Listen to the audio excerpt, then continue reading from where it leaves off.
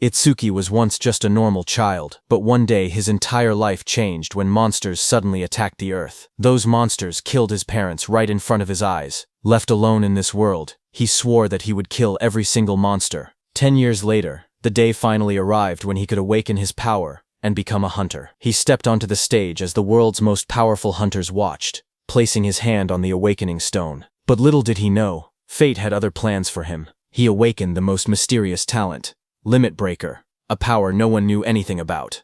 On top of that, he discovered that his level was fixed at level 0, meaning he could never level up. Now the question is, how will our protagonist take revenge on the monsters who killed his parents? This is only the beginning. There is much more to this story, so like this video before we begin this tale. This story starts with the memory of that day.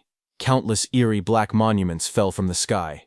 They dropped through the clouds one after another, their shadows covering the city below. Strange glowing spheres and lightning-like energy swirled around them as they descended.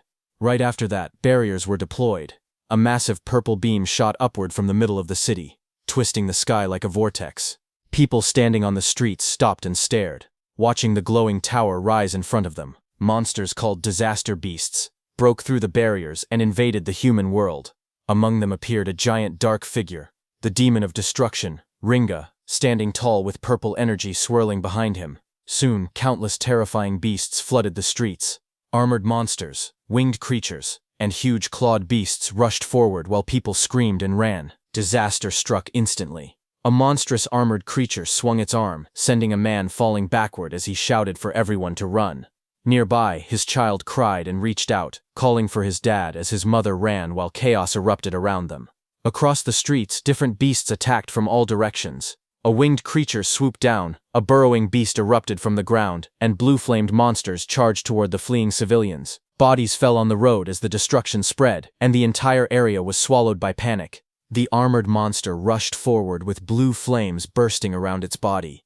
Its jaws opened wide as it roared, blue light flashing in its eyes. It shot a swirling vortex of blue flames toward a woman who ran away, holding a child tightly against her chest. The flames spread across the road as the monsters closed in. That woman was caught by the blue flames and threw her child ahead. The small boy reached out weakly while lying on the ground. The woman's voice trembled as she repeated the same word, telling her child, Itsuki, to run. The child looked at her with tear-filled eyes and called out for his mom. Just then, suddenly, someone shouted Itsuki's name again. A drop of sweat slid down a boy's face as the voice echoed. In the next moment, the scene returned to the present. A girl with pink hair turned around toward him. She asked what was wrong, saying he was spacing out. He stood among the lined-up students and answered quietly that it was nothing. Hearing that, she narrowed her eyes and leaned in slightly, asking him again if that was really true. Then, while he was crying, the boy, who was the same Itsuki from that day, stood still with tears running down from one eye. Before he could answer, another student suddenly wrapped an arm around his shoulder and spoke cheerfully. He said Itsuki must be sleepy, since he was usually asleep at this time, but today there was suddenly a school-wide assembly. While they were talking, Itsuki pointed toward the stage and told his friends that the teacher there was dressed strangely. On stage, the teacher, wearing some kind of armored helmet, explained what happened after the disaster beasts appeared. Some humans gained the power to fight back, and they became known as Awakened. The armored man described how, 10 years ago, the largest disaster beast attack happened at the northern shore of the Blue River. Awakened from all over the world crossed the river to repel them in what became known as the River Crossing War. Though attacks had decreased since then, the number of descending monuments had started to rise again. A large-scale attack similar to that war was likely coming soon. Itsuki's classmate leaned in again and pointed at a man on the stage. He explained that the person was Izumi Nento, the commander-in-chief of the northern continent. He asked how Itsuki could be from the north and still not know him. Itsuki looked at Izumi Nento quietly.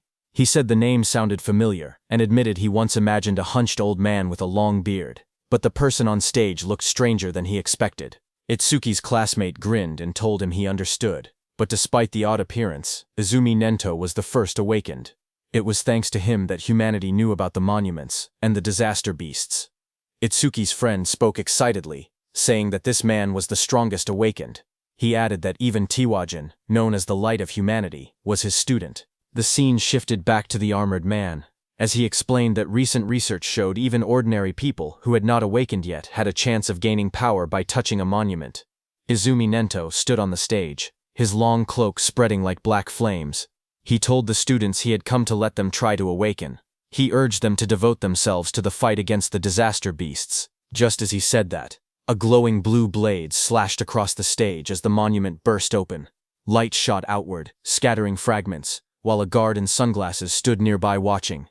Seeing this, the students reacted with loud excitement. One of them shouted in shock as a monument rose from the ground, wondering if it was magic. Another yelled that this was not the time to be surprised. They clenched their fists, saying it felt like a dream, praying to become awakened. In the crowd, Itsuki's friend grabbed his arm in excitement. He told Itsuki that they finally had a chance to become awakened. His eyes shined as he said the word finally. Saying that, he started walking toward the stage. Seeing this, Itsuki's friend grabbed his shoulder, shouting that he shouldn't be left behind. The pink-haired girl called out to them, telling Itsuki to get back in line properly. But Itsuki walked past her, and a red glow flashed across his eyes. The girl looked at him in shock as the light streaked through the air. A close-up showed Itsuki's expression changing. His eyes shined red with excitement as he said that the day had finally come. On stage, a student touched the large black monument, but nothing happened. A guard immediately called out that it was no good, and told the next person to step forward.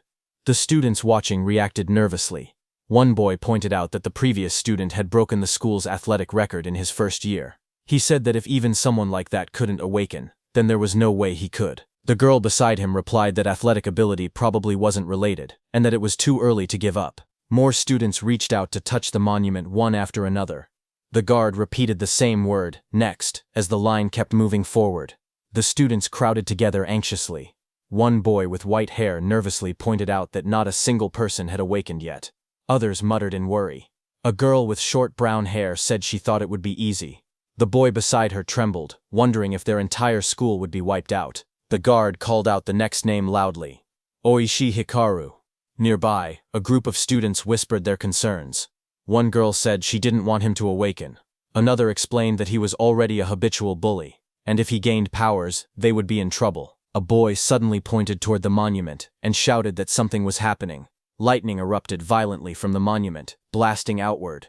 Oishi Hikaru's body was lifted off the ground as crackling blue electricity surrounded him. The sudden burst drew everyone's attention. A glowing blue screen appeared beside him, showing his information as he grinned excitedly.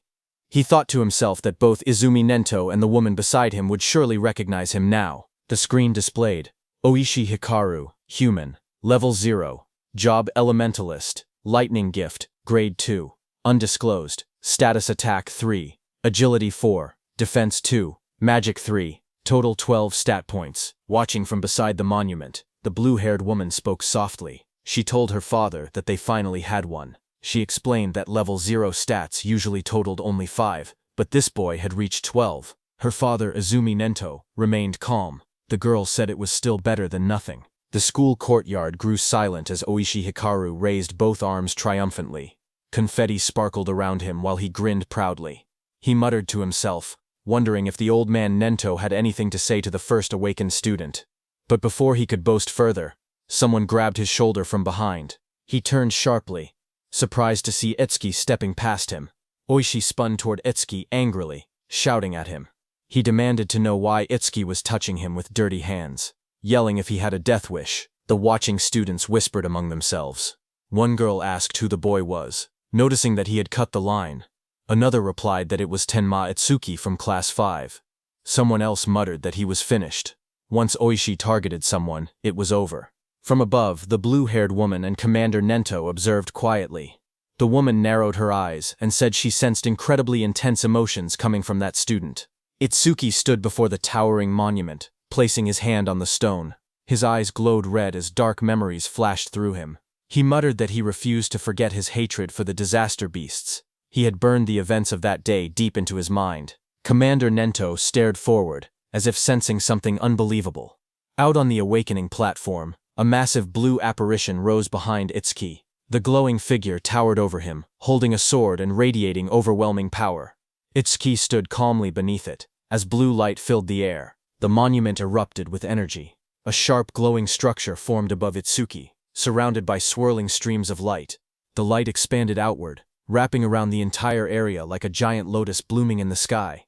The crowd below watched as the school grounds were covered in a glowing dome. Students stared upward, speechless. One boy pointed out that the pillar of light reached hundreds of meters into the sky. Another said it looked far more spectacular than Oshi's awakening. Two of Itsuki's classmates watched with excitement. Both of them smiled and cheered proudly, shouting that this was exactly what they expected from Itsuki. The blue-haired officer stared at the sky in shock. She said that this phenomenon only appeared when the rarest job, Order Breaker, was born.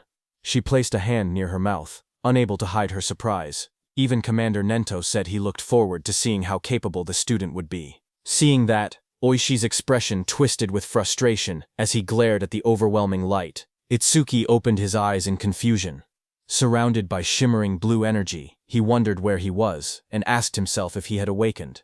Looking around, he found himself sitting cross-legged in the center of a massive glowing lotus made of light. Countless petals surrounded him, floating in a calm, otherworldly space. Suddenly, a blue system screen appeared before him. Itsuki stared at it in shock as it displayed Tenma Itsuki's stats. He was a human at level 0, which was fixed. His job was Order Breaker, Nirvana. His gift was Nirvana, a special grade. His level was fixed. His stats increased when acquiring skills. It removed all debuffs and fully healed injuries. Just then, another blue window appeared, showing his skill, Over Mimesis, which was Z rank. It analyzed enemy attacks and allowed the acquisition of counter skills. Then another screen showed Itsuki's stats. His were Attack 0, Agility 0, Defense 0, Magic 0, Total 0. Itsuki's face went pale as he stared at the results. His jaw dropped, and he exclaimed silently that everything was at 0. But then, two blue system windows appeared in front of Itsuki. The first announced that the Z-rank skill Over Mimesis had been acquired. The second stated that the special grade gift, Nirvana, had activated, increasing all of his stats by 200. Another screen displayed the changes. Attack went from 0 to 200. Agility went from 0 to 200. Defense went from 0 to 200. Seeing this, Itsuki's expression brightened. He looked at the glowing screen with excitement and said he understood. He realized that whenever he gained new skills through Over Mimesis, Nirvana would raise his stats. Even if he couldn't level up like others, he could still grow stronger in his own way. He clenched his fist and smiled confidently. He admitted he didn't know what level this power compared to, but he had no doubt he had become an awakened. With determination in his eyes, he declared that he would annihilate the disaster beasts. A massive burst of blue light exploded from the monument. Students around him shielded their faces and shouted that the light was too bright. Some grabbed their eyes in pain.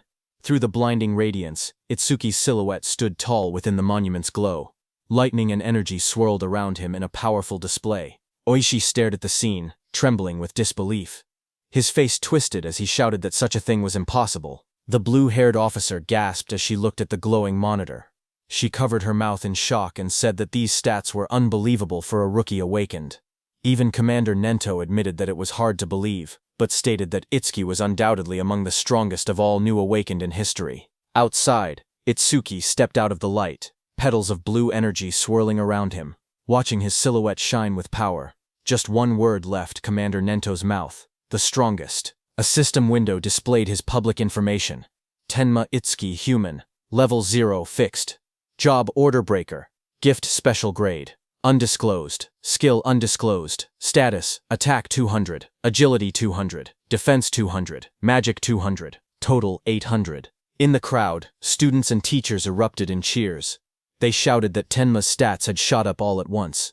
Someone cried out in disbelief, saying they never imagined their school would have someone this amazing. An older teacher yelled that this feat would go down in school history. But among the cheering crowd, Oishi trembled with rage. Lightning crackled around him as his eyes glowed red.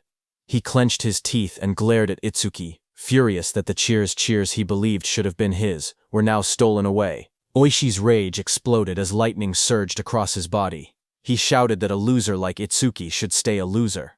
Students around him backed away as sparks crackled through the air, their faces tense with shock. Electricity flooded the entire hall, and Oishi stepped forward with a crazed expression. He declared that he would eliminate Itsuki using his newly acquired skill. Above the crowd, Itsuki stood calmly, staring down from the top of the monument as lightning scattered below him. Itsuki clenched his fist as a blue system window appeared. The screen displayed: C-rank skill, Silver Serpent, detected. Over Mimesis activated. Itsuki's eyes sharpened as multiple blue panels began processing.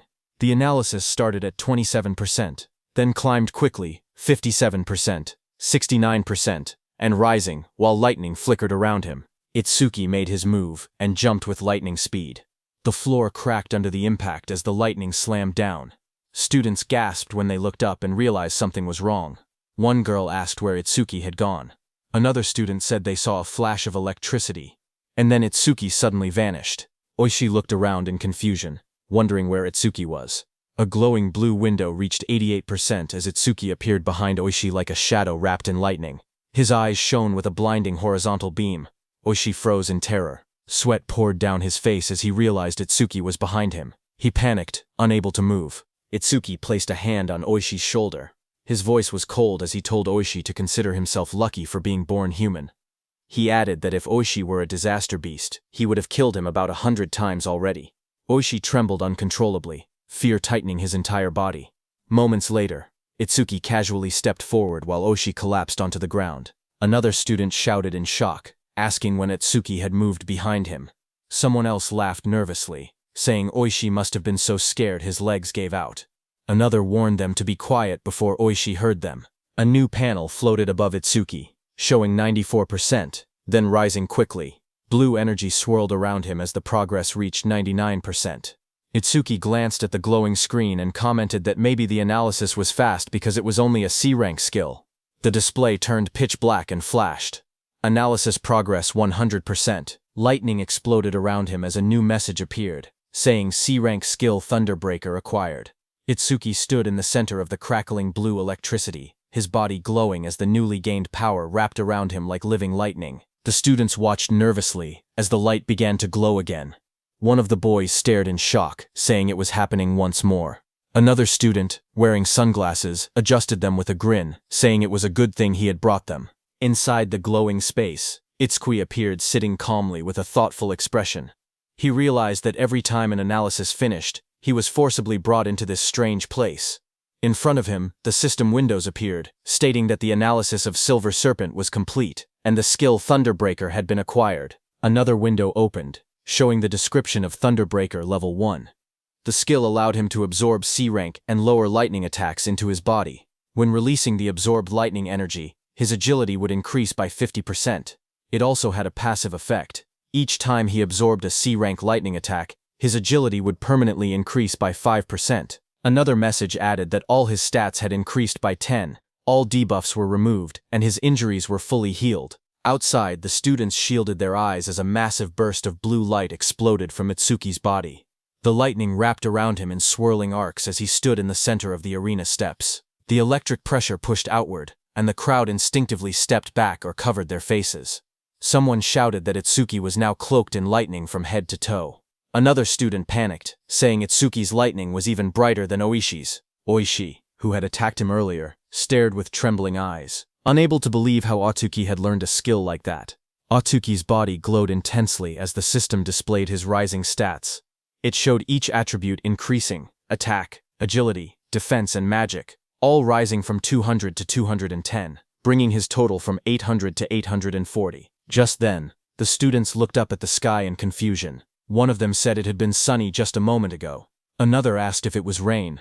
A third student lifted his hand, trying to feel the drops, when someone suddenly shouted that something was falling. A dark, coffin-shaped object wrapped in lightning descended from the stormy clouds. The rain poured harder as it crashed down toward the school grounds. The woman with blue hair and glasses saw it and shouted in shock, calling it a monument. She questioned why it had appeared here of all places. Commander Nento quickly announced that the school-wide assembly was cancelled, and ordered everyone to evacuate outside the school grounds, just like in their drills. He realized that there was no doubt the target was him. The woman turned to Commander Nento and told him that they should escape too, since combat wasn't their specialty. But Commander Nento beside her shook his head.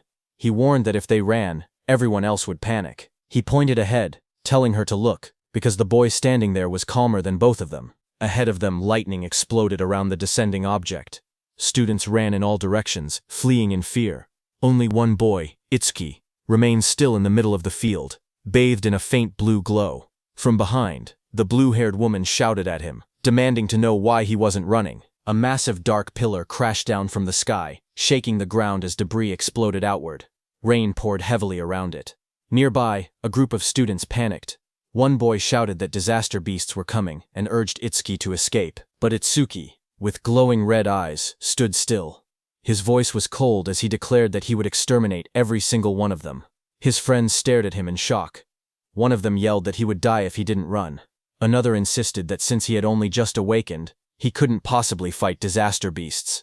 They told him to leave everything to the other awakened, but Itsuki shook his head. He calmly told them to trust him. The pink-haired girl hesitated, worry written all over her face. Finally, she shouted that if he died, he shouldn't blame them.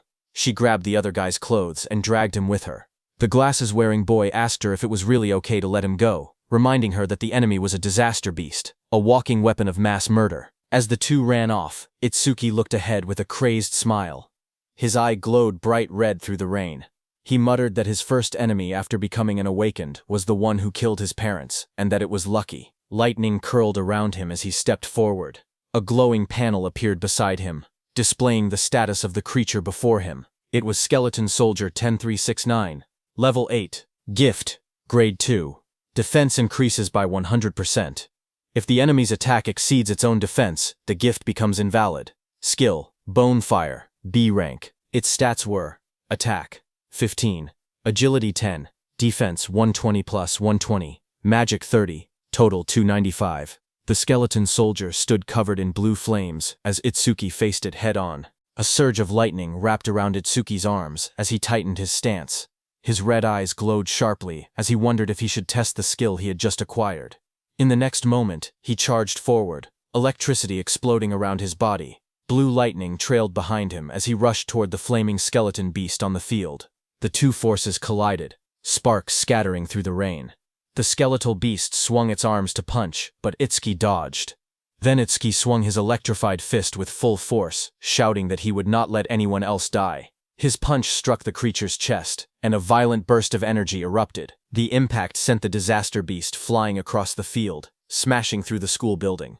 The ground trembled as debris scattered in all directions. Students watching from afar stared in shock.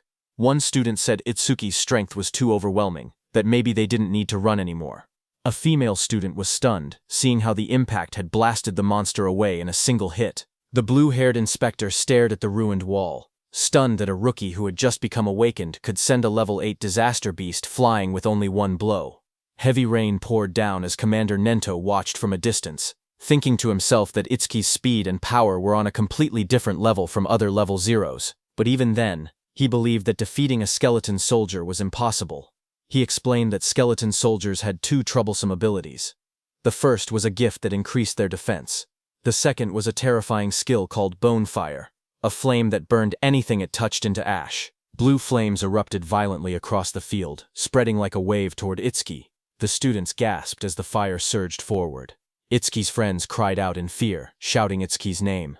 Oishi stepped forward with a crazed smile, yelling that the fool who didn't know his place would just burn to ash. Meanwhile, glowing screens appeared in front of Itsuki. A system message informed him that the enemy was using Bonefire. The analysis began, first at 1%, then rapidly accelerating. As the blue flames engulfed him, more screens appeared. 25%. Itsuki stood firmly inside the blazing Bonefire, surrounded by data streams. He calmly observed that the analysis speed increased whenever the enemy's skill struck him. The blue-haired instructor watched with widening eyes. She said that even a level 10 awakened wouldn't stand a chance if they took a direct hit. Blue flames continued to swallow the arena as Itsuki stood in the center, half of his body burned away and glowing like a skeleton. The blue-haired instructor's voice echoed through the flames, saying it would be tragic for a genius who had just appeared to be killed by a disaster beast before he could grow. System windows floated around Itsuki, showing 77% and 81%. Itsuki looked at his burning body and muttered that this was what it felt like when the body burned. He added softly that it must have hurt. A memory flickered through the flames. He saw his mother's face, half burned away.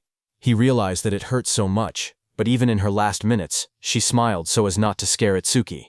Commander Nento peered out with a sharp gaze, wondering if Itsuki hadn't used his full power yet.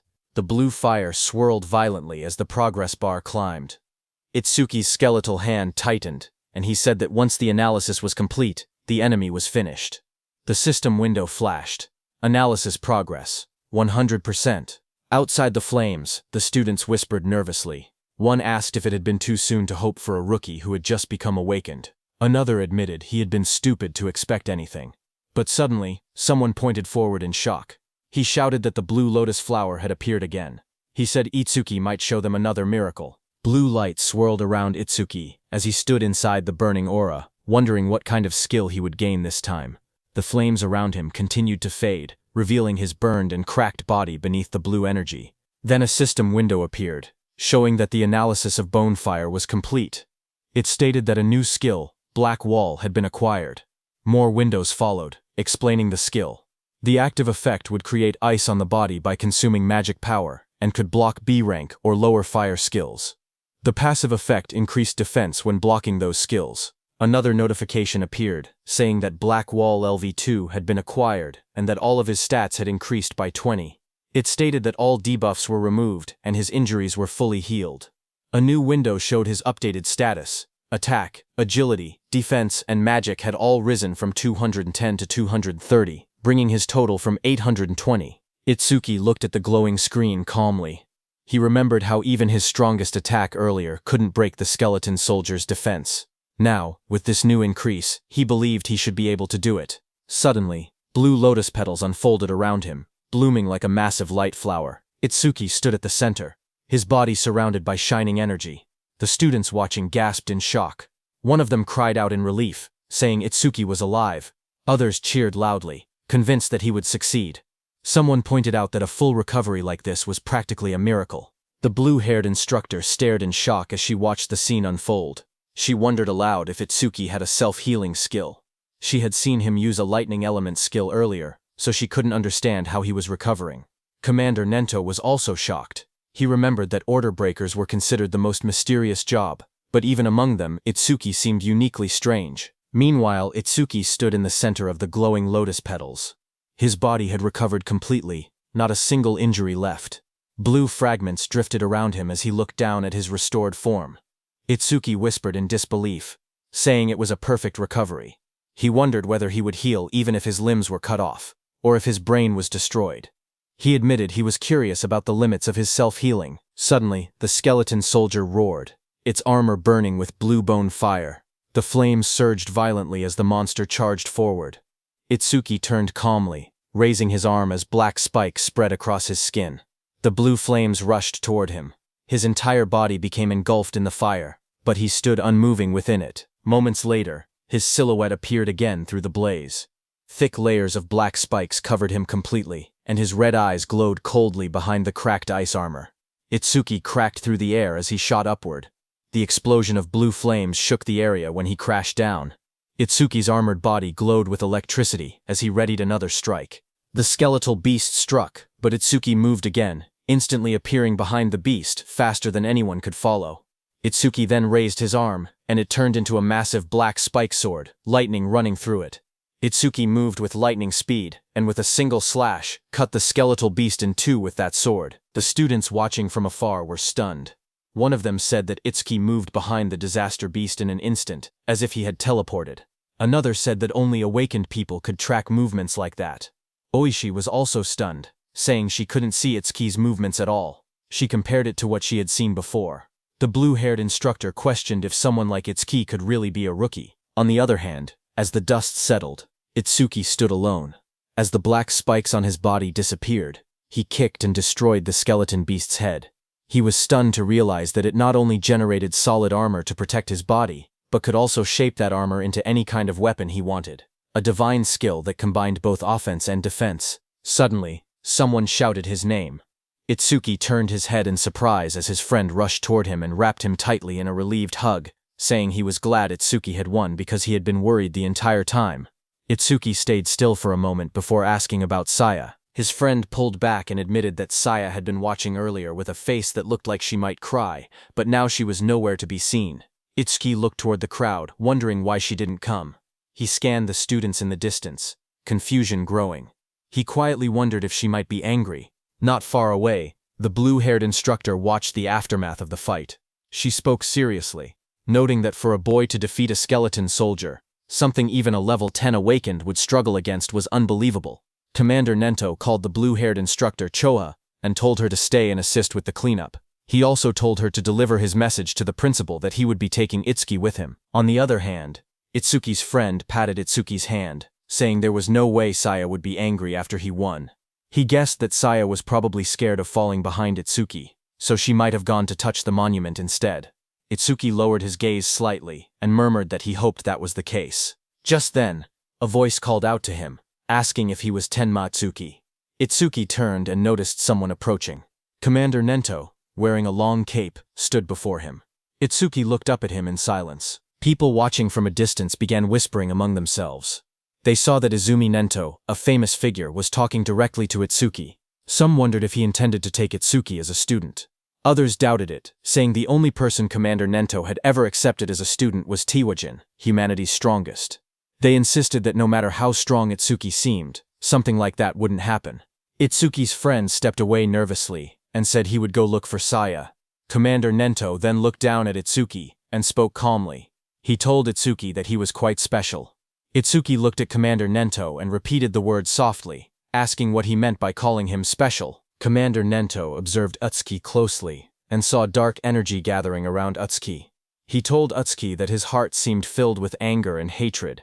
Utsuki stood in the darkness, a glowing light shining across his eyes. Commander Nento then stepped forward and said that he wanted to know the reason behind that hatred. Itsuki finally spoke, explaining that 10 years ago, his parents were killed by disaster beasts while trying to protect him. A scene from his childhood flashed before his eyes, his younger self crying helplessly as danger closed in. He remembered how he had nearly been killed as well, but an awakened appeared at the last moment and saved him. The powerful figure struck the beast right in front of the frightened Itsuki. Itsuki told Commander Nento that, right before his eyes, he had watched his mother die. A glowing blue flame slowly consumed his mother's body. Even as half her face vanished into bone and ash, she smiled gently at Itsuki and told him that he must walk the rest of the path on his own.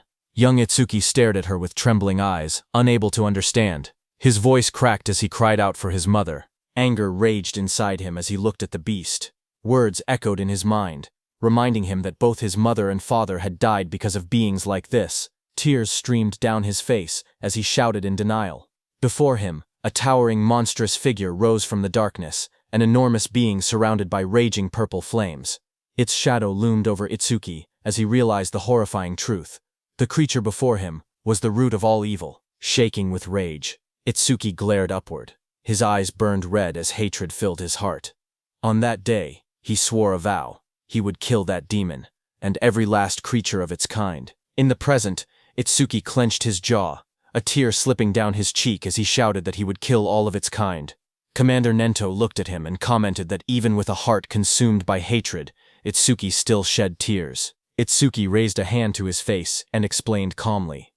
Ever since he witnessed the tragedy of his mother's death, his left eye had stopped producing tears, but his right eye had begun crying on its own. Thanks to that, he said, he never forgot his hatred for the disaster beasts. Commander Nento then asked if Itsuki would become his student. He promised to get him into the Salvation League and help him gain the immense power needed to take revenge on the disaster beasts. Itsuki repeated the words quietly, asking what the Salvation League was. Commander Nento then explained. He told Itsuki that to counter disaster beasts more efficiently and scientifically, the governments of the 5 continents had gathered strong awakened from around the world and created an official organization. The members of this organization were called saviors. He continued, saying that saviors were provided with resources such as dedicated training grounds and powerful weapons. They were also guaranteed high compensation. Even trainee saviors received 10,000 gold per month. Itsuki listened in surprise, realizing that 10,000 gold was enough to buy a car. Commander Nento then warned that such generous treatment was not given for free. Saviors were expected to constantly fight disaster beasts on the front lines and protect people's safety. Itsuki stood shirtless, his expression calm as he spoke. He said that he did not care about high pay or special resources. What mattered most to him was something else. Determination filled his eyes. His gaze sharpened as he clenched his fist. He declared that what mattered most was fighting disaster beasts on the front lines. With unwavering resolve, he announced that he wanted to become a savior as well. Commander Nento then explained the process. He said that the Salvation League held an exam every February, known as the National Salvation League Tournament, with more than 10,000 participants. Each contestant earned points based on performance, but only those who ranked within the top 100 were allowed to become saviors. Hearing this, Itsuki asked what the highest record in history was. Commander Nento told Itsuki that it would not be very useful as a reference. He explained calmly that the record was 115,000 points, set by Tiwajin 11 years ago. He added that passing required only 30% of that score, while securing first place required at least 50%. Itsuki silently recalled the name Tiwajin, the strongest awakened, known as the light of humanity, the one Rikuru had mentioned. Commander Nento told Itsuki that Jin was special, and that comparing himself to Jin would only bring despair. But even so, Itsuki should still have confidence, because he believed Itsuki could one day stand shoulder to shoulder with Jin. Itsuki stood shirtless on the training ground, his expression steady. With unwavering determination, he declared that he would surpass Tiwajin. Hearing those words, Commander Nento's eyes widened inside the helmet, reacting with surprise. He remembered something from the past, a time when he had stood with Tiwajin, and told him that he had become incredibly popular. The younger generation was trying to follow in his footsteps, but Tiwajin warned that following alone would never win the war against the disaster beasts. Someday someone would surpass him, just as a new sunrise replaces the setting sun. Tiwajin said that he looked forward to that day. Seeing Itsuki's resolve, Commander Nento thought that the sunrise Tiwajin had been waiting for had finally appeared. A few hours later, Commander Nento took Itsuki to another place. There, when Itsuki saw the massive dome-shaped structure rising in the distance, glowing under the sky, he asked quietly what it was. Commander Nento explained that these monuments acted as passages connecting the human world to the world of disaster beasts. He said that if the beasts were killed but the monuments were left untouched, new beasts would simply appear again. He pointed at the massive dome-shaped building, and explained that this facility was created to isolate monuments that couldn't be destroyed.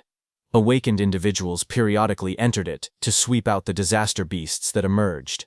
This kept the danger under control, and also served as training. Itsuki looked at the building and asked if it was a training facility. Commander Nento, standing beside him, confirmed it, saying they called these places stages. He explained that the number and strength of the beasts inside couldn't be controlled, making it extremely dangerous. Commander Nento told Itsuki that the beasts in this specific stage were especially strong. Among all rookie-level stages, this one had the highest mortality rate. Because of that, people called it the rookie's graveyard. He told Itsuki that when Jin was still a rookie, he had cleared this deadly stage in 3 minutes and 14 seconds. Commander Nento turned to Itsuki and said that if Itsuki truly intended to surpass Jin, then 3 minutes would be his limit. As Itsuki walked toward the giant facility, Commander Nento told him that if he could clear the stage within 3 minutes, he would accept him as his student. Hearing that, Itsuki's eyes sharpened with determination.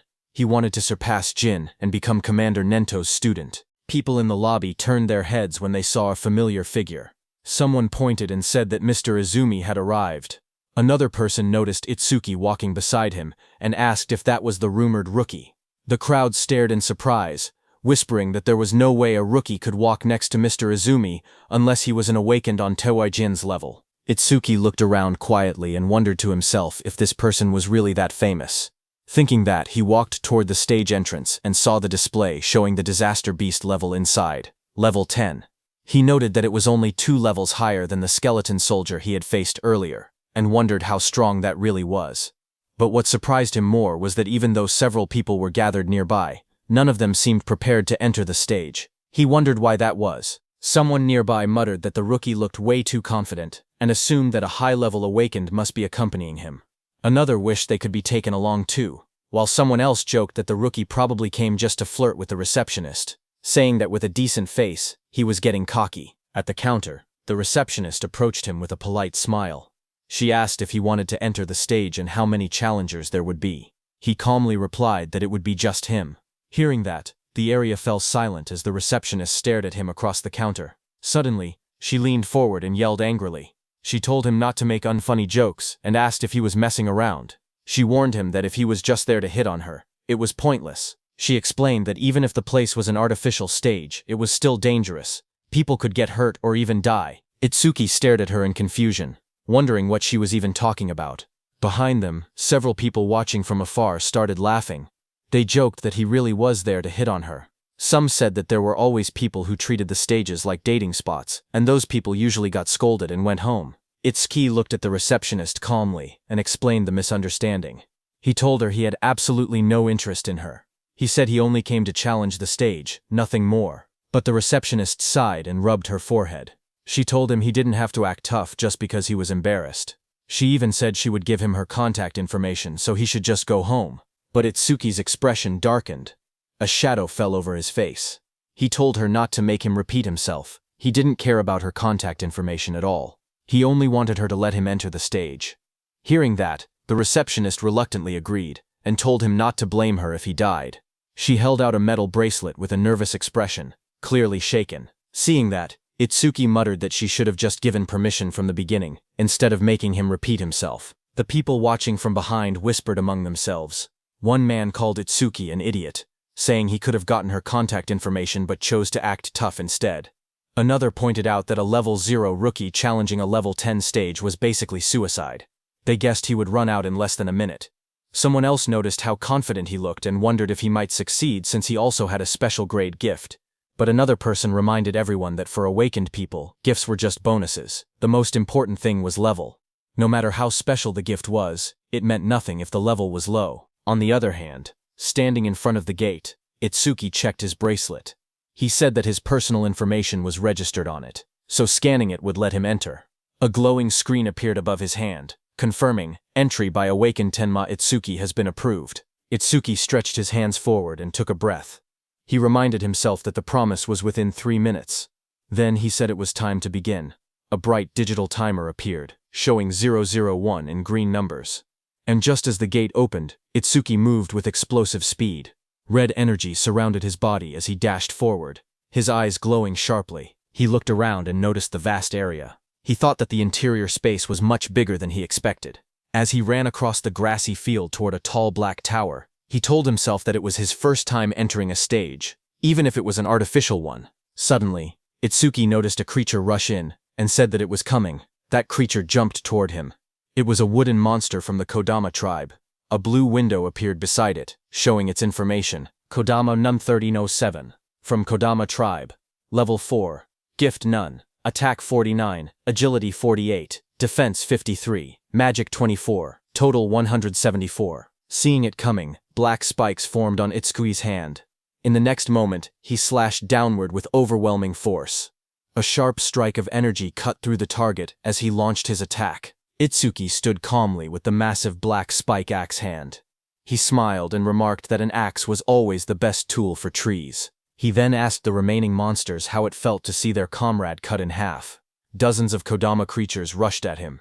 He stood tall and called them rotten trees. Outside, Choha spoke to her father, Commander Nento. She asked why, out of so many rookie stages, he had made the newcomer enter this one specifically. Commander Nento answered that Utsuki claimed he would surpass Jin, so he simply brought him to the same stage Jin first challenged. Hearing that, Choha frowned and said that surpassing Jin was impossible unless someone stepped outside the bounds of humanity. Hearing that, Commander Nento asked Choha if she believed Jin had already transcended humanity. Choha recalled the time she met Jin for the first time. She had once thought Jin was kind and approachable. Then she saw Jin instantly kill a level 97 disaster beast. She recalled that Jin's eyes during that fight were different. She remembered those eyes clearly, cold, solitary, and transcendent. She felt that they didn't seem human at all. She described Jin's gaze, saying his eyes were like the eyes of a god. Hearing that, Commander Nento told Choha that Itsuki also had potential comparable to Jin. But at the moment, he was nothing more than an unpolished gemstone. He added that if Jin could be compared to a godlike existence who saved people, then Itsuki was the opposite, a demon consumed by hatred. Meanwhile, on the battlefield, Itsuki stood among the fallen wooden beasts. He stated that Overmamises wouldn't even activate against disaster beasts of this level. Just then, a dark silhouette appeared behind him, its eyes glowing red. His own eye glowed the same way as the shadow towered over him. In the next moment, his body moved at extreme speed, cutting through the enemies with a sharp motion. Itsuki stood before the fallen creature and looked down calmly. He asked if that was the end. He examined the broken body, and wondered if level 10 disaster beasts were only this strong. But then he thought that if that were true, this place wouldn't be called the Rookie's Graveyard. There had to be something else. Just then, a blue system window appeared before him. It displayed B-rank skill, self-regeneration detected. Over-mimesis activated. Another window followed. Analysis started.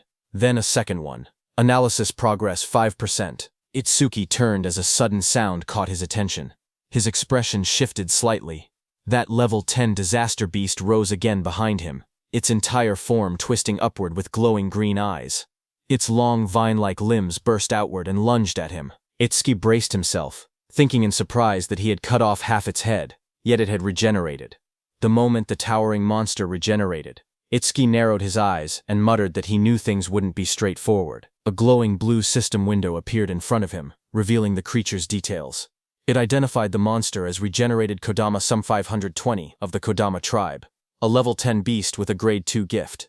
Its defense had dropped by 50%, but its self-healing ability had greatly increased.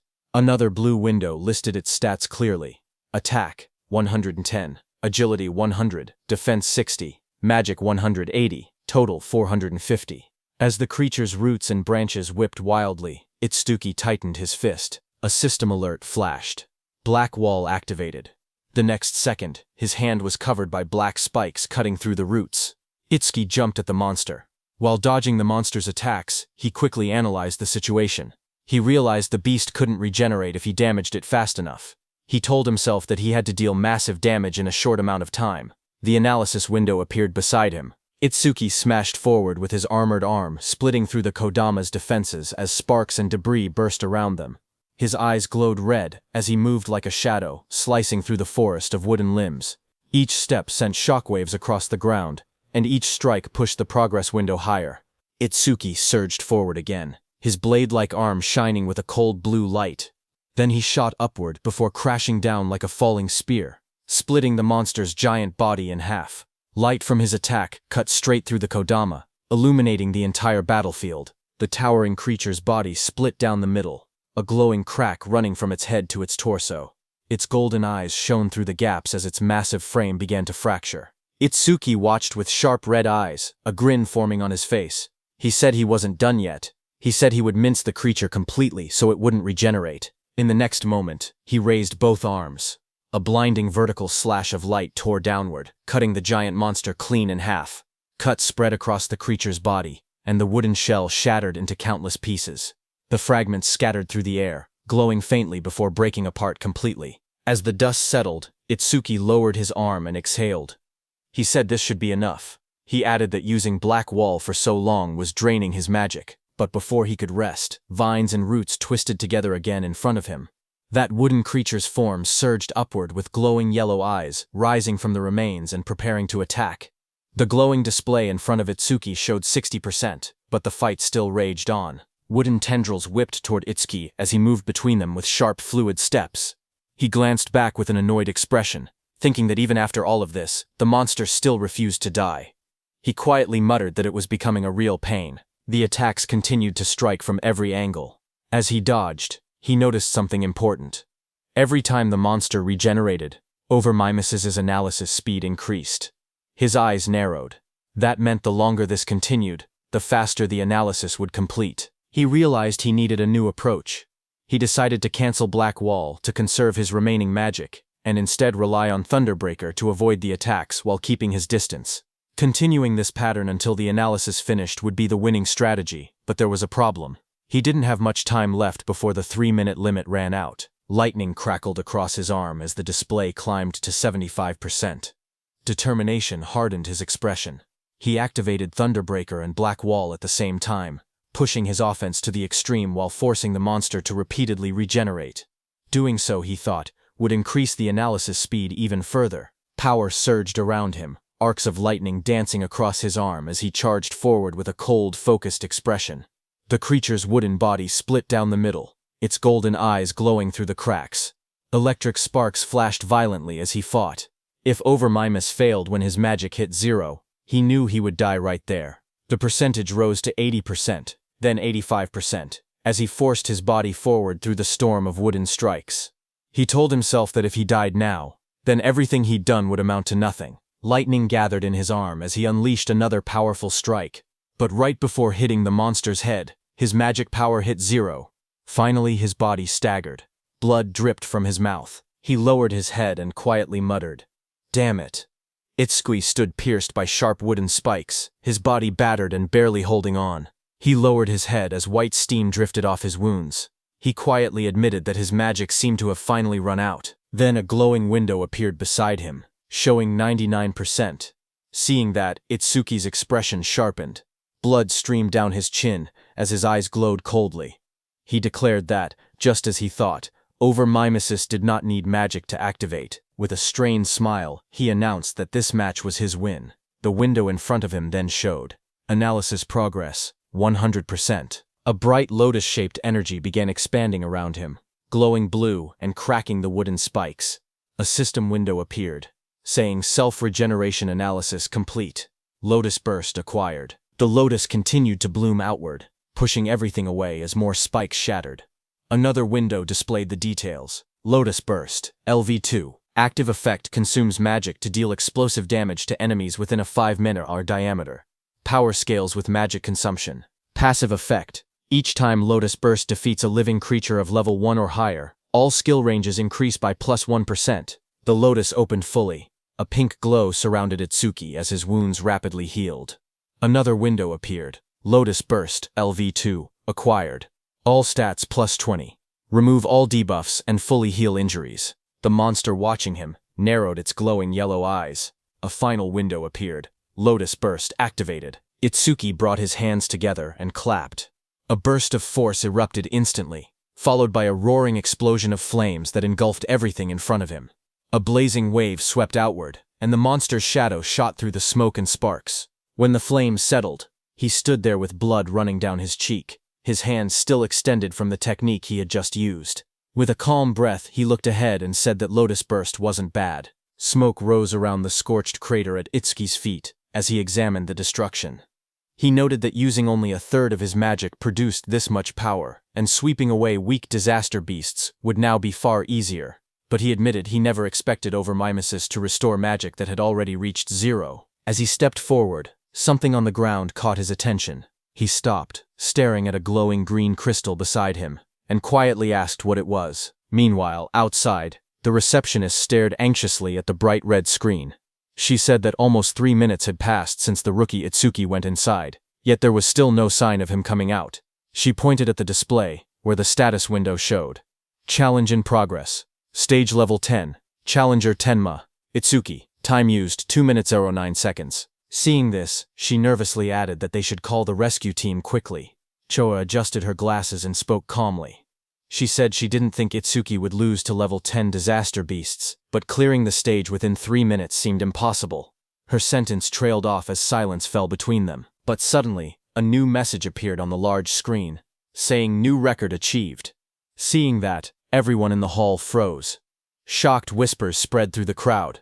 One woman stepped forward, staring at the green screen in disbelief, whispering, "No way." Choha widened her eyes. She asked aloud how Itsuki managed to clear it, unable to believe what she was seeing, and the most shocking thing was that even 3 minutes hadn't passed. A final notification flashed brightly on the monitor. Challenge success. Stage level 10. Challenger Tenma Itsuki. Time used 2 minutes 14 seconds. Stage clear record updated. The room fell silent as everyone stared at the unbelievable result. The leaderboard screen displayed the results. It showed first place belonging to Tenma Itsuki, with a clear time of 2 minutes 14 seconds. Second place belonged to Tiwajin, who cleared it in 3 minutes 14 seconds. Third place was Hiton Sho, with a time of 7 minutes 17 seconds. Just then, Itsuki came out of the gate, his clothes torn and stained with green liquid. Around him, people reacted in shock. One person exclaimed that Itsuki had really survived, asking whether the green liquid on him was disaster beast blood. Another shouted that Itsuki was a full minute faster than Tiwajin. Someone else pointed out that the beasts inside were level 10 disaster beasts, and couldn't understand how a level 0 rookie managed it. Another voice added that there was no way a level 0 rookie should have survived. As Itsuki stepped forward, someone began to speak, saying Mr. Izumi was coming. Izumi Nento turned toward Itsuki, who asked him if he could now officially receive Commander Nento's guidance. Itsuki looked at him with a faint smile, and addressed him as teacher. Commander Nento responded with pride, saying that Itsuki had done well, just as he expected from his student. Standing nearby, Choha watched quietly. She wondered if her father was happy, saying she hadn't seen this expression from him in a long time. In the crowd, people continued whispering. One person shouted in disbelief that Itsuki was actually Izumi Nento's student. Another said it was no wonder he could break Tiwajin's record. But someone else added that even if he truly was Izumi's student, as long as his level didn't increase, there would be no room for growth. Just then, the receptionist came forward nervously with a decorated box in her hands. She explained that it was a gift for breaking the record, and asked Itsuki to accept it. Her expression softened as she apologized for the rude things she had said earlier. Itsuki looked surprised as he received the box, asking if he truly got something for his achievement. He said that it was fine, because a level 0 rookie challenging a stage like that really did seem reckless.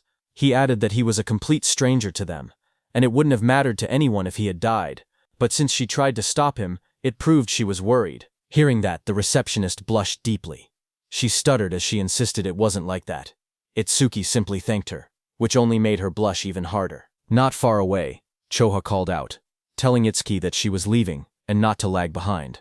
She tightened her glasses, annoyed, and warned him not to get cocky just because he had become her father's student. Itsuki straightened up and replied quickly, agreeing. Then Commander Nento, beside Choha, studied Itsuki and commented that a stage of this level now seemed too easy for him. He suggested raising the difficulty. He continued, saying that Itsuki should be able to challenge advanced stages now. Itsuki looked at him, surprised, and repeated the words, advanced stages. As the three of them walked together across the rooftop at sunset, Commander Nento continued explaining. He said that a disaster beast's strength was not determined by level alone. The most important factor, he stated, was something else entirely. He explained that the true deciding factor was species. Choa explained that species without intelligence, which moved only by instinct, were usually easy to deal with, but some species possessed intelligence equal to or greater than humans. She explained that such species were far more troublesome than ordinary disaster beasts. Choka continued. She said that awakened beings and disaster beasts were essentially the same type of creature, but with one difference. Only humans were said to possess jobs.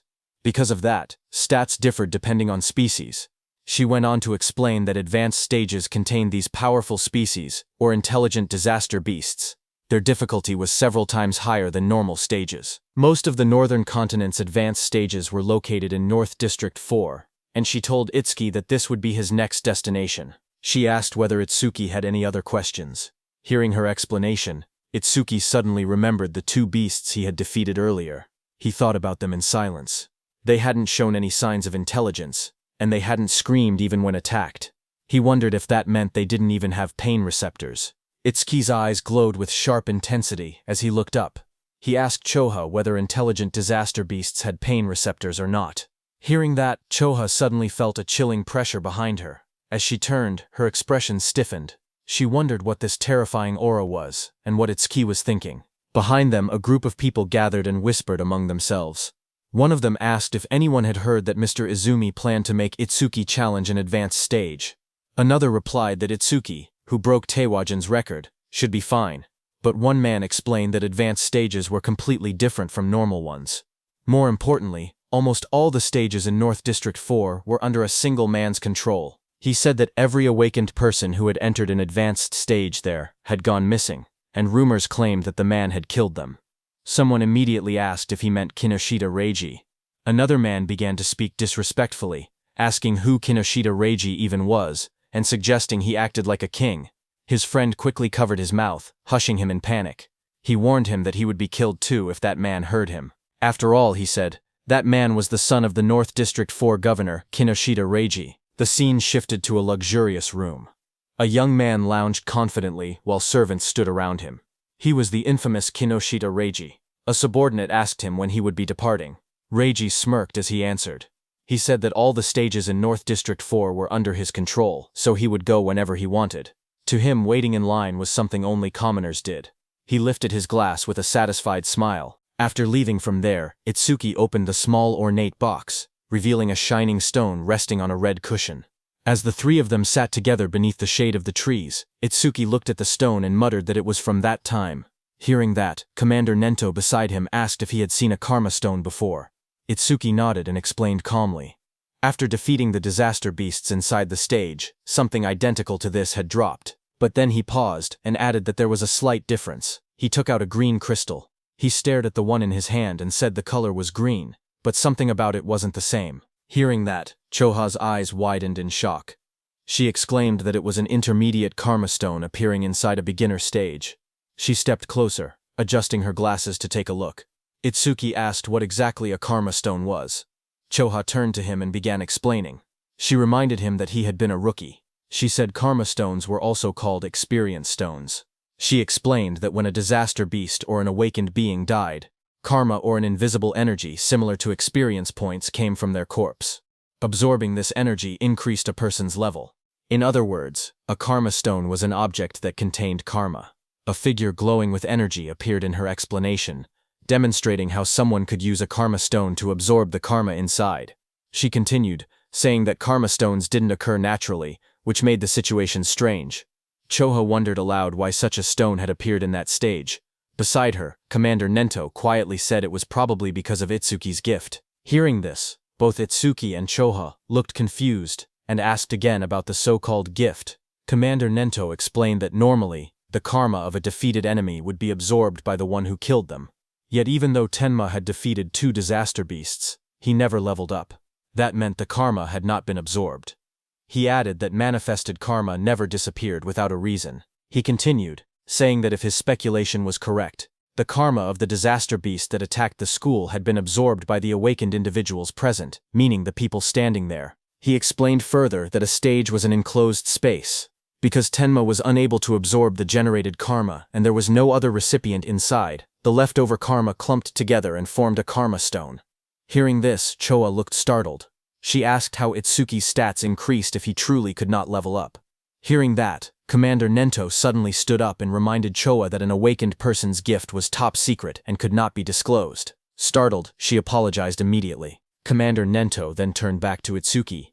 He told him that he could choose whether to keep the karma stone or sell it. He added that he would be leaving soon for a commander-in-chief meeting of the 5 continents and that during his absence, Choha would look after him. Before departing, he said there were several things he wanted him to remember. Commander Nento spoke calmly as he listed out the rules. He told Itsuki to keep their relationship confidential, then added the second rule, never disclose his gift to others. The third rule followed. Itsuki had to clear at least 6 advanced stages before the teacher returned. A fourth instruction echoed after that. He told Itsuki to do what he believed was right without hesitation, promising that no matter what happened, he would be behind him. Hearing this, Itsuki smiled with determination and answered, "Yes, teacher." At the same time, at North District 4, Flaming Rock Execution Ground, groups of students argued with suited guards blocking an entrance. One of them shouted that they had arrived first and demanded to be let in. The guards refused. They said the stage had been reserved by the Kinoshita family's son, telling everyone to go home. The students grew angry. One yelled that having money didn't give someone the right to do whatever he wanted. Another pointed out that the privileged boy wasn't even there yet, and insisted they should be allowed in first. Their frustration rose. One threatened to report the situation to the awakened guild, saying he didn't care who the rich kid was. But before he could finish, a dark figure with glowing red eyes appeared behind them, cutting off their complaints. In the next moment, a powerful attack blasted forward. The students were thrown aside as a muscular fighter struck with overwhelming force, scattering them in an instant. Another student rushed forward, attacking the muscular man. A sharp white arc cut through the air as it struck with full power. But the attack landed directly on the muscular man's body and bounced back, sending shockwaves bursting outward. The impact echoed loudly across the ground.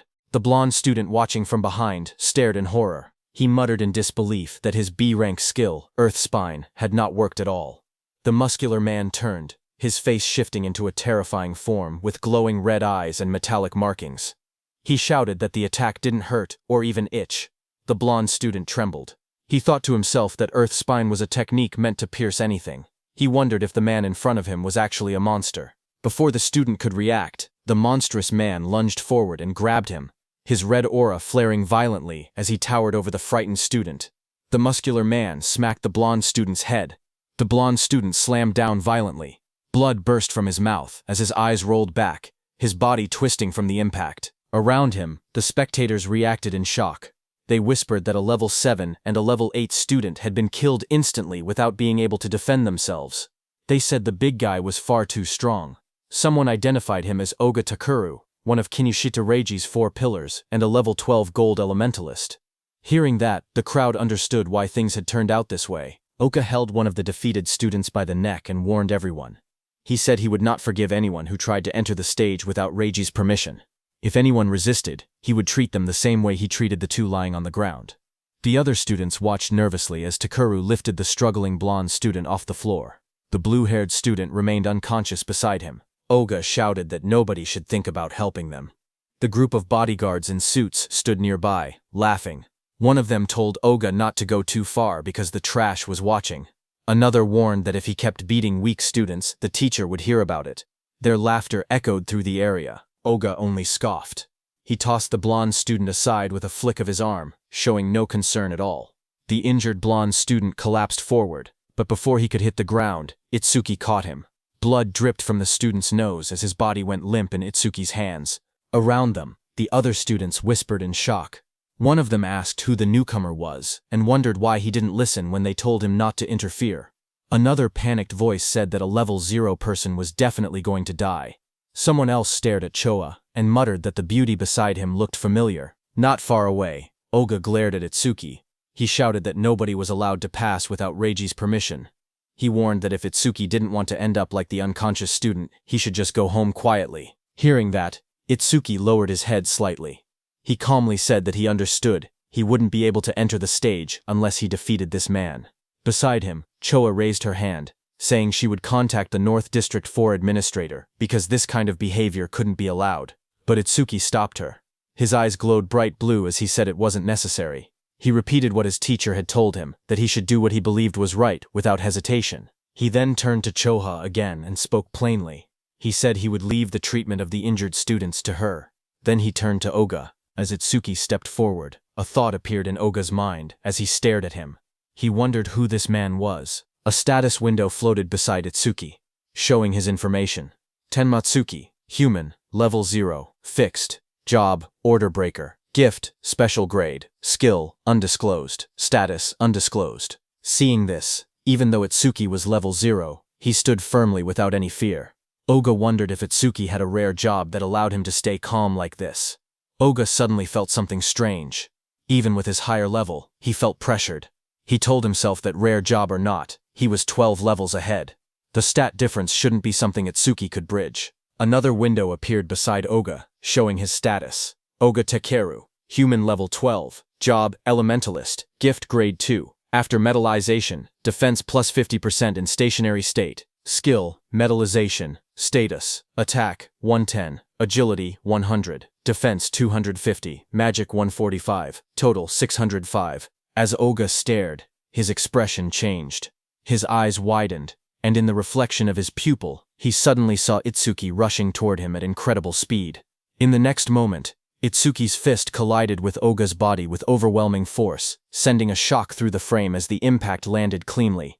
The crowd watched in shock as 2 students stared ahead, sweat running down their faces.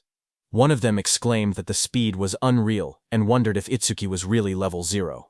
The other admitted that even though he was level 8, he wasn't sure he could keep up with that kind of movement. But as the dust settled, it was revealed that Itsuki's fist had struck Oga's metal head, sending steam rising from the impact.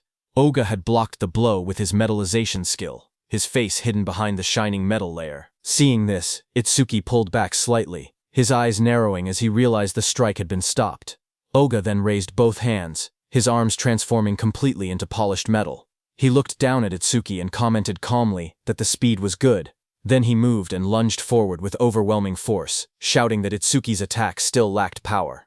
The floor shattered beneath him as debris exploded outward. Itsuki braced himself, analyzing the situation in silence. He thought about what it would take to successfully land a surprise attack on an enemy above level 10.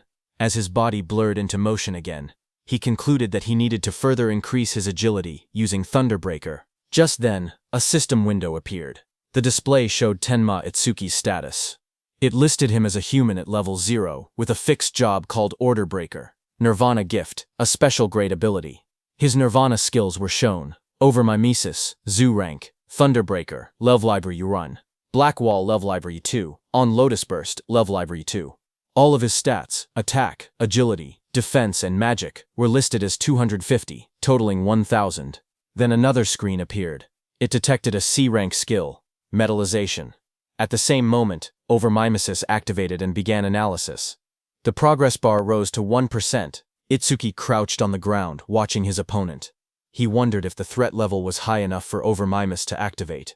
He decided he needed to get serious. A new screen showed the analysis increasing to 5%. Itsuki observed Oga's metal-covered body in front of him and thought that normal attacks couldn't break through the metallized areas. He concluded he would have to aim for the parts that were still flesh. His foot slid across the ground as he accelerated.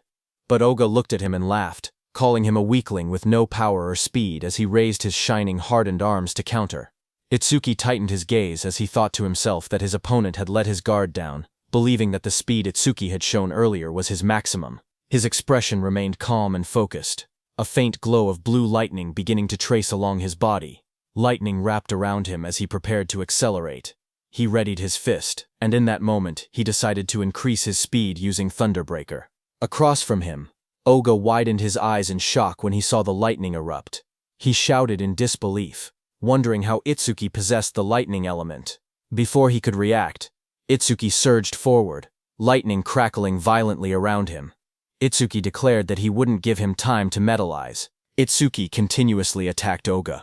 Dozens of blue screens appeared around them, showing percentages climbing, 25%, 59%, 66%, tracking the rapid progress of the attack. Spectators from the side watched in shock. One man asked why Itsuki could use skills from another job. Another said the speed was too fast for his eyes to follow. Someone else muttered that the level 0 boy might actually defeat Oga. Oga himself struggled to react. Sweat ran down his face as he realized he had no time to metallize. He gritted his teeth, questioning how a level 0 could move so fast. Desperation grew inside him as he admitted that, at this rate, he would lose. Electricity wrapped around his entire body, trapping him. He couldn't even scream. Panic overtook him as he shouted in his thoughts for the others to stop watching and help him. As the lightning surged around him, Oga clenched his teeth. His expression twisted in desperation, and he thought to himself that he had no choice left. He would have to try that technique. With a loud shout, he suddenly tore off his shirt and released a burst of power. Waves of force exploded from his body as he activated his ultimate skill. Before Itsuki, Oga's entire body turned metallic from head to toe. Itsuki stared in shock, realizing that his opponent had managed to metallize his entire body at once. A system window flickered beside him, showing C-rank skill, metallization, analysis progress 88%. Oga glared down at Itsuki with glowing eyes. He said he was grateful he had never managed to metallize his entire body before, but Itsuki had pushed him enough to finally achieve it. He explained that metallized areas increased his defense by 50%, and his personal gift added another 50% whenever he remained still. With both effects combined, his current defense exceeded 500. His face twisted into a cruel grin as he looked at Itsuki. He said that he had originally planned to cut Itsuki in half, but as thanks for helping him complete his new skill, he would at least allow Itsuki to die easily. Watching from the sidelines, the other trainees were stunned. One of them exclaimed that a defense over 500 at level 12 was impossible to break. Another admitted that they had thought the level 0 newcomer would win, but the opponent was too much of a monster. Suddenly, a glowing blue aura wrapped around Itsuki. He looked ahead with calm eyes and said that if his guess was right, a full-body metal transformation required a large amount of magic. The screen beside him showed the analysis reaching 98%. Itsuki continued, saying that if Oga had used most of his stat points on defense, then his magic shouldn't be very high. The percentage rose again, reaching 99%. Across from him, Oga growled and denied it, calling Itsuki's reasoning nonsense. Even while refusing to believe it, he wondered if Itsuki was truly level 0, surprised by his sharp intuition. Itsuki kept his relaxed smile. He said he wouldn't bother using a boring tactic like draining Oga's magic down to 0. Instead, he declared he would finish the fight quickly. At that moment, the blue screen flashed. Analysis progress reached 100%. High above, a blue lotus-shaped aura began to bloom. Choha, watching, whispered that the lotus had appeared again, and realized that Itsuki was about to become even stronger. Others stared at the giant lotus forming around him. One man questioned if this lotus was really a level 0 skill. Another wondered how Itsuki planned to defeat Oga since it didn't look like an offensive technique. A notification window appeared. The analysis of the metallization skill was complete, and a new skill called Clear Orb had been acquired. Another window described the skill, Clear Orb Level 1. Active effect. It shoots a perfect sphere along a fixed path. The sphere travels at 1 meter per second and pierces through every enemy in its path while ignoring all defense. Passive effect.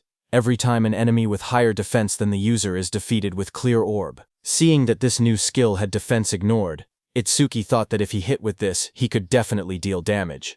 But the problem was flight speed. At 1 men/s, even ordinary people could dodge it, so timing was crucial. But then Itsuki thought that against that sandbag Oga, who wouldn't even move, he didn't even need to think about timing. Itsuki's eyes glowed blue as he looked at Oga and declared that Oga's prized absolute defense would be thoroughly smashed to pieces. Just then, a system window appeared displaying Clear or B, Leave or 1, acquired. All stats plus 10, remove all debuffs and fully heal injuries. Status. Attack went from 250 to 260, agility from 250 to 260, defense from 250 to 260, magic from 250 to 260, total stats from 1000 to 1040. The blue lotus petals opened as Itsuki stood in the middle, pointing his finger at Oga. Right above his finger, a small lotus flower appeared.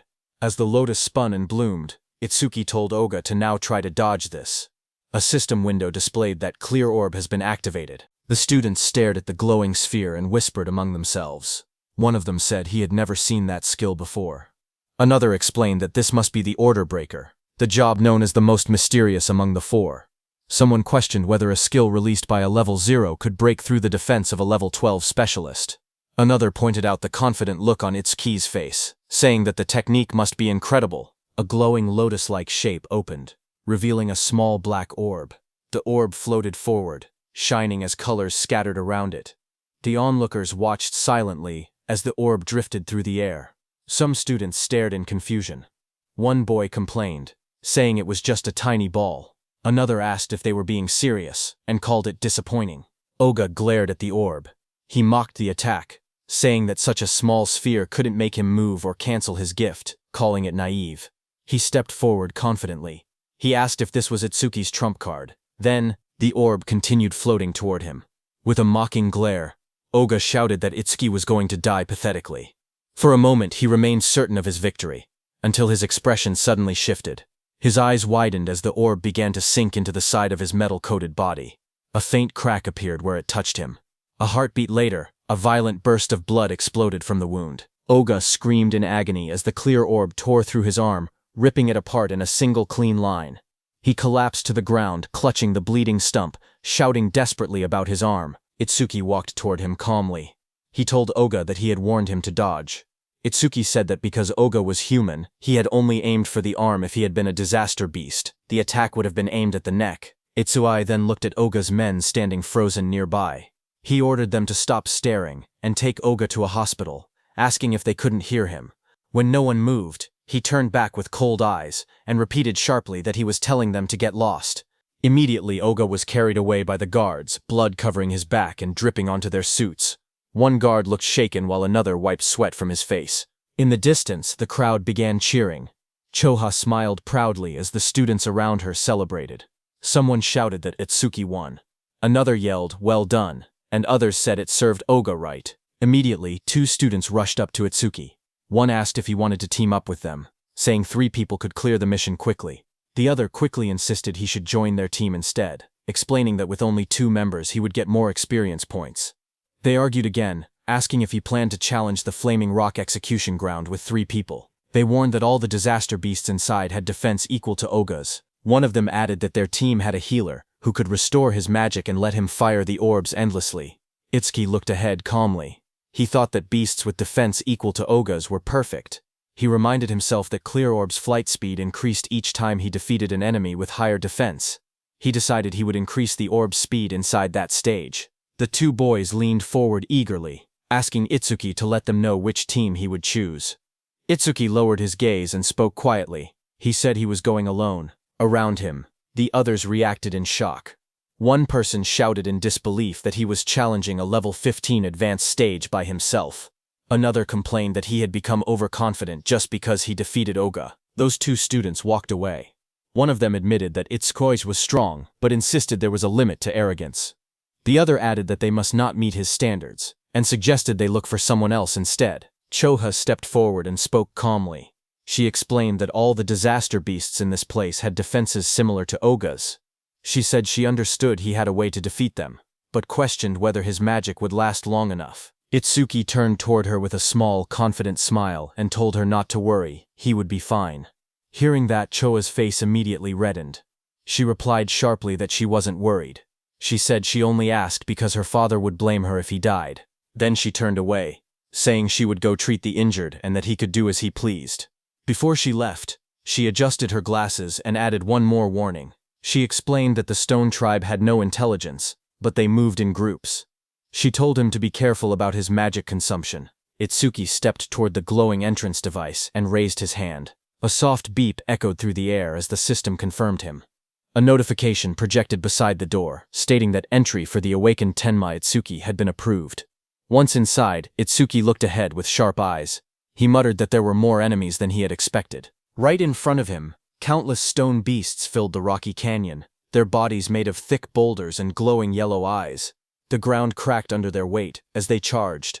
Itzquant watched them and noted that the disaster beasts in this advanced stage had levels and stats far higher than before. A blue system window appeared in front of him, showing the information of a stone statue from the Stone Tribe, level 9, with its gift converting all magic power into defense. As one of the stone beasts rushed toward him, Itsuki held out his glowing purple orb. He spoke calmly, saying he would test whether these enemies met the clear orb's passive conditions. The purple aura around the orb burst outward as he activated it. The clear orb shone brightly, its power swirling in layers of violet and blue light.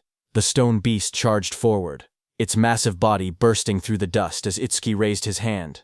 The purple orb floated above his palm, swirling with bright light as he aimed it at the incoming monster. The orb shot out instantly, tearing straight through the beast's rocky body. A large hole opened behind it, and Itsuki stepped through the fading purple glow as the system window appeared. The screen displayed the message, Stone Statue, Level 9 defeated. Another line followed, Clear Orb, flight speed increased by 100%. Itsuki watched the notification and nodded. He thought to himself that it was exactly as he expected. More stone beasts roared as they appeared in front of him, their yellow eyes shining from within the broken cliffside. Itsuki stood calmly among them, the purple light reflecting across his silhouette. Lightning began crackling around Itsuki's body, and his eyes glowed red. He looked ahead and said that these slow beasts with poor evasion were perfect prey for the clear orb. System windows continued to appear one after another. Stone Statue, Level 9 defeated. Clear orb flight speed increased by 100%. Pieces of broken stone scattered across the ground as the notifications filled the air. The glowing status window floated above Itsuki, showing magic 1 tensel, 160 remaining. He stood on top of a mountain of shattered stone beasts. Looking down at the battlefield, he calmly calculated the situation. Using the clear orb once consumed 50 magic points, which meant he only had 2 uses left. Ahead of him, the ground trembled as 2 massive stone beasts charged straight toward him. He noted that the remaining enemies were 3, including a boss that still hadn't revealed itself. Seeing the 2 stone monsters rushing in at full force, he understood what he had to do. He thought that he needed to defeat 2 enemies at once with a single orb. Itsuki lowered his stance and gathered the purple energy swirling from the clear orb. With a powerful jump, Itsuki left the ground and shot upward.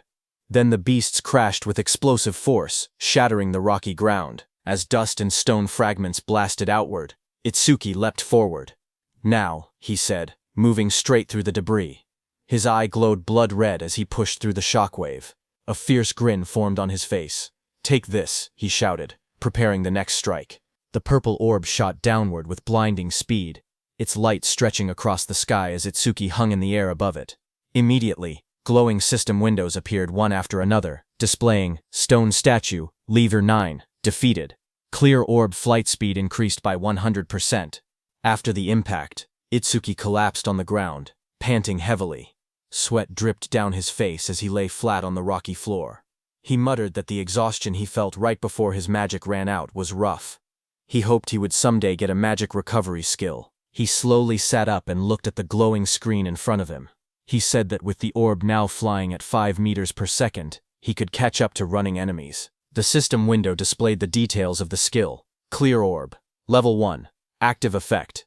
Fires a perfect sphere with a fixed trajectory. The sphere flies at 5 meters and penetrates all enemies in its path, ignoring defense. Passive effect. Each time an enemy with higher defense than yourself is defeated with clear orb. Flight speed plus 100%. Current flight speed increase 500%. While he was checking the details, suddenly the ground shook, and a massive stone arm dropped toward him with a loud crash. Itsuki looked up in surprise as the enormous mass slammed into the earth, sending dust and rock exploding in every direction. A massive stone giant charged forward, its rocky body trembling with each step as dust exploded around it. A system window appeared, detecting a B-rank skill and revealing the monster's details. Giant Stone Man 28, Level 15. Stone Tribe, Grade 2. Gift converts all magic power into defense. Attack 239, Agility 60, Defense 478, Magic 0, Total 777. Itsuki looked up at the towering creature and gasped that it was huge. Lightning wrapped around his body as another window announced. Thunderbreaker activated. Agility plus 50%. Crackling with blue electricity, he sprinted toward the giant. As he dashed below the monster's massive frame, he wondered if he could defeat it with a single clear orb hit. He looked up at the stone giant's head and thought that maybe aiming for the head would work. Lightning trailed behind him as he climbed the monster's rocky body. He spotted a moment of opportunity and shot a clear orb at the monster's head. However, Itsuki soon realized something troubling. He told himself the orb was too small, and even if it penetrated, it wouldn't deal much damage. The massive stone giant swung its enormous arm, and the impact sent wind blasting through the air. Itsuki leaped upward, light and energy swirling around him as he tried to avoid the attack. His eyes widened when he realized he was stuck in the air. He clenched his teeth and thought that this was bad. He couldn't dodge while mid-air. A system window appeared as dark spikes wrapped around his arm. Black Wall activated just as the giant's blow landed. Itsuki smashed into the rocks with a violent explosion, kicking up dust and debris across the rocky ground. When the dust settled, Itsuki was wedged into a stone wall, breathing heavily. He muttered that this big guy was tougher than he expected. Another system window flickered in front of him. A B-rank skill, Gigantification, was detected. Overmimesis activated and began progressing at 1%. Seeing that, Itsuki looked up with a confident grin. Realizing the monster grew huge because of a skill, he said this would be easy. With one hand, he grabbed onto the giant's stone body and prepared for his next move. Meanwhile, outside, one of Kinoshita Reiji's men got the news of what had happened to Oga and froze in shock. Behind him, Kinoshita Reiji, dressed in a golden vest, sat calmly. He narrowed his eyes and warned his man not to make noise in front of him. The suit-wearing man bowed his head and apologized, saying it was just so unexpected. Kinoshita asked him what had happened. The man reported urgently that someone had defeated Oga and forced their way into the stage. Hearing that, Kinoshita clenched his teeth and broke the wineglass in his hand. He questioned what Oga was even doing. He reminded himself that Oga always bragged that no one below level 30 could break through his defense. He wondered if a level 30 or higher awakened had shown up. But his man quickly explained that with the recent surge in descending monuments, all awakened above level 30 were busy dealing with them and shouldn't have time to come here. He added that challengers at the Flaming Rock execution ground were mostly level 10 rookies. Hearing that, Kinoshita shouted that there was no way a level 10 could beat Oga. His guard behind him looked down with a serious expression and said that if he was given some time, he would gather detailed information. Kinoshita adjusted his vest and tie and said that gathering information was unnecessary. Even if the opponent was level 30, he himself was already here. He mentioned that the Flaming Rock execution ground was known for its stubborn disaster beasts that slowed down challengers. He added that if they headed there now, they would make it in time. However, his guard said that since the opponent's identity was unknown, they should still be cautious. Hearing that, Kinoshita's expression grew sharp. His glasses glowed as he told the guard that he had already said they were heading there now, and that he shouldn't have to repeat himself. The guard stiffened, sweating nervously, and replied with a quiet, "Yes." Kinoshita then threw his arm upward confidently, and declared that he would make them regret opposing the Kinoshita family. At the same time in the dungeon, blue energy lotus surged around Itsuki. A glowing screen appeared behind him showing 100%. Seeing that, Itsuki smirked and said that he no longer had to run around like a mouse anymore. He was standing on top of the massive stone beast, and a bright blue lotus had formed on the beast's forehead. At that moment, a system window opened in the air, announcing that the B-rank skill Gigantification had been fully analyzed. Itsuki looked at the window in surprise.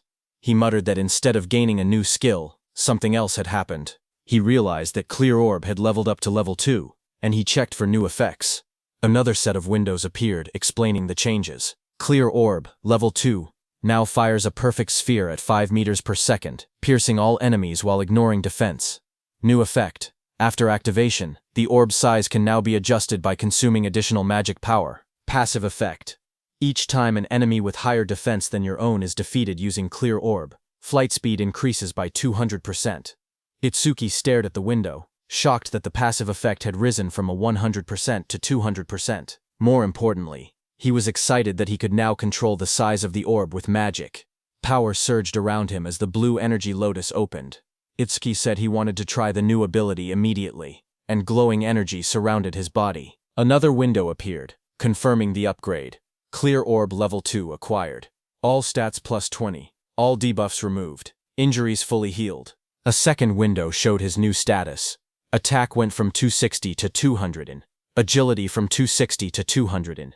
Defense from 260 to 200 in. Itsuki then jumped above the massive stone beast, and a massive dark glowing flower appeared beside him, pulsing with power. He thought to himself that it was consuming all his magic to create the maximum orb it could produce right now. The stone beast glared up at him with bright yellow eyes as cracks of energy spread across its body. Itsuki shouted, telling the stone beast to take the biggest clear orb. The giant flower opened like petals and released a powerful clear orb. The massive orb shot downward and struck the stone beast, blasting through its body as Itsuki unleashed the attack with full force. After landing the blow, Itsuki lowered his hand and smiled. He joked to himself, asking if he had pushed it a bit too far. A small window beside him showed that his magic had dropped to 0 out of 280. As the stone man was destroyed, a system window appeared, announcing that the giant stone man, level 15, had been defeated, and the clear orb's flight speed had increased by 200%. Amid the collapsing stone debris, Itsuki looked at the destruction around him. He realized that the orb he created by consuming all his magic had grown this huge. He examined its power calmly. The orb's flight speed had reached 7 meters per second. He thought to himself that if he cleared this stage 2 more times, it would become as fast as a car. Just then, a new system panel displayed the skill information.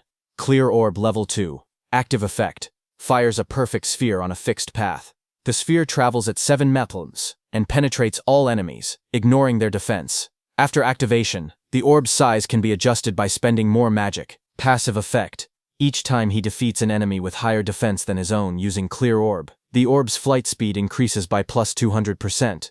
The current total increase had reached 700%. Itsuki held a glowing green crystal in his hand while reading the information. He admitted that he had ignored passive effects until now, but now saw how useful they actually were. Dust settled around him as he walked forward. He then thought about another passive skill. Lotus Burst's passive expanded the range of all skills. That meant Clear Orb's range should also increase along with it. He then checked Lotus Burst's passive effect. Each time Lotus Burst defeats a living creature of level 1 or higher, the range of all skills increases by plus 1%. Seeing this, Itsuki smiled slightly as he looked at the system panel floating beside him. Itsuki imagined and thought to himself that if he kept increasing Lotus Burst's passive effect, he could eventually defeat disaster beasts from thousands or even tens of thousands of meters away. Then, outside, a bright green display screen lit up. It showed the result of the challenge. The challenge was successful. The stage level was 15. The challenger was Tenma Itsuki. The time used was 3 minutes and 1 second. The stage clear record was updated. Seeing that, the crowded group reacted immediately. One man shouted in disbelief, saying that 3 minutes and 1 second was impossible. Another said that even a 5-person party needed more than 10 minutes. Someone else wondered if Itsuki had defeated all the disaster beasts in a single hit. Another person pointed out that he had even broken Tuwajin's 3-minute 19-second record, and asked what kind of monster he was. They all turned as someone announced that he was coming out. More voices followed. One person questioned why he was still level 0, and wondered if the clear notification was a bug. They looked at him and said he wasn't even injured, only a little dirty, so they didn't believe he had cleared it at all. Choa, in armor, stepped forward with a smile as a green butterfly flew around her. She was happy that he had cleared the stage unscathed again. And he had broken Jin's record again. She admitted that he always managed to surprise her. Choa then adjusted her glasses and, with a restrained tone, admitted that the challenge had ended unexpectedly quickly. Itsuki answered casually. He said the disaster beasts inside were weak against defense, so he had taken them down easily. The glowing butterfly hovered in front of Itsuki. He looked at it with surprise and asked what it was. Choha explained calmly. She said that her job was a Shikigami user, and the glowing butterfly was her Shikigami. Itsuki watched the butterfly flutter near his hand. He softly repeated its name, Tamacho, and admitted that this was his first time seeing a Shikigami. To him, it looked beautiful. Curious, he asked Choha what kinds of awakened jobs existed. His question startled her, and she asked why he didn't know something so basic. She then began explaining. Jobs, she said, were divided into 4 major types. According to her, he should have already encountered 3 of them by now. She raised her hand and continued her explanation. The first type she mentioned was Elementalist. Elementalists controlled 7 elements: fire, water, wood, metal, earth, wind, and lightning. She said Elementalists had the largest population among awakened jobs and also possessed the highest minimum combat capability. She then explained that his classmate who used electricity attacks and also the Oga muscular, iron-skinned man from earlier, belonged to that same type. She then introduced the second type, Shikigami user. She explained that Shikigami users could summon Shikigami that obeyed only their master. A blue system window appeared beside the butterfly, displaying that it was Tamachu, Li rank, level 15, ITS skill is undisclosed, status is undisclosed. Choha continued explaining that a Shikigami stayed with its master from birth. Then another system window appeared showing her own status. Izumi Choha, human, level 6, Jobert Shikigami user, gift grade 2, undisclosed, Shikigami undisclosed, status undisclosed. After explaining everything, she asked him if he had any questions so far. Itsuki looked at her Shikigami, and then asked why her own level was lower than her Shikigami's level. He wondered aloud if she was really a veteran awakened. His words hit Choha like arrows. She wondered to herself if Itsuki had no concept of sugarcoating things. Choha touched her forehead with a tired expression and explained that Shikigami also absorbed experience and leveled up. Because of that, they were basically always at a higher level than their master. Hearing that, Itsuki's expression darkened. Half of his face sank into shadow, and his eyes glowed coldly. He stated that in that case, when fighting a Shikigami user, it was faster to target the person themselves. Seeing that, Choa's eyes widened. She noticed the negative aura seeping out of him again and wondered what was going on with him. Itsuki then looked at her calmly and asked what else there was, pointing out that she had only introduced 2 types so far. Choa straightened herself and explained that the third job was currently the most mysterious one, with the least information known about it. She pointed at Itsuki and told him that his job was Order Breaker. Itsuki listened quietly as she continued explaining. She said the reason this job was mysterious was because every Order Breaker possessed different abilities, like the Blue Lotus Flower ability he had shown earlier. She then explained that there were Order Breakers who could change the size of their bodies at will, others who could create infinite clones, and even some who could stretch their bodies freely like rubber. Next, she compared Order Breakers to regular awakened jobs. She explained that normal jobs had skills divided into 4 ranks, C, B, A, and S, while Order Breakers had only Z-rank skills, abilities that stood completely outside that ranking system. Choa said that Order Breakers were treated differently because of these rare exclusive skills. She warned that if an Order Breaker's abilities became known to their enemies, they would lose their greatest advantage. That was why her father had scolded her earlier when she tried asking about his skills. She looked at him seriously and added that he was an irregular existence, even among Order Breakers. From what she had observed, he could already use at least 3 different skills, and 2 of those skills were normally only possible for elementalists. Hearing her words, Itsuki looked uneasy as he realized the teacher wasn't there. He thought to himself that he would be in trouble if Choha continued talking about him. Itsuki then asked her about the last job, adding that he had never seen it before. When Choha heard Itsuki asking about the last job, she kept a calm expression and told him she would only explain it after he actually saw it. She added that this was his punishment for never telling her anything about himself. Hearing that, Itsuki let out a quiet sigh and answered with a simple, "Fine." As she turned away, Choa reminded him that the students he saved were now safe. Then she asked what he planned to do after this. Itsuki replied that he was thinking of clearing the stage a few more times. Choha looked back at him sharply. She asked him if he really didn't know anything, explaining that stages had cooldown times. She warned him that this one had an especially long cooldown, meaning he couldn't enter again for at least 2 days. Hearing that, Itsuki's eyes widened in surprise. He wondered aloud if cooldown times really existed. He realized that this must be why Kinoshita monopolized the stages. Determined, He decided that if he couldn't raise the passive effect of his clear orb skill, then he would increase the power of his lotus burst instead. Itsuki then turned and asked Choa if there was a stage filled with disaster beasts. Choa thought for a moment, trying to remember any stage filled with disaster beasts. She then smiled confidently and chose a stage for him. She explained that in that stage, the levels of the disaster beasts were not very high, but the number of them was enormous. The place was called Locust Wasteland. She explained that there were at least 100 locust-type disaster beasts, even by a conservative estimate, and many awakened people backed out just from seeing how many there were. She then looked at him seriously and asked what he planned to do, since it would be difficult without AoE skills. For those who didn't know, AoE meant Area of Effect, or Area Attacks. Itsuki answered firmly that he was going. In his thoughts, he remembered that he hadn't used Lotus Burst in front of her yet, so she didn't know he actually had an area attack. A shocked Choa asked him again if he was really going. She reminded him once more that without AoE skills, he would have a really hard time. But Itsuki told her not to worry, saying he would be fine. Some nearby awakened individuals became shocked as they listened. One of them asked if he was really going to the Locust Wasteland and said he must not know fear. Another person whispered that once Kinoshita Reiji heard about Oga, he would definitely come. The group decided to leave quickly. They said they should get out before getting caught in the crossfire. Then, a few minutes later, Kinoshita Reiji arrived there and looked around the empty area. He asked in shock why there wasn't a single person present.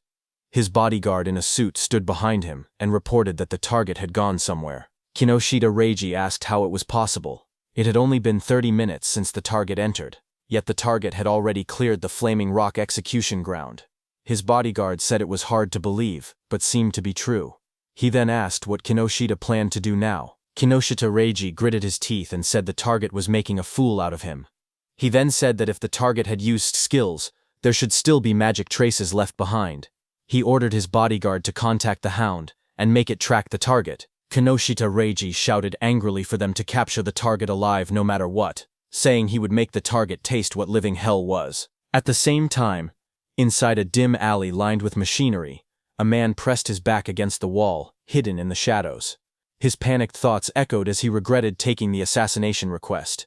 He muttered to himself that he never knew Kinoshita Reiji had such a strong subordinate, and cursed himself for accepting the job. That same man slumped to the ground, exhausted and trembling. He breathed heavily and admitted that without his earth escape technique, he would have been killed. Sweat dripped down his face as he caught his breath. He slowly peeked around a corner, whispering that he should be safe now that he had gotten this far. His eyes widened with fear as he carefully watched his surroundings. Suddenly, a massive beast lunged toward him with its jaws wide open. The monster's sharp teeth and glowing red eyes filled his vision as it attacked. Before he could react, the creature pinned him to the ground. He choked as its fangs pressed against him. A voice spoke nearby, calm but cold. The speaker approached and looked down at the scene. He ordered the beast called Death to loosen its grip, saying the man seemed to have something to say. The giant wolf-like creature eased up slightly as the man lay helpless beneath it. The wounded man lay on the ground with blood on his face. With fear in his trembling voice, he asked how they had managed to find him. In front of him, the long-haired man in the coat explained calmly. He said that their beast, Death, had a sharp sense of smell. The creature could sense the scent of death coming from people like him. That man was the Hound Kinoshita Reiji had been talking about. His name was Charles. He stepped forward, tipping his hat as he walked. He said that Death could smell the death they were giving off. Filled with terror, the injured man begged for his life. He cried and pleaded for them not to kill him. Charles looked down at him with a cold smile. He said that the request was difficult, because Mr. Kinoshita would get angry. He added that Death had not eaten human flesh in a long time. Then Charles' eyes glowed red. He gave a sharp command, telling Death that it was mealtime. The massive black wolf lunged forward with its jaws wide open, fangs bared as it roared fiercely. A moment later, it ate the man. The wolf stood beside the long-haired man in a trench coat.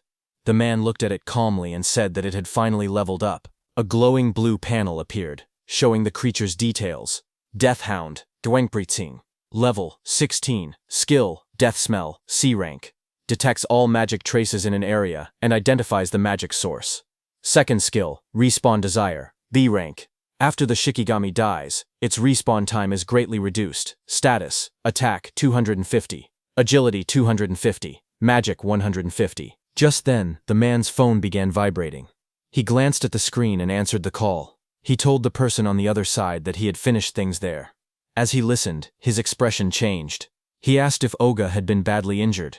He wondered aloud if someone had struck that stubborn Oga's weak point. Finally, he replied that he understood and said he was on his way.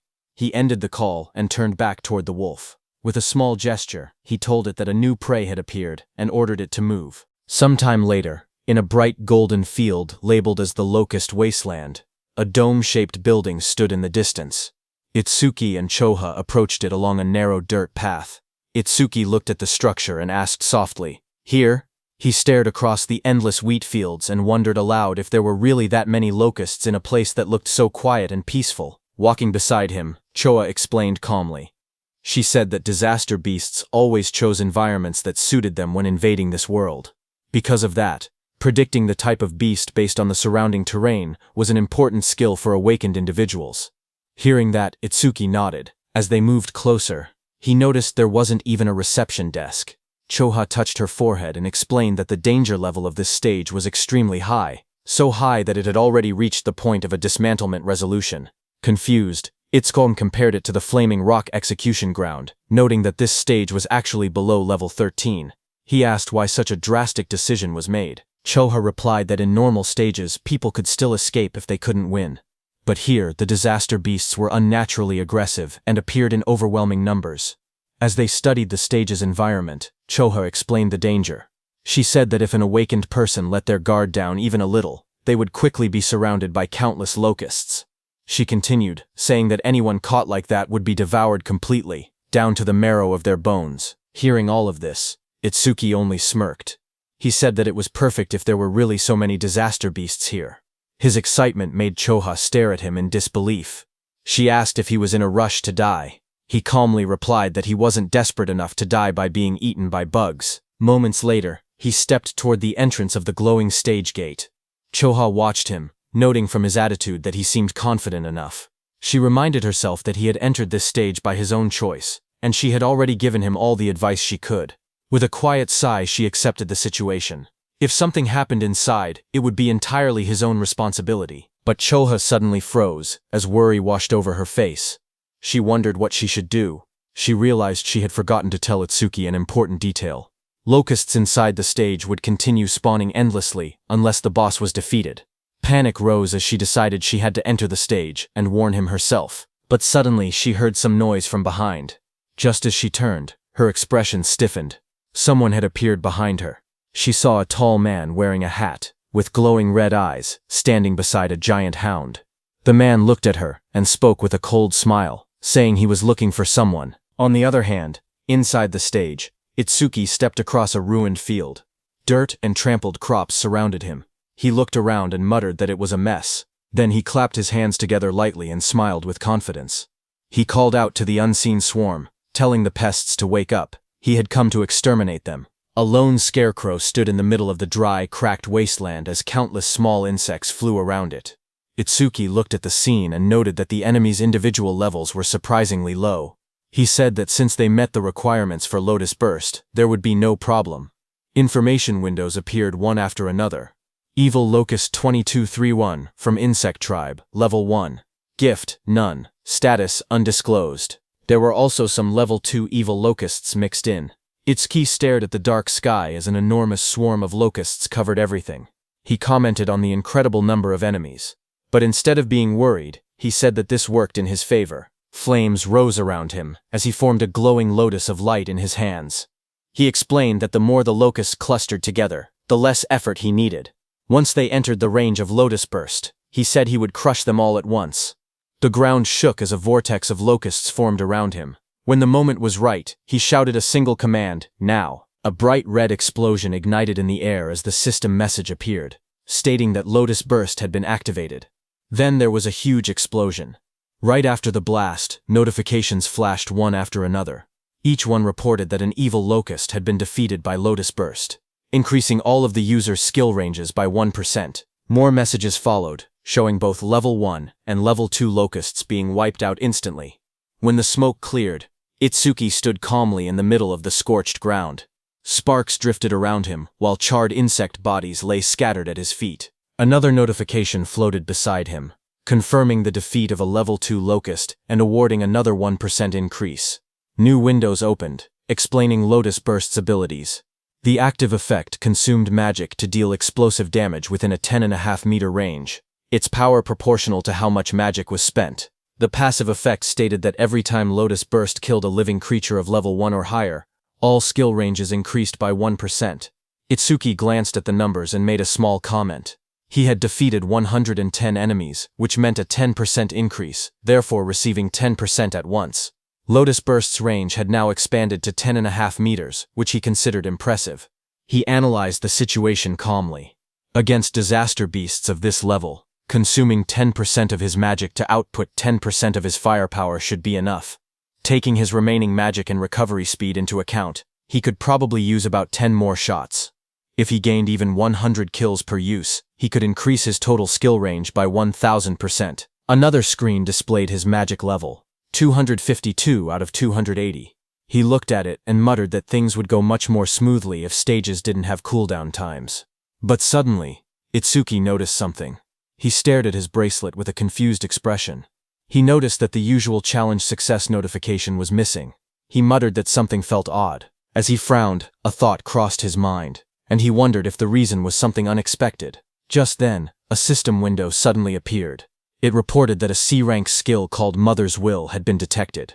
It also stated that Over-Mimus was activated, and that the analysis progress was at 1%. Itsuki looked up sharply. He realized that one locust had survived. Dust and broken ground swirled around him as more locusts flew through the air. He turned, watching the locust swarm gather again.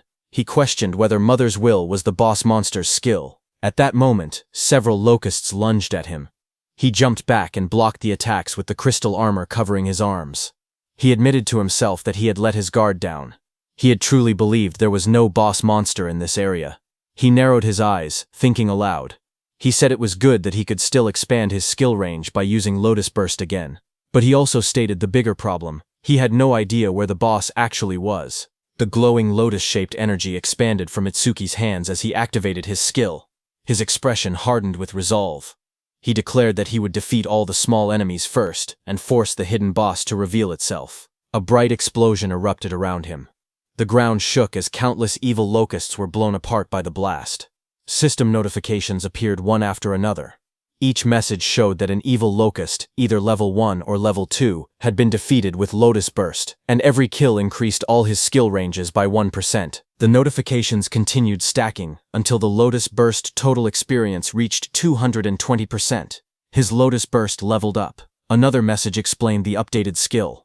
Lotus Burst LV2 now consumed magic to deal explosive damage within a 16-meter diameter, and its power increased based on how much magic was used. Itsuki looked at the smoking battlefield and murmured that the range had expanded to 16 meters, calling the new effectiveness outstanding. But even after defeating 10 small enemies, the boss still hadn't appeared. Deep underground, inside a dim nest filled with shifting shadows, many insect-like creatures began to crawl and move. Their wings rustled as more of them gathered around a glowing cluster hidden in the darkness. As the locusts crawled out of the cracked ground, a notification floated in front of Itsuki, showing the analysis progress rising to 27%. He looked ahead sharply and muttered that they had spawned again.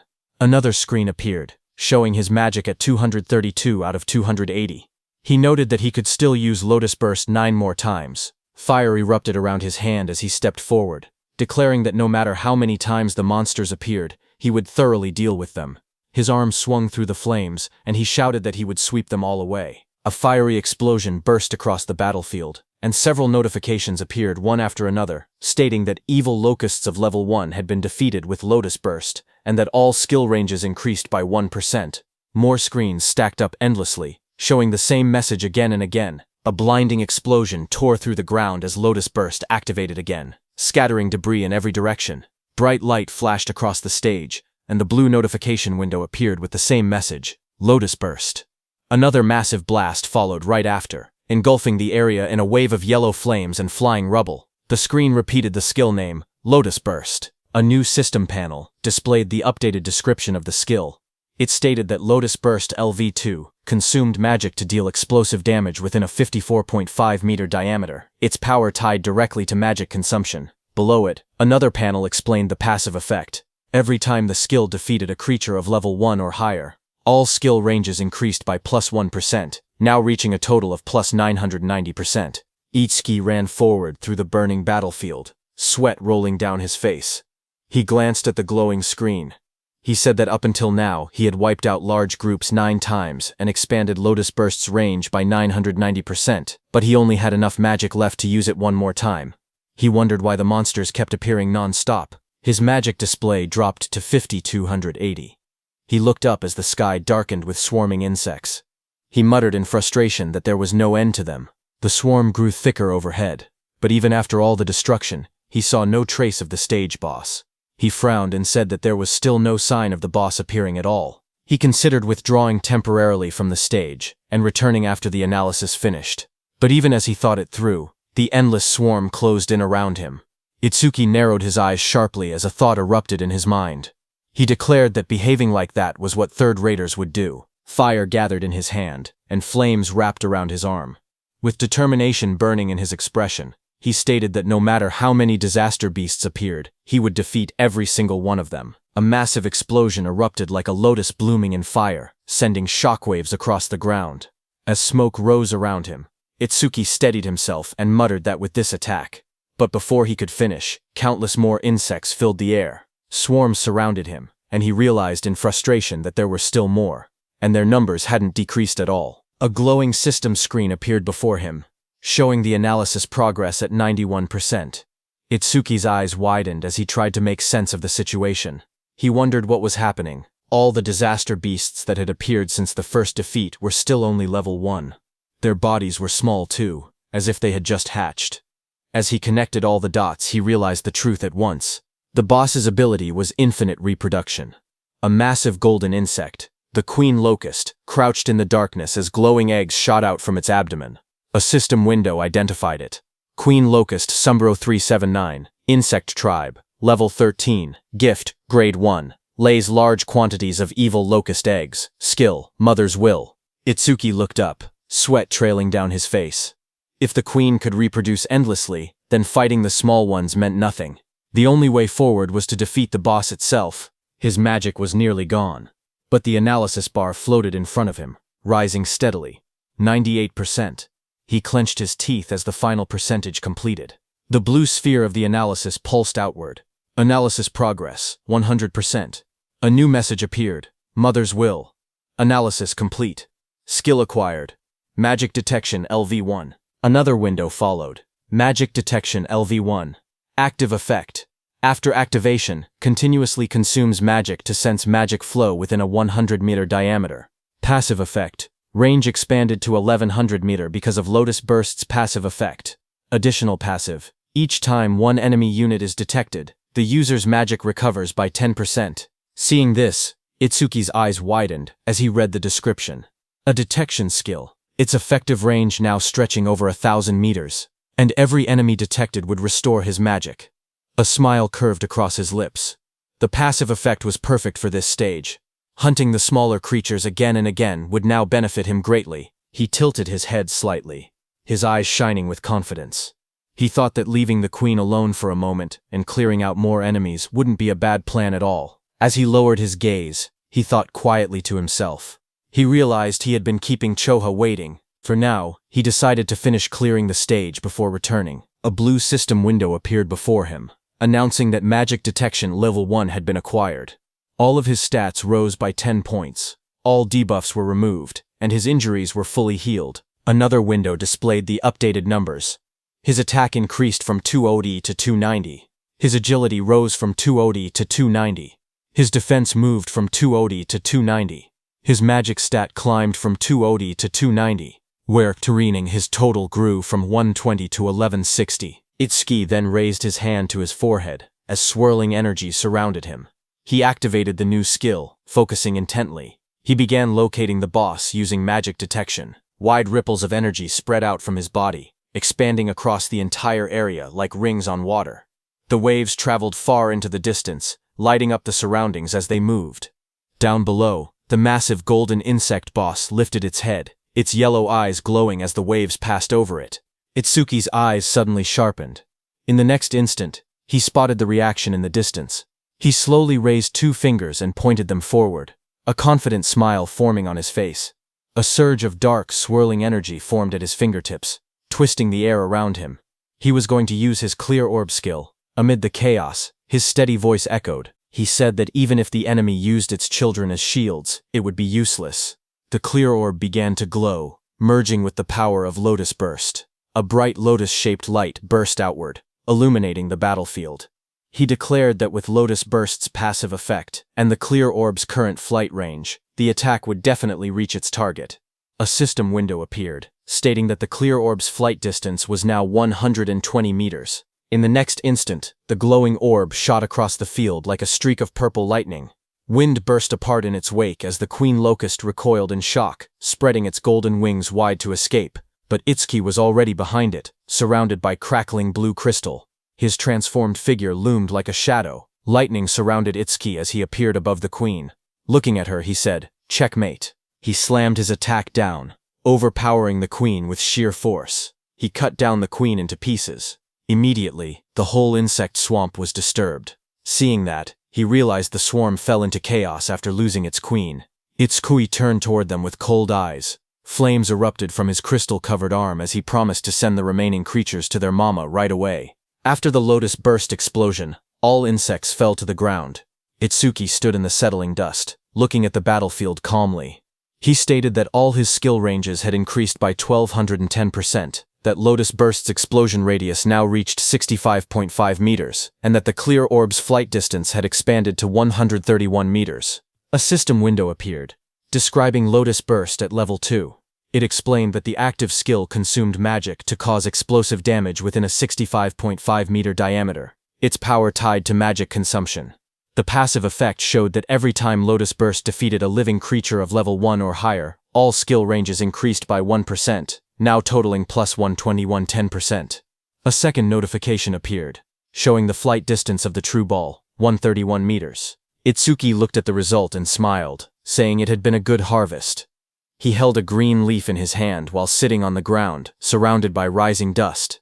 He then thought to himself that when the cooldown ended, he would challenge it again and raise Lotus Burst's passive effect to 5 digits. As he returned to exit the dungeon, a new notification appeared, stating new record achieved.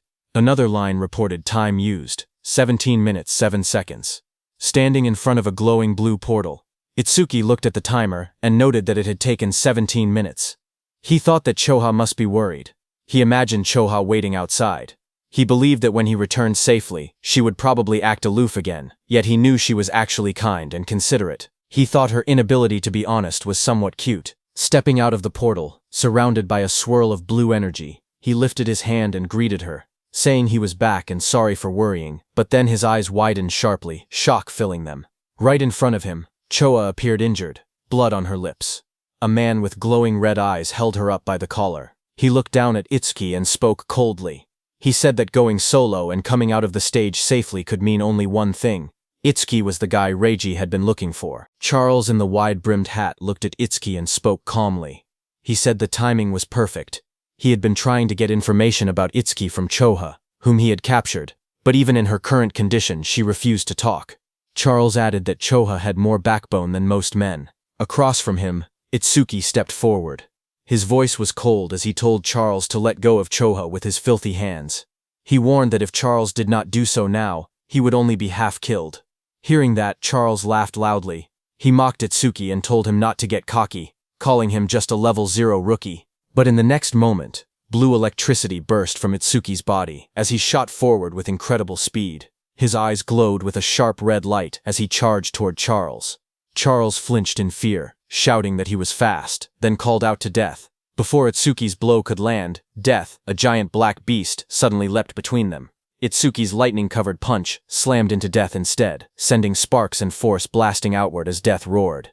Just as Death appeared in front of Itsuki, a glowing system window appeared, announcing that a B-rank Shikigami called the Death Hound had been detected. Another window followed, showing that overmimesis had activated, with analysis beginning at 1%. When Itsuki saw the notification, he realized the truth. This dog was a Shikigami, which meant the man wearing the hat was its user. The analysis window continued to rise, reaching 12%.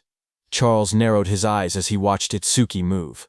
He noted that there were no wasted movements and that his opponent's speed was extremely high. He understood now why Oga had lost. Oga likely did not even have enough time to metalize before being defeated. But Charles showed no fear. He grinned and declared that he had death and a hostage. Behind him, Choa struggled weakly in his grasp. Hearing this, Itsuki shouted her name, his expression tightening in alarm. Itsuki, who stood firm and was holding Death's snout with one hand, got distracted. Death broke free from his grip and roared, baring its sharp teeth as it lunged. The monster's glowing red eyes locked onto him. Charles smirked as he spoke. He said that Death's bite force could crush any enemy with a defense lower than 30. At best, he said, Itsuki would get his arm bitten off. But the next second, Charles's expression suddenly froze. His eyes widened in shock as he looked ahead. In front of him, black spikes grew around Itsuki's body, blocking the beast's bite. Immediately, Itsuki used his Lotus Orb skill, aiming at Death. With a violent burst of energy, the Lotus Orb was released from Itsuki's hand and hit Death directly in the head. It tore through Death's skull, ripping out its core and ending its life instantly. A blue window appeared, showing the analysis progress climbing. The number reached 77%. Itsuki stood calmly over the defeated hound. He explained that without a Shikigami user was basically defenseless. Charles stared at him in disbelief. He wondered if Itsuki did not know that as a rookie, the Shikigami could respawn. On top of that, because of the B-rank skill Respawn Desire, Death's respawn time was greatly reduced. The next second, Death respawned and attacked Itsuki from behind. Charles warned Itsuki that staying careless like that would make him Death's prey. The beast charged, jaws wide open, but suddenly waves of magical detection spread out as Itsuki activated his skill, Magic Detection. Itsuki sensed Death's attack and moved with lightning speed to counter it. Well to himself that keeping Magic Detection active ever since he acquired it had been the right choice. The analysis progress climbed. 89%, 91%. Itsuki glanced at Charles, who was watching while holding Choa, and noted that the analysis would finish soon. He thought that if the Blue Lotus appeared from over Mimas, Charles might become wary. The progress bar reached 95%. Seeing Itsuki move and kick Death without even looking back, Charles started sweating. He realized the truth: this opponent had more power and more speed than Death and even possessed detection skills. He panicked, realizing he could not launch a surprise attack at all in this situation. Charles pulled Chosha in front of him and tightened his grip around her neck. His voice trembled with panic as he warned that if Itsuki resisted any further, Chosha's life would end. Itsuki watched quietly. He wanted to finish his analysis without revealing the Blue Lotus, but the situation made it difficult. Just then, a bright system window appeared before him, showing analysis progress 100%. Another screen followed. Death Eater analysis complete. Shikigami Eater has been acquired. It explained the active effect. By directly touching a Shikigami, he could take ownership of the opponent's Shikigami. Itsuki looked at the result and realized he could even control whether the Blue Lotus appeared, because the analysis had completed without revealing it. More system messages appeared, saying Shikigami Eater, Level 2 acquired. All stats increased by 20. Then a system notice explained that because Over Mimas had activated incompletely, debuff removal and full recovery had failed. Itsuki's updated status flashed. Attack, agility, defense and magic increased from 290 to 310, and his total stat points increased from 1060 to 1240. Seeing the notification, Itsuki thought to himself that skipping the Blue Lotus came with a price, since it lost its recovery ability. But he had already fully recovered once during the last stage. Because of that, he could still fight at almost full strength even without recovering now. Just then, Death charged forward with its jaws wide open, roaring as it rushed toward Itsuki. In that moment, Itsuki realized something important. He understood that this new skill allowed him to steal other people's Shikigami. He looked down at the glowing energy gathering in his hands, calm despite the danger. He thought to himself that if that was the case, then he already knew what he should do. Blue energy burst around him as he raised his hand. With sharp determination, he placed his hand on top of Death's head, deciding that he would take Charles's dog. Blue flower petals erupted like a storm. Death's body was wrapped in swirling petals of energy as the power pulled it away. The next second, Itsuki stepped forward with overwhelming speed and kicked Death, sending it blasting across the field. Death went flying and fell behind Charles. Seeing that, Charles panicked. He stared at the scene and cursed angrily, calling Death a useless mutt. He shouted in frustration, demanding to know what he had fed it all that experience for. Charles tightened his grip on the injured Choka and shouted in rage. He warned that if Itsuki resisted any further, he would snap her neck. Choka, battered and barely conscious, forced her eyes open. With a trembling voice, she told Itsuki not to worry about her. Across from them, Itsuki slowly raised both his hands in surrender. He called out, telling Charles not to touch her. Seeing that, Charles smirked coldly. He said that if Itsuki had been obedient from the beginning, Choa wouldn't have had to suffer like this. Itsuki glared at Charles and asked why he was being targeted, saying he didn't remember doing anything to earn such a grudge. Hearing that, Charles sneered, accusing him of still trying to probe for information. He then explained that it didn't matter, because Itsuki would meet him soon anyway. He told Itsuki that Kinoshita Reiji was furious that Itsuki had entered a North District 4 stage without permission. He introduced himself, saying he was Charles the Hound, sent under Reiji's orders to capture him. Hearing that name again, Itsuki muttered that he needed to meet Kinoshita directly and talk things out. Charles grinned and said that Itsuki would meet him soon, but only in a battered body. He then announced that death would bite off his legs next and warned that if Itsuki wanted Choa to stay alive, he was forbidden from using that strange ice again. Charles pointed at Itsuki and gave the command, telling Death to bite off both of Itsuki's legs. Hearing that, Itsuki narrowed his eyes. Instead of fear, a cold determination filled them. He told Death to prove it was worthy of being his Shikigami. In the next instant, Death turned and lunged, not at Itsuki, but at Charles, sinking its teeth into its former master. Taking advantage of the moment, Itsuki moved at lightning speed, appearing behind Choha. Blue sparks burst around him as he caught her gently in his arms, pulling her away from danger. Charles screamed as he stared in shock. Sweat ran down his face as he shouted, asking why Death was attacking him. Its own master. Shikigami Death stood beside Itsuki with glowing red eyes. Death growled quietly as Itsuki praised it, telling it that it did well. Itsuki then held the injured Chotra in his arms. Blue energy surrounded him as he spoke coldly. He said he would return the pain Chocha suffered 10 times, no, 100 times over. He warned that Charles would regret laying hands on them, crying and wailing. Hearing that, Charles fell back, terrified. He begged for a chance to speak, claiming he had only followed Reiji's orders. His voice shook as he suggested they team up instead. He said he would lure out Reiji for him. Itsuki's eyes glowed red. He looked down at him and said that it was a good proposal. Seeing this, Charles's expression changed. A sharp grin spread across his face as he muttered that he had found an opening. He threw a blade toward Itsuki and shouted for him to die. The attack flashed forward with blinding light, but Itsuki was calm and easily dodged the blade. His eyes narrowed as he watched the attack pass by. He muttered that he alone was more than enough to kill Kinoshita Reiji. Beside him stood Death, its eyes glowing red, ready. Itsuki ordered Death to make Charles suffer the same treatment Choha had endured. Death's jaws opened wide, revealing sharp fangs as it prepared to strike. Seeing that, Charles froze in terror. Sweat dripped down his face as he begged for mercy. He insisted that his hand had slipped earlier and that he would apologize. Trembling, he pleaded for one more chance. But Itsuki didn't falter. Holding Choha in his arms, he stared coldly and told Charles that it was mealtime. Death, with glowing red eyes, rushed forward, its fangs bared as it charged at the man. Charles panicked as he stumbled back. Tears streamed down his face as he shouted, asking if Death had forgotten who its master was. He reminded Death how much he had fed it. His voice shook as he tried to speak again. But Death opened its jaws wide, revealing rows of sharp teeth as it lunged at him. Death finished off Charles. A short distance away, Itsuki stood while carrying the injured Chodua in his arms. He had sensed someone watching them. Itsuki told the hidden person that he had been watching them ever since Itsuki left the stage. Itsuki then turned and asked how long the hidden person planned to stay hidden, telling him to show himself. Hearing his words, nearby tall grass rustled as someone began to move, stepping out into the light. It was a hooded blonde young man who stepped out from the tall grass, scratching the back of his head with an awkward smile. He said softly that they had caught him. Itsuki held the injured Chofa in his arms as a dark aura spread behind him.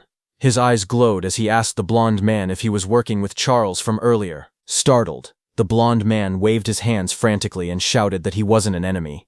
He begged them to listen. Itsuki glanced at him coldly and said fine. He didn't have time to deal with him. Behind them, Death continued eating Charles it had taken down. Itsuki ordered Death to follow him after finishing the meal. The blonde man watched in shock. Even a savage beast like death obeyed Itsuki without hesitation. He thought that someone like Itsuki might actually be able to help him. He quickly approached and introduced himself as Iberia, asking for Itsuki's name. Excited, he said the fight earlier was amazing, even though there were some terrifying moments. He added that Itsuki must be the mysterious man who defeated Oga Takeru. Itsuki answered calmly. His name was Tenma Itsuki, while continuing to hold the unconscious Choga in his arms. Iberia nervously followed beside Itsuki. He smiled awkwardly and asked if Itsuki could lend him a hand. He said he would pay him, or he could give him karma stones, or even a weapon. Itsuki stayed silent, walking forward with the injured Choha. Iberia watched him leave, sweat forming on his face. He wondered why Itsuki wasn't responding. His father had once told him that anyone would happily help if given enough compensation. Now he questioned if that had been a lie. A memory surfaced. His father hammering steel in front of a blazing forge. His father explained that compensation required creativity, just like how a cup of water was more valuable than treasure in the desert.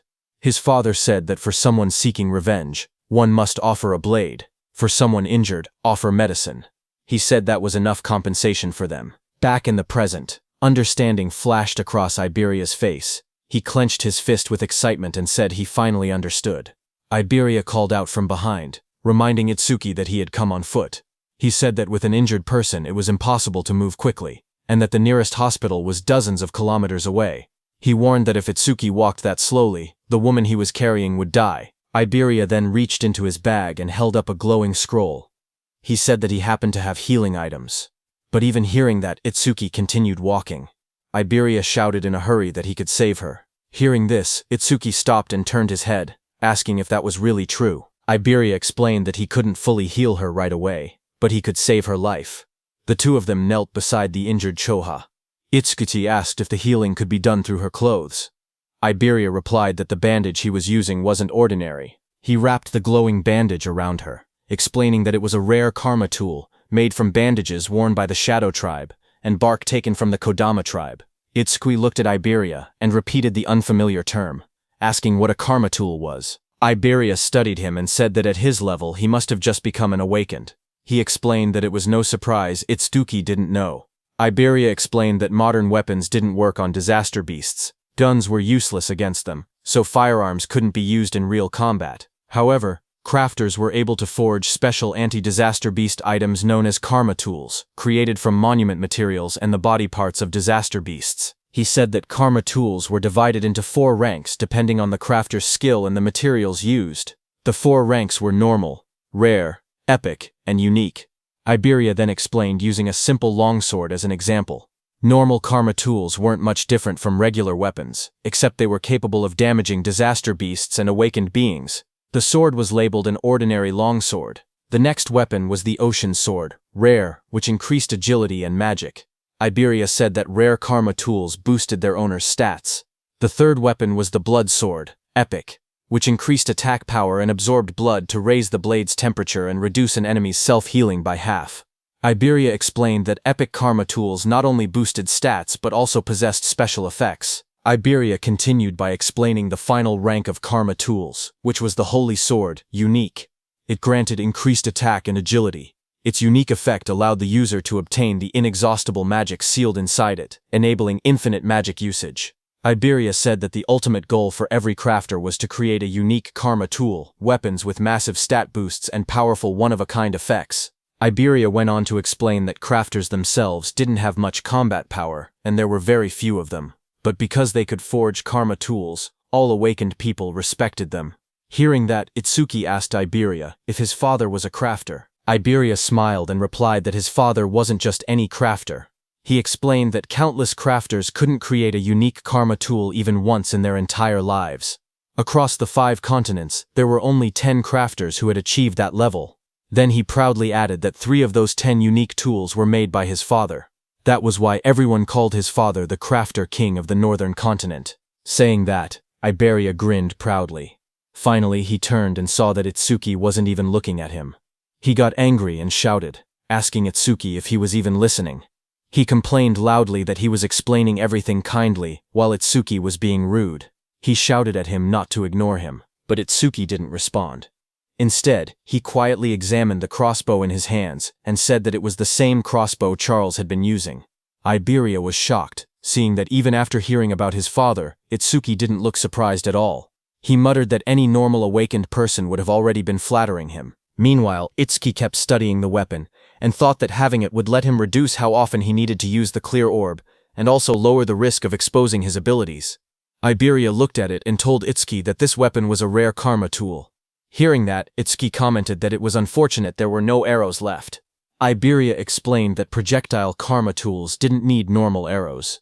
Any ordinary ammunition could be assimilated into karma tool ammunition, so there was nothing to worry about. Just then, a screen appeared showing the name Hunter's Crossbow Rare, with an agility increase of +50.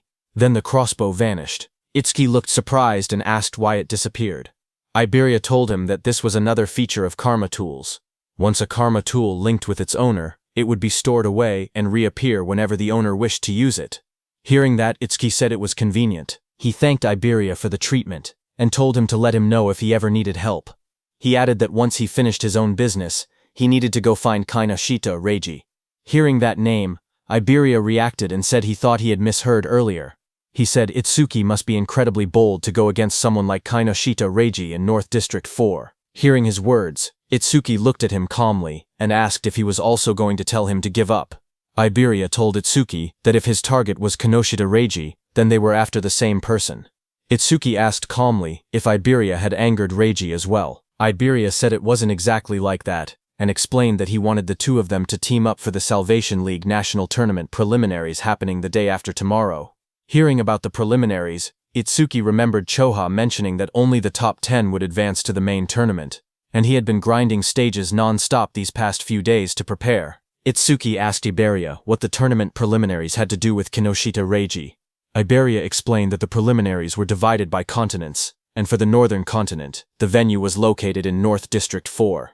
He explained that as the son of the North District 4 administrator, Reiji was determined to compete in the main tournament.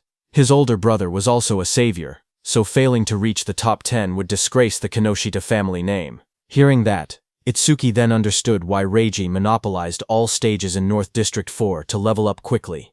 He looked at Iberia and asked why someone like him would want to team up with him, especially since he had been receiving help from him this whole time. Iberia raised his voice confidently, saying it was because Itsuki was strong. He believed that if they teamed up, they would definitely pass the preliminaries. Itsuki then asked why Iberia was so fixated on this year, pointing out that he was younger and had plenty of opportunities ahead. Hearing Itsuki ask that, Iberia looked tense as he clenched his fist. Then he answered softly that there was a reason. He recalled his childhood. Since he was young, he had watched his father create karma tools right in front of him. His eyes had always sparkled as he watched. Every completed karma tool looked perfect, like a piece of art. His admiration for his father kept growing. He remembered his dream. He had always wanted to become an awakened one someday. He imagined himself fighting disaster beasts, using the karma tools his father made. A month ago, he finally awakened. Excited, he begged his father for a karma tool, but his father refused, telling him it was too early. His father said that only saviors could use his karma tools. Iberia didn't give up. He kept begging. Finally, his father set a condition. If he passed this year's preliminaries, he would receive one. Iberia clenched his fist tightly. With determination in his eyes, he declared that this was why he had to win this year's preliminaries no matter what. Itsuki looked at Iberia and spoke calmly. He said that with such an amazing father, Iberia should have plenty of options. There was no need for him to team up with someone like a level 0. Iberia lowered his eyes and replied that his father had thought of that too. So before he left, his father told him to pass the preliminaries with his own skills. His father warned him that if he teamed up with strong partners using his father's name, he would not receive any karma tools.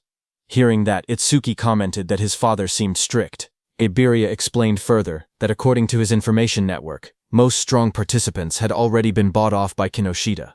What remained were lone wolves who disliked teaming up, or groups with fixed members. He had no prospects for teammates. With excitement, Iberia grabbed Itsuki's hand and explained that 2 days ago, he had heard news that someone had defeated Oga Takeru, one of the 4 pillars, and even broken stage records.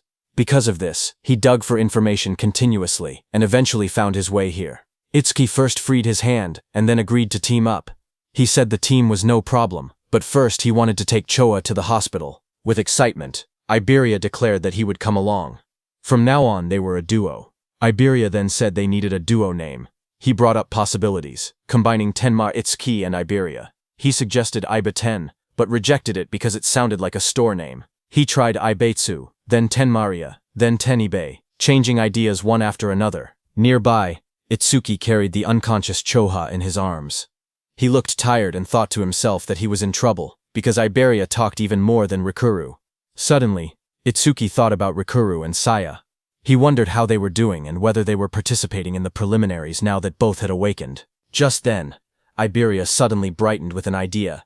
He said that since both of their names contained the letter I, they could call their duo Double I. Far away, as Itsuki thought of Rikuru, Rikuru suddenly sneezed while training. Saya looked at him and asked if he had caught a cold.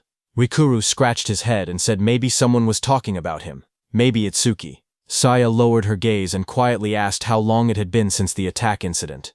She said she never expected them to be apart for so long, and wondered if Itsuki was doing well. Rikuru looked at her strangely. He said that if she was that worried, she should have gone to see Itsuki after the disaster beasts were defeated. Saya blushed deeply and bowed her head in embarrassment. A moment later, she thrust her hands forward and released a burst of water, sending Rikuru flying back as he shouted in surprise. Rikuru shouted that attacking suddenly was unfair, but Saya quickly replied that fair or not, it was sparring practice, and he was the one who left an opening. Just then, their teacher appeared behind them. Both students straightened up in shock. Rikuru called out, "Sensei," while the teacher scolded them, reminding them that the national tournament preliminaries would start the day after tomorrow. He asked if this was really the time to fool around. Saya's eyes lit up. She said she was excited to finally fight other awakened people, because sparring only with Rikuru had become boring. A glowing screen appeared beside her, revealing her stats as an awakened water elementalist. Rikuru looked at his own status window as well. He said he had never been to North District 4 and had heard it was a prosperous town. He said he wanted to see it with his own eyes soon. Elsewhere, someone opened a metal case holding 3 sharp crystal stones. It was Kinoshita. He looked at the crystals and frowned impatiently. He commented that the hound still hadn't arrived and said it was unusual for him to be late. His bodyguard standing behind him wondered if something unexpected had happened. Hearing that, Kinoshita's expression darkened. He muttered that those useless fools had failed again. His glasses glowed red as a message appeared, saying the Karma Stone had been used and experience had been gained. His bodyguard asked if they should send people to search. Kinoshita looked frustrated and said to forget about that person. The national tournament preliminaries were the top priority now. He muttered that if he failed, his father would lock him in the confinement room again. Then he asked about the matter he had assigned his bodyguard. His bodyguard reported the results. Out of the 3,113 participants in the northern continent, he had persuaded 87 to cooperate. All of them were level 5 or above, just as ordered. Hearing that, Kinoshita smiled and said his subordinate had done well, and that he was the only one he could rely on.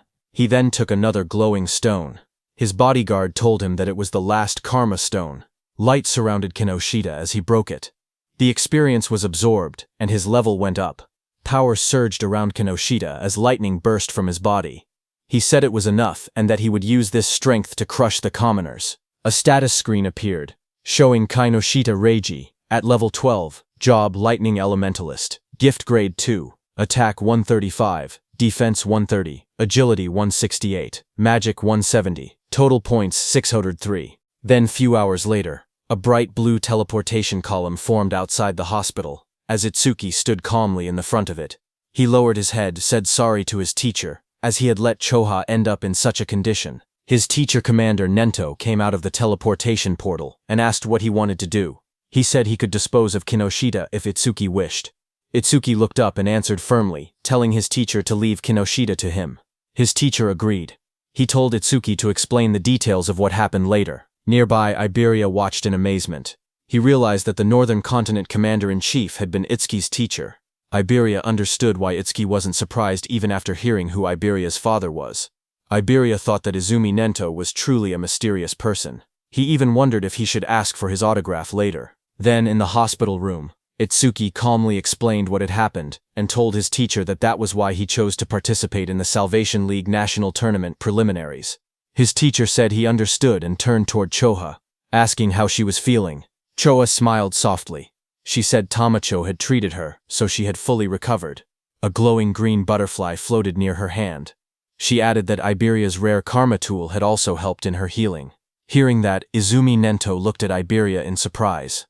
He said that since Iberia possessed the rare karma tool Kodama Bandage, crafted by Aiden, he must be Aiden's son. Iberia was surprised to hear that. Realization hit him as he thought to himself that Izumi Nento knew about karma tools, and even recognized his father. He reminded himself that he needed to show the dignity of the Crafter King's eldest son. He pointed proudly at himself, and shouted with confidence that he was Aiden's father. Hearing that, everyone stared at him in silence. Then Itsuki told him that he had gotten it backwards. Hearing that, Iberia lowered his head, hiding his red face behind his hand. In a shaky voice, he apologized and admitted that Aiden was his father. Commander Nento cleared his throat and tried to shift the atmosphere. He said he was grateful that Iberia had saved his daughter. He added that once the preliminaries ended, he wanted to visit Aiden together with Tenma. He then reminded Itsuki and Iberia that they had to prepare for the tournament and told them to head out. He promised that he and Choha would come to watch tomorrow. Iberia raised his fist excitedly and agreed. He told Commander Nento that he could relax because they would definitely pass the preliminaries. Beside him, Itsuki stood quietly and nodded. After they left, Choha commented that her father had really taken a liking to Tenma because she remembered how, when he used to meet with Jin, he would always bring her along to meetings. Hearing that, Commander Nento told her that because of childhood trauma, whenever Itsuki faced disaster beasts, powerful self-destructive impulses would awaken inside him. But Itsuki's self-destructive impulses weakened only when someone he wanted to protect was nearby. He explained to Choha that this was the reason he placed Choha by Itsuki's side. Hearing that, Choha realized that her father wanted her to become Itsuki's friend, become his weakness, and become the person he wanted to protect. Choha repeated the thought quietly, wondering if she was truly the one Tenma wanted to protect. While she was lost in her thoughts, the commander then stood up and revealed to Choha that the disaster beast attack at Itsuki's school had been planned, not a coincidence. Hearing that, Choha reacted with surprise. Commander Nento added that more traitors were joining the disaster beasts, and that similar attacks on commanders-in-chief had happened across other continents as well. The commander turned toward a large window, his silhouette dark against the night. He said that for now humanity's future was pitch black. Then he added softly that Itsuki would surely be the one to illuminate it. His voice rang out that Itsuki would become a light of hope. Then, at the national tournament preliminary venue in North District 4, the massive circular arena sat in the middle of the wasteland. Inside, a crowd gathered. Itsuki looked around and remarked that there were more people than expected. Iberia explained that once news spread that Commander Nento would be watching, many who originally refused suddenly decided to participate. The number of contestants rose from about 3,000 to nearly 5,000. On the side, Reiji glared in frustration. He muttered that Izumi Nento had increased the number of unpredictable variables far more than expected.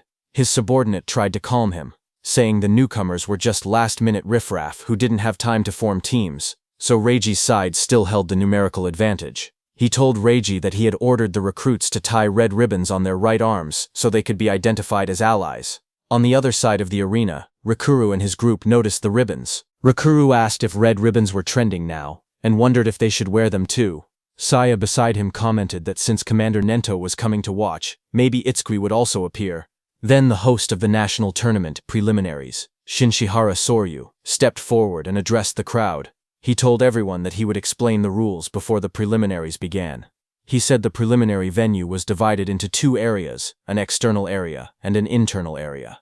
In the first stage, the participants would start from 4 different directions in the external zone. A large diagram of the arena appeared on the screen, showing the outer ring and the inner circle labeled as the internal area. Soryu continued explaining that the first challenge was a race based on time. Everyone had to reach the internal area as fast as possible. The moment someone entered the inner zone, their rank would automatically be recorded on the bracelet they were wearing. Only the first 50 to arrive would advance to the second stage.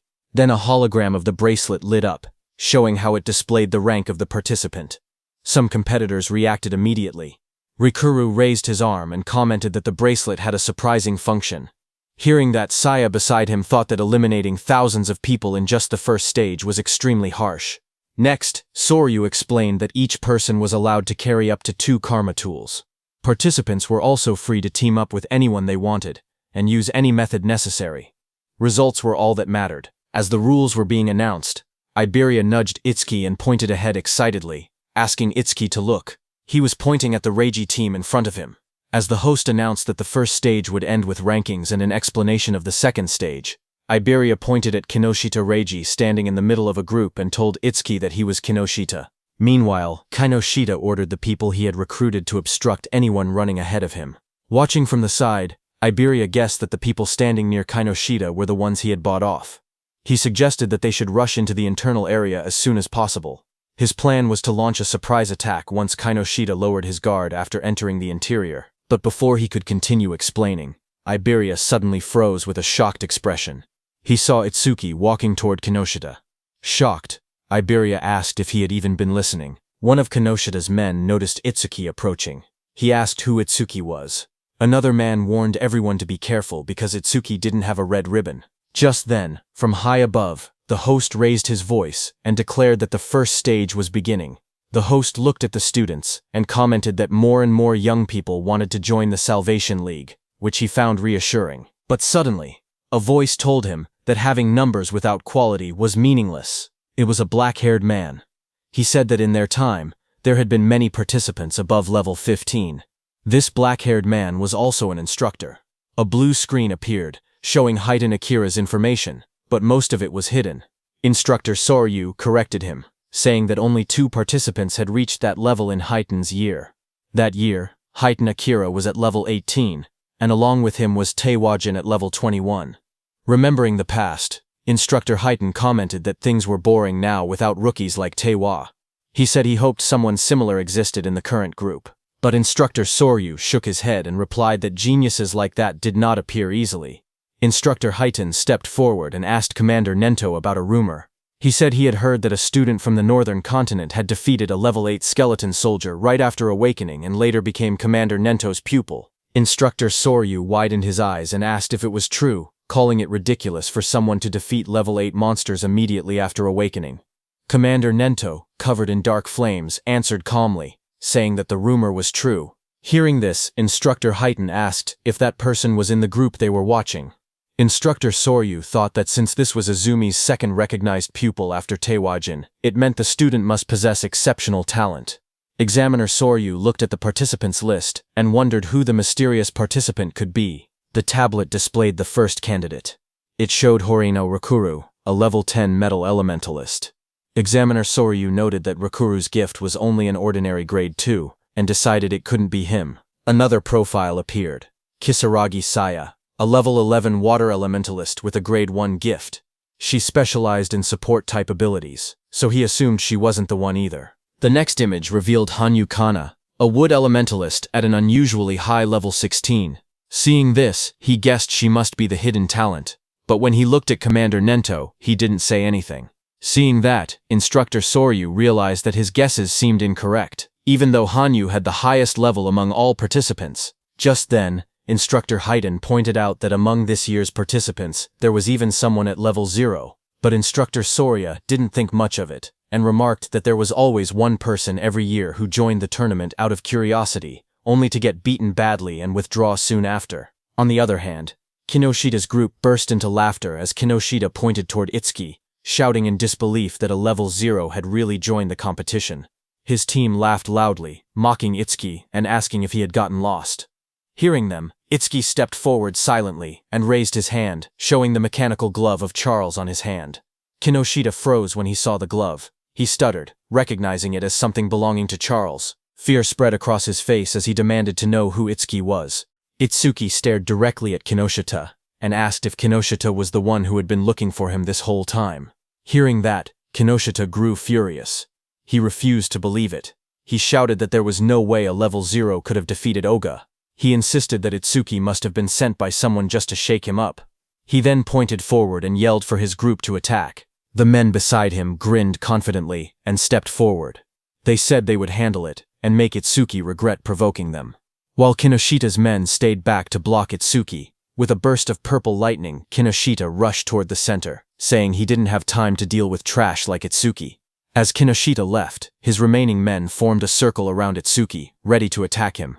From the watchtower, Instructor Heitan watched everything, and thought that there were 3 level 6 fighters and 2 level 7 fighters present, so there was no need to wait for the results. He thought that if Itsuki just begged for mercy now, he might survive. On the ground, Iberia also grew nervous and started calculating the situation. He thought he could take down one opponent, but even with Itsuki's strength, fighting 4 enemies at once would be impossible. That meant he had no choice but to use a certain technique. Thinking that, he stepped forward slowly while reaching toward the item at his side. Suddenly, one of Kanoshida's men, a red-haired man, smirked as he looked at Itsuki. He said he had expected a strong opponent to appear, but the first one they encountered was just level 0 trash. Hearing that, Itsuki lowered his head slightly, his face hidden in shadow as he told the man in front of him to move. The red-haired man widened his eyes in surprise on hearing that. He hadn't expected such blunt words. For a moment, he froze, then burst into loud laughter, throwing his head back. He mocked Itsuki's attitude, but Instructor Hiton smirked instead when he heard Itsuki. He said he liked that attitude, and offered to step in later, claiming he would save Itsuki when things got bad. Then the red-haired man leaned forward with a twisted grin. He told Itsuki to let him crack open his head and see what was inside. Itsuki didn't reply to him. Instead, the next second, Itsuki struck. His fist slammed into the red-haired man's face with overwhelming force, sending blood and broken teeth flying. As the red-haired man fell backward, screaming, Itsuki repeated in a cold voice that he had already told him to move. Instructor Hiton was shocked to see that Itsuki's opponent had been 7 levels higher than him. Yet Itsuki had defeated him instantly. He couldn't believe that Itsuki had instantly killed the red-haired man. Kinoshita's other fighters stared in shock. One man shouted that Honda was level 7 and couldn't understand how a rookie defeated him. Another tried to calm him, saying the rookie must have caught Honda off guard. Flames swirled violently in the hands of that fighter as he growled that he would burn the rookie to a crisp. A system window appeared beside him, showing that he was using the B-rank skill flamethrower at full output. A massive wave of fire shot out. Iberia, watching, gasped, saying the attack was so fast he couldn't even use his karma tool in time. The flames roared across the arena. One of Kinoshita's fighters commented that the attack was overkill for a level 0, but the fighter who threw the fire said deaths in the preliminaries were common. He added that if the rookie wanted to resent someone, he should resent himself for acting cocky at level 0. But another fighter suddenly pointed forward, shouting that something wasn't right. As the flames cleared, everyone looked toward the center of the blast. Itsuki had created a huge black ice wall. Flames danced around it. One fighter stared at the scene and yelled, asking what this was. Inside the black ice wall, Itsuki and Iberia stood unharmed. Iberia stared at the scene with wide eyes. He shouted in shock that Itsuki had blocked such a wide-range flame attack completely. To him, it was exactly what he had expected from someone that strong. Itsuki didn't react to the praise. Instead, he looked to the side and told Iberia to get away from him. A system window appeared beside him.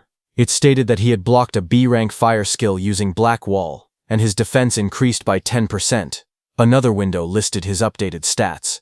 Attack 310, Agility 310, Defense 341, Magic 310. Seeing that, Itsuki noted that his defense had increased by 31.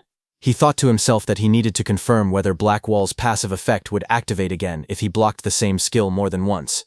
From a distance, one of Kinoshida's fighters pointed at Itsuki in disbelief. He asked how Itsuki was still unscathed, and wondered if that strange ice-like shield was really his ability. He looked around in confusion, saying there wasn't even a water elementalist present, so how could Itsuki use ice skills? Itsuki then stepped forward and raised a finger. His voice was steady as he told the fire user to use that technique one more time, saying that this time he wouldn't block it. Hearing this, the fire user glared angrily at him as flames rose around his hands. He asked if Itsuki was making fun of him. He shouted that Itsuki shouldn't go back on his word. Itsuki calmly replied that he promised. Hearing that, the fire user gathered even more flames. He yelled that he would finish Itsuki for sure this time using his strongest technique. A massive fiery blast formed in front of him as he used his B-rank skill flamethrower, Overheat. Seeing the fireball coming, Itsuki just stood there, unfazed in front of the swirling firestorm. He noted that the power was stronger than before, but it was still just a fire attribute skill. A wave of flames roared forward, engulfing Itsuki and the whole area around him. Seeing that, the fire user pushed both hands out desperately. Another fighter behind him looked shocked and said he was taking things too seriously. But the fire user muttered that the attack's power probably rivaled level 8. Sweat dripped down his face as he felt his magic drain instantly. He thought to himself that this was his ultimate technique. It felt wasteful to use against a level 0, but he declared that the farce would end now. But the next second, the fire user fell back in shock, his eyes wide and sweat dripping down his face. He stared at Itsuki standing calmly before him and shouted that it was impossible. Across from him, Itsuki examined the black ice covering his arm. He muttered to himself, realizing something. When the same skill came from the same target, Blackwall's passive effect no longer activated a second time. With a quiet nod, he said that he understood. He stepped forward confidently. Cracks of heat and smoke spread across the ground as he declared that the verification was over, and now he would finish this. Seeing this, the fire user trembled. He couldn't believe that his ultimate technique had been defeated so easily. Standing beside him, another fire user clenched his burning fists and insisted that he had already figured out the weakness behind the ice skill. He charged in with blazing attacks. Flames burst around him as he unleashed his B-rank skill, Fire Barrage. Fireballs shot toward Itsuki from every direction. Surrounded by heat and swirling flames, he looked unfazed.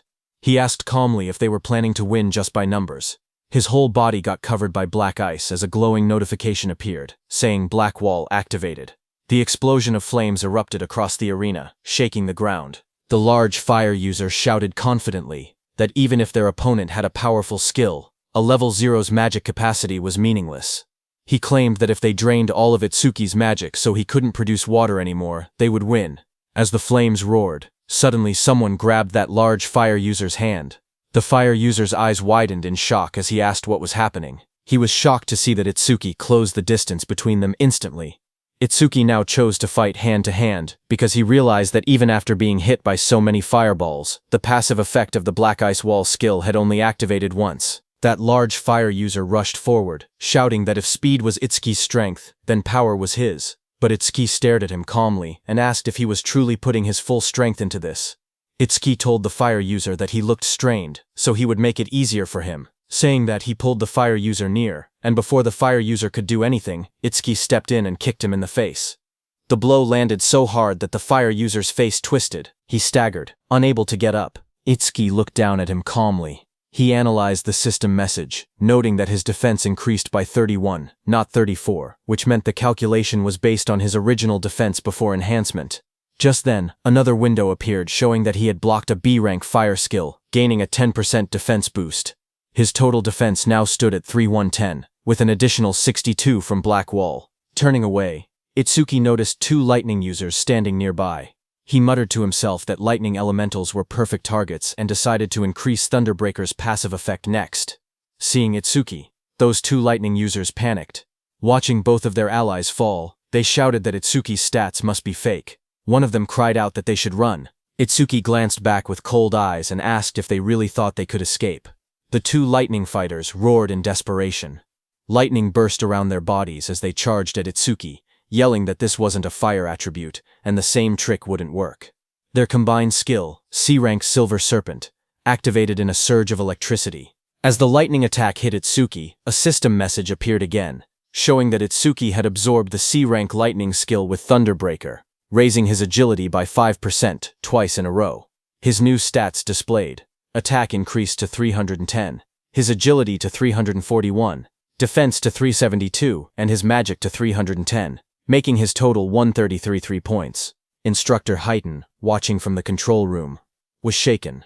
He realized that Itsuki before him was defeating awakened individuals several levels higher than himself, and he was doing it as if it were nothing. On the battlefield, Itsuki stood calmly among unconscious enemies, lightning wrapping around his body. Instructor Heighten, watching him, trembled and wondered what kind of monster he was facing. Itsuki analyzed the situation. He thought about how Thunderbreaker's passive effect worked the same as Blackwall. It only increased once for the same skill coming from the same target. Nearby, Iberia checked the fallen enemies and was surprised to see that everyone had been knocked out. He admitted that he expected a difficult battle, but never imagined Itsuki would be this strong. Just then, one of the fire users who was badly injured asked from behind what ability Itsuki was using. His voice shook as he shouted, insisting that Itsuki wasn't level 0 at all. Hearing the fire user ask who they were, Iberia stepped forward with a grin. Seeing that, Itsuki realized that Iberia was going to do something. Iberia looked back as his smile widened. He proudly declared that together they were Double I, and that one day they would become the strongest duo on the northern continent. He told the fire user to remember them. But before he could finish his proud introduction, Itsuki cut him off and said they should stop talking and chase Kinoshita. Iberia flailed in frustration, shouting that what he was going to say next was the good part of his speech. From the side, the fire user whispered, double I to himself in disbelief. He muttered that it sounded lame. On the other hand, Kinoshita, who was running at full speed surrounded by crackling purple energy, noticed the commotion. He assumed that the level 0 participant was probably being beaten badly by now. But then he hesitated. He remembered the crossbow he had seen on Itsuki earlier. It had definitely belonged to Charles. He told himself that he needed to investigate later because he knew that, other than the saviors, there shouldn't be many people on the northern continent capable of capturing Charles. While he was lost in thought, something in flames passed him. It was another participant who shot into the sky. Kinoshita's eyes widened in surprise as the fiery trail blurred past his face. That brown-haired participant, moving with extreme confidence, smirked as he rushed forward. He thought to himself that he had passed another opponent with ease and had overtaken yet another one.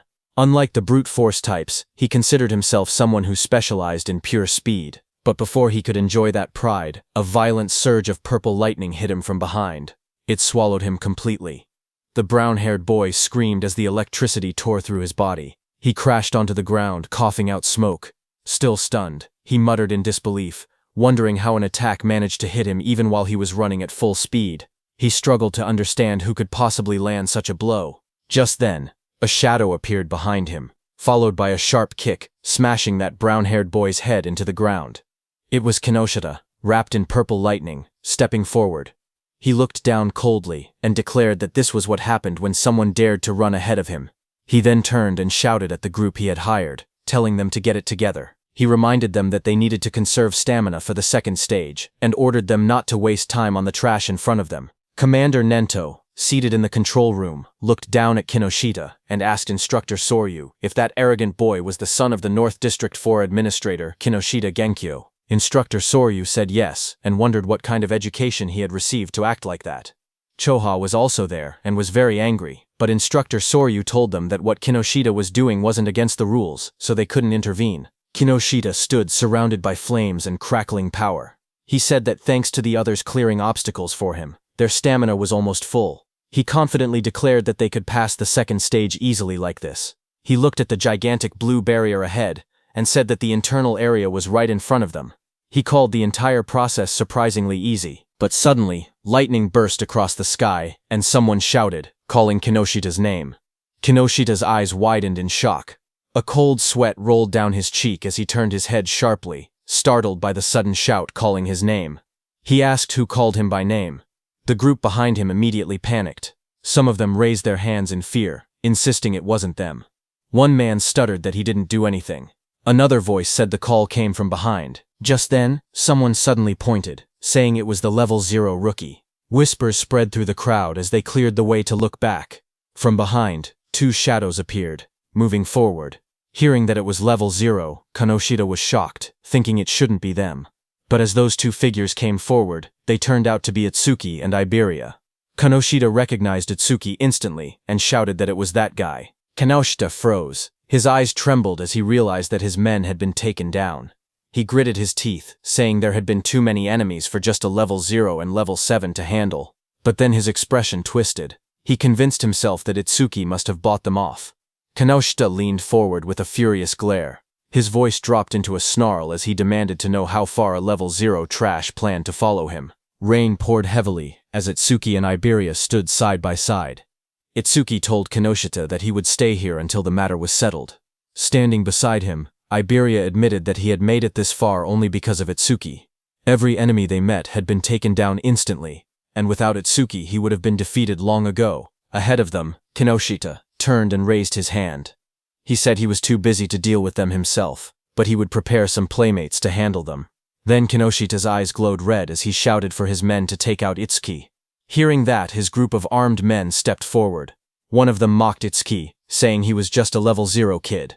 Another said he had guts for calling Kinoshita by name and promised to drill manners into him. Someone else laughed and said he would show them hell. Iberia stared in shock as he counted their numbers. It was no less than 100 people. Fear tightened his voice as he asked what they should do. Itsuki grabbed him by the hood and pulled his head down, telling him to keep it low. Iberia looked up in surprise and confusion. Blue lightning ripped across that group of men before they could understand anything. Itsuki, using his lightning skill, moved very fast. He reached Kinoshita and grabbed him from behind. Kinoshita's expression froze as the lightning wrapped around his collar. Before anyone could react, Itsuki pulled Kinoshita off his feet and slammed him into the ground with overwhelming force. And before Iberia could understand anything, Itsuki threw him toward the blue barrier. Both Iberia and Kinoshita landed on the ground. Shock filled their faces as they didn't understand what had just happened. In front of Kinoshita, Itsukoshi stepped forward and said it seemed he hadn't been clear.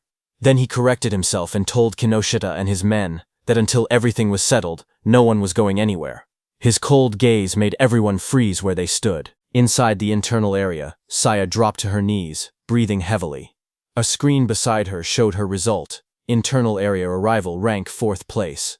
She complained that the guys wearing red ribbons had all teamed up and obstructed them again. Beside her, Rikaru lay on the ground, catching his breath. His own screen showed internal area arrival, rank 5th place. He said that if they had acted separately, they might have fallen before reaching the area. Rikaru looked up, shocked, saying he thought they were pretty fast. But now he realized there were people even faster. A huge man holding a large hammer stood nearby. He was Ubo Gale, who ranked in 3rd place. He clicked his tongue, annoyed that he only placed 3rd. At his feet, a cat-eared girl stretched lazily. She was Akagami Shion in 2nd place. There was a cat on her back that yawned. Akagami Shion told her she had just eaten and was already hungry again. Then the two looked toward another girl across the room. She was Hanyu Kana in 1st place. She sat calmly on the ground, a cloak draped around her. They whispered that she was already level 16. Looking at all of them, Saya thought about Itsuki. She said he would definitely act alone, and if he was obstructed like they were. But suddenly Rikuru pointed upward, panicked, saying someone was flying toward them.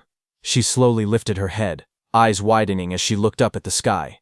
A man was thrown across the ground, landing hard as the notice showed, internal area arrival, rank 6th place. That was Iberia, who pushed himself up and shouted desperately, calling out Itsuki's name. Saya and Rikuru both heard it. Rikuru stared in surprise and asked if that boy had really said Itsuki. Saya looked over and confirmed that she heard the same thing. As they looked out into the arena, they saw a silhouette standing in the rain. Saya recognized the posture and muttered that there was no doubt. They realized the truth, it was Utsuki. The scene then shifted to Itsuki himself. He stood firm under the falling rain, and repeated his earlier words that until they settled this, he wasn't letting anyone go anywhere. From inside the control room, Instructor Soria watched the scene unfold. He noted that the rookie was only one step away from entering the internal area. He wondered why he was so focused on Kinoshita Reiji. Choha watched Itsuki with a worried expression. Sweat slid down her cheek as she looked toward the scene in front of her. Instructor Soria then turned to Instructor Haiten beside him and told him calmly to help Itsuki if things became dangerous. But Instructor Haiten's eyes widened slightly as he looked at Itsuki. He muttered the name Tenma Itsuki, remembering how, just moments earlier, Itsuki had moved with incredible speed. He admitted to himself that he wasn't sure he could have done something like that at the same age. Far away, under the rain, Kinoshita was furious. He spoke with frustration, saying that Itsuki kept interfering again and again, so he warned Itsuki to prepare himself. He lifted his gaze, and his voice grew heavier. He said that what was about to begin wasn't just a battle, it was complete subjugation. Across the field, a huge group of fighters stepped forward through the rain. Their eyes glowed red as they surrounded Itsuki. Kinoshita's voice explained what it meant, a 100-on-1 group attack. The moment rain slid down his face, Itsuki's eyes narrowed with cold determination. Passing the preliminaries didn't matter anymore. Right now, his top priority was avenging Choka. Across the field, Kinoshita screamed with bloodshot eyes. He pointed forward and yelled for everyone to kill Itsuki. In an instant, dozens of fighters charged toward him, lightning and flames clashing as the battlefield erupted into chaos. One man, covered in blazing fire, rushed ahead of the others. He shouted that nobody was allowed to get ahead of him and claimed Itsuki's head as his own. Flames wrapped around his arms as he used his C-rank skill, Fire Punch, and lunged straight at Itsuki, but Itsuki didn't move. He simply raised his arm and grabbed the fiery fist with his bare hand. The fire user froze, shocked. In the next second, Itsuki swung his fist and punched him in the face.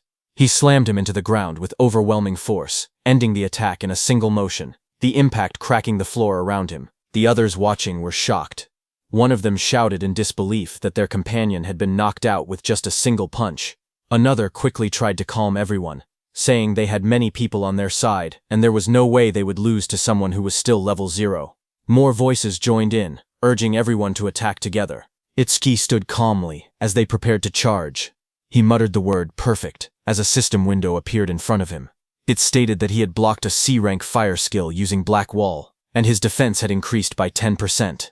Itsuki then raised his clawed arm, flames swirling around him. He declared that he would end this farce quickly. The fiery lotus in his hand glowed brighter as the system announced, Lotus Burst. Activated. The flames wrapped around his whole body, spinning wildly, and then Suki clapped. A massive explosion erupted. The fire burst outward like a wave, blasting everyone off their feet and sending bodies flying across the arena. The dust settled, and everyone stared at the ruined ground. Rikuru trembled as he looked at the destruction. He asked in shock if this overwhelming attack was really Itsuki's skill. Behind him, Saya covered her mouth, unable to speak. Gaku rushed over, asking what had just happened. Beside him, Shion calmly stroked her small cat, saying that Michan should be able to swallow an explosion of this size without any problem, speaking as if the blast meant nothing. Not far away, Kana sat silently with her sword, her expression unreadable as sparks drifted through the air. From inside the control room, Instructor Soria stared at the screen in disbelief. He shouted that the explosion had been caused by a level 0. He couldn't understand how someone with such a low rank could use so much power. What shocked him even more was how Itsuki used skills that didn't belong to his job class at all. Instructor Haiten was also shocked. Choth couldn't believe her eyes because she never knew Itsuki had learned an AoE skill. She thought back to the Locust Wasteland incident and finally understood why he had been so confident back then. She looked at him, wondering just how many trump cards he had. On the battlefield, Itsuki stood calmly. His suit was torn, and faint flames glowed around his clawed hand. He thought that 30% of his power would be enough. Since his opponents were human, he reminded himself to hold back and not to kill them. Kinoshita looked at the destruction in front of him. Smoke filled the air as the ground cracked open. Bodies lay scattered across the arena. Itsuki was standing in the middle. He looked straight at Kinoshita and said that he was the only one left. Seeing that, Kinoshita panicked, sweating heavily. He shouted that there had been over 100 people, and they were all taken out instantly. He asked why Itsuki was targeting only him. Itsuki stepped forward through the smoke. He repeated Kinoshita's words, and said that it was Kinoshita who had attacked him first and seriously injured his friend. Itsuki said now he would return the pain she had suffered back to him. Enraged, Kinoshita released a surge of purple lightning. He called himself the young master of the prestigious Kinoshita family, saying every stage in the area was under his control.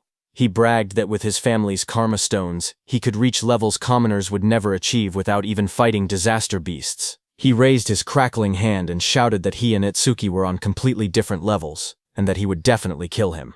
Purple lightning gathered as he unleashed his B-rank skill, Lightning Cannon. Purple. But at the same moment, Itsuki's system activated. It detected the skill, and Overmimus started copying it. The analysis began at 1%. Lightning fired at Itsuki, but he dodged easily. He then moved with lightning speed and punched Kinoshita in the stomach. Kinoshita fell to the ground as shock spread across his face. He couldn't understand how a supposed level 0 could move that fast. Real fear replaced his confidence. He realized there was no way he could win. Desperate, he screamed for help, calling out to 40. A bald man with glowing red eyes suddenly charged forward into the arena to help Kinoshita. He admitted it broke the rules, but he couldn't care anymore. He had to help. Seeing him coming, Kinoshita shouted proudly that 40 was a level 35, awakened and ordered him to tear Itsuki to shreds. Watching from the control room, Commander Nento called out to Haiten. Haiten, who stood in front with a sharp grin, nodded and answered that he understood. Rain poured over the arena as Itsuki's magic detection flared. He sensed something. Someone was rushing toward him at incredible speed. His analysis window appeared again, showing analysis progress, 19%. But before Itsuki could do anything, he suddenly realized that it wasn't just one attacker. Multiple people were coming. A figure crashed down from the sky, landing on Kinoshita's bodyguard, 40, with heavy force. Dust shot up everywhere, as Itsuki stood calmly watching with sharp, focused eyes. His expression didn't change. He simply observed the incoming threat. But then he realized that it was Instructor Haiten, who sat calmly on top of Kinoshita's bodyguard. Without even looking back, he told Itsuki to keep going. Utsuki then turned and stood in front of Kinoshita, surrounded by glowing purple lightning. He stared down at the trembling Kinoshita and said that it looked like his lifeline wouldn't be coming anymore. Seeing Itsuki, Kinoshita panicked. He stuttered and begged for a moment, explaining that his father was the North District 4 administrator, and his brother was a member of the Salvation League. Sweat rolled down his face as he warned that touching him would cause trouble. Before he could finish, a scream tore through the air, long and painful. The next moment, Kinoshita lay flat on the cracked ground, unconscious. Rain fell lightly around him. Itsuki walked away slowly, his coat swaying in the wind. He then looked up at the control room and muttered softly that this settled the score for Choha. From the control room, Choha looked toward him while blushing, realizing that he did this for her. Instructor Soria was surprised to see that Itsuki had really beaten Kinoshita Reiji, but he wondered why Itsuki was suddenly looking their way. Meanwhile, the system window showed Itsuki that his analysis was at 99%. He thought to himself that if he paused it now, he could reset his condition once during the second stage. He stopped the analysis just before completion. Just then, from the internal area, Saya shouted Itsuki's name. Hearing her voice, Itsuki froze for a moment. His eyes widened as he recognized it. He turned slowly toward the sound. He whispered her name, Saya. As he saw her standing in the internal area with Rikuru and Iberia, Saya stood in the rain, holding her arm as the cold wind hit her. She looked up and softly asked Itsuki to hurry inside. She told him he would catch a cold if he stayed out any longer. As Itsuki came inside the internal area, Saya smiled gently and said it had been a while. In front of her stood Itsuki, whose arrival rank in the internal area was 7th place. Just then, suddenly, Rikuru and Iberia rushed toward Itsuki, shouting his name. Rikuru cried that he wanted to see him, calling him a bastard out of frustration and relief. Both of them hugged him tightly, crying that they were glad he was safe. But when both of them saw each other hugging Itsuki, they glared at each other. Rikuru demanded to know who he thought he was, crying on Itsuki like that. Iberia pointed at himself in confusion, asking who he was. With a proud grin, Iberia raised his fist and declared that he was Itsuki's partner. Hearing that, Rikuru shouted angrily at Itsuki, saying he never heard about him teaming up with someone else. He called him a traitor. Saya looked at them with surprise, while Itsuki stood quietly beside them. Soria thought it was rare for Itsuki to make friends. Iberia and Rikuru started arguing. Iberia asked how Itsuki was a traitor and whether Rikuru had been in a duo with him. He demanded to know their duo name. Rikuru yelled back, asking why a duo name even mattered, and saying they weren't kids. He then asked if they themselves had a duo name. Iberia immediately puffed up with confidence and said, "Of course." Hearing that, Rikuru asked him to say it. Itsuki, watching from the side, quietly whispered for Iberia not to say it, but Iberia's eyes shone dramatically as he proudly announced the duo name, Double I. He insisted it took a lot of effort to come up with it. Hearing that, Rikuru fell to the ground laughing, saying Double I sounded lame. Iberia became frustrated and shouted that it was a good duo name. Just then, Instructor Soria walked out onto the high platform. He announced that 500 people had reached the internal area, and those who had not arrived were eliminated. He said the second stage would begin shortly. He told them that in the second stage they would fight disaster beasts alone in the trial grounds for 1 hour. Hearing that, Rikuru got very excited, saying finally it was the second stage. But Iberia was shocked when he heard that he had to be alone in the second level. A wide smile appeared on Instructor Heiton's face when he heard that the second stage was finally here. He had been looking forward to it.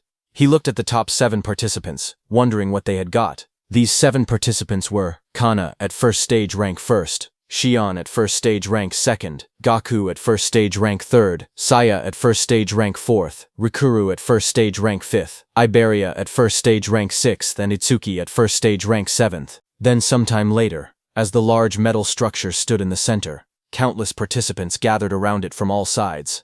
Itsuki and the others walked toward the entrance. Rikuru looked up and asked if the second stage venue was inside the building. Iberia said that this place felt gloomy and scary. Rikuru asked Itsuki that it had been a while, and he was still at level 0. He asked if his level was still fixed at level 0. Itsuki quietly answered yes. He then asked how Itsuki became stronger if his stats never increased. Iberia agreed, saying he was also curious why Okuki was so strong despite being level 0. Okuki looked away awkwardly and said his teacher told him not to tell people. Saya reminded them that they learned in class that order breaker skills were state secret level. She told Ikuki he didn't have to deal with the questions. Then suddenly, far ahead, the instructors and Commander Nento, along with Choha, appeared. They walked forward with serious expressions. Instructor Soria asked if everyone was ready. Hearing that, Iberia suddenly stiffened in shock, turning his head sharply. Up on the raised platform stood several well-known figures. Someone in the crowd whispered that the man in front was Fujiwara Soryu, the one who oversaw the national tournament every year. Another person explained that the muscular man beside him was Hitin Akira, a war veteran known for having the strongest physique. They also pointed out the masked individual, and called him the legendary Izumi Nento. The murmurs spread as people recognized them as all legends. Instructor Soria then stepped forward and began speaking. He announced that he would now explain the second stage rules, and told everyone to listen carefully. He continued, saying that various disaster beasts would appear in the trial grounds and kill points would differ based on difficulty. A screen appeared showing the values. A hard-class disaster beast gave 1,000 kill points. Another screen listed the full chart. Beginner class, 100. Normal class, 500. Hard class, 1,000. And Nightmare class, 5,000 points. He explained that after defeating each disaster beast, participants would receive a 1-minute break before being forced to advance to the next difficulty. Hearing that, Gaku, holding a long staff, smirked confidently. He declared that he would go straight to Nightmare class. A status window appeared beside him displaying his information. He was the Gaku, human. Level 13, Job Elementalist, Earth Gift. Grade 2. Status, undisclosed. Just then, Itsuki stepped forward slowly, his voice low as he said that he had a question. Seeing that, from around him, several contestants whispered among themselves. They pointed at him and mocked him, saying he was only level 0. Some wondered how he even passed the first stage. Others laughed, claiming he must have been carried. They joked that now that he knew the second stage involved individual combat, he was probably scared and thinking about withdrawing. Up on the platform, Instructor Soria looked down and told him not to hesitate. He could ask anything. Itsuki raised his head and asked calmly if Nightmare class was the highest difficulty. His question made several people freeze. Instructor Soria and Instructor Highton both looked surprised. Highton even grinned with interest. But in the crowd, the mocking continued. Some said he was acting tough. They whispered that if a level 0 encountered a Nightmare class disaster beast, he wouldn't stand a chance. Others scoffed, saying he couldn't even beat a beginner class beast. One of them clicked his tongue, calling him trash who only talked big. Instructor Soria then explained further. He said that theoretically, there was no upper limit to disaster beast difficulty. He told them they would understand once they actually defeated a Nightmare class beast. Hearing this, Itsuki's expression darkened as he repeated that there was no upper limit. Rikuru told Itsuki that thinking about such things was pointless, because Nightmare class required at least level 10, and defeating a hard class would already be amazing for them. Instructor Soria continued explaining the rules. He said that points earned in the preliminaries carried over to the main tournament.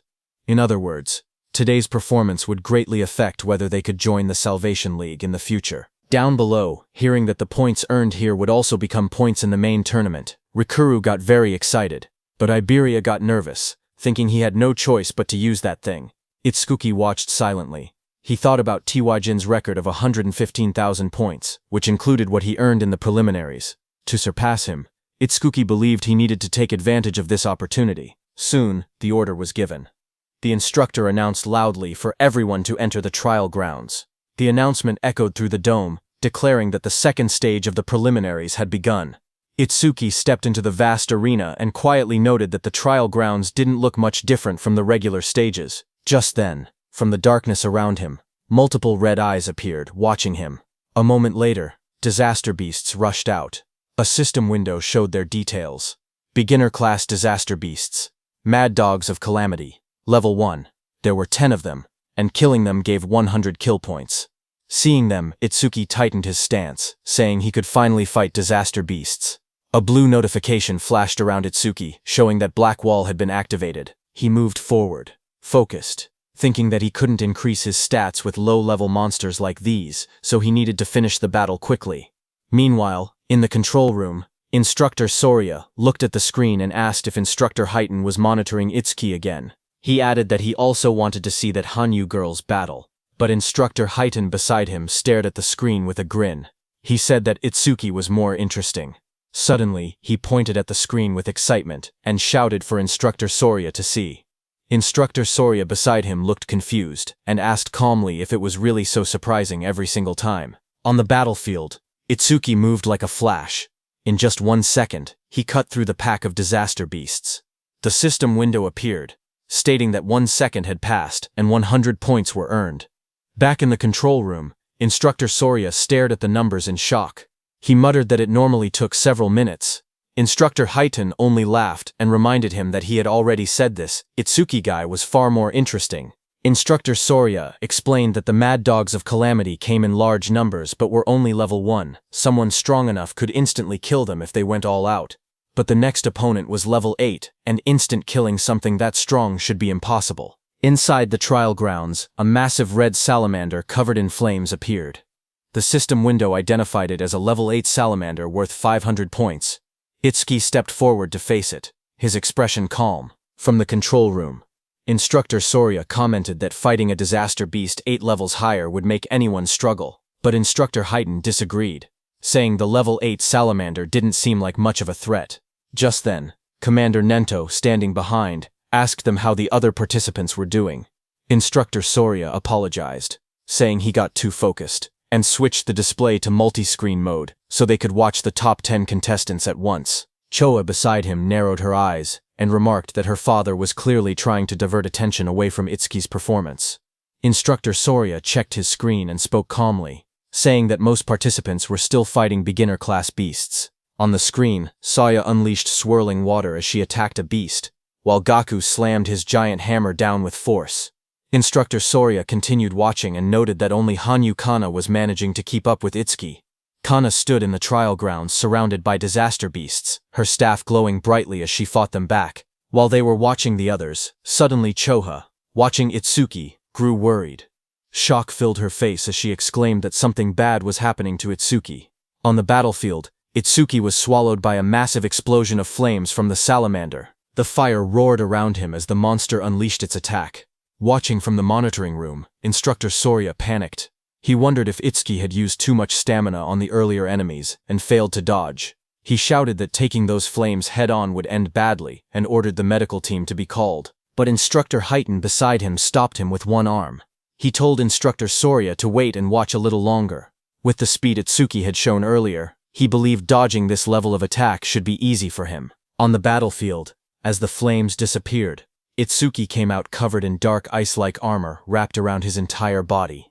A system window appeared beside him, announcing that Black Wall was activated. In the next moment, he rushed forward. Blue flames flared around him as he swung his arm, creating 2 bright arcs of power that sliced past the massive monster. The creature's huge body trembled, a clean cut appearing across its scales, its giant body splitting apart. In front of it, Itsuki stood calmly, smoke drifting from his shoulders. A system window appeared in front of him, displaying that time used was 5 seconds, and he earned 500 points. Watching from the control room, Instructor Soria stared at the screen in shock. He shouted in disbelief, wondering how Itsuki remained completely unharmed, and whether the ice armor covered his entire body. Instructor Highton beside him narrowed his eyes, questioning why Itsuki chose to take the monster's attack instead of instantly killing it. Just then, another system notification appeared beside Itsuki showing that he blocked a C-rank fire element skill with Black Wall. His defense increased by 10%. Itsuki looked at the message and thought to himself that he needed to take every chance available to increase his stats. Just then, a blue screen appeared beside Itsuki, showing his updated stats. It stated that his defense had now risen to 484. A full status window opened. It displayed, Tenma Itsuki, Human. Level 0, Fixed, Job, Order Breaker, Nirvana Gift, Nirvana Special Grade. Skills, Overmimesis. Z Rank, Thunderbreaker Level 1, Black Wall Level 2, Lotus Burst Level 1, Clear Orb Level 1, Magic Detection Level 1, and Shikigami Eater Level 1. His status was, Attack 310, Agility 341, Thunderbreaker Increase, 10%, total 1395 points. Then another screen appeared, counting down. Remaining break time, 58 seconds. There was an option to skip break. Itsuki lifted a finger toward the yes option and pressed it. He calmly decided that he wanted to test his enhanced defense against the next disaster beast. From the control room, instructors observed the next trial. Instructor Haydn asked Instructor Soria if this upcoming difficulty would test a participant's speed and combat sense. Instructor Soria nodded. On the battlefield, as the next stage monster, a glowing blue creature appeared next, an Aleki rhino. Instructor Soria continued the explanation that the rhino stored electricity in its horn when charging and could unleash a double physical lightning attack.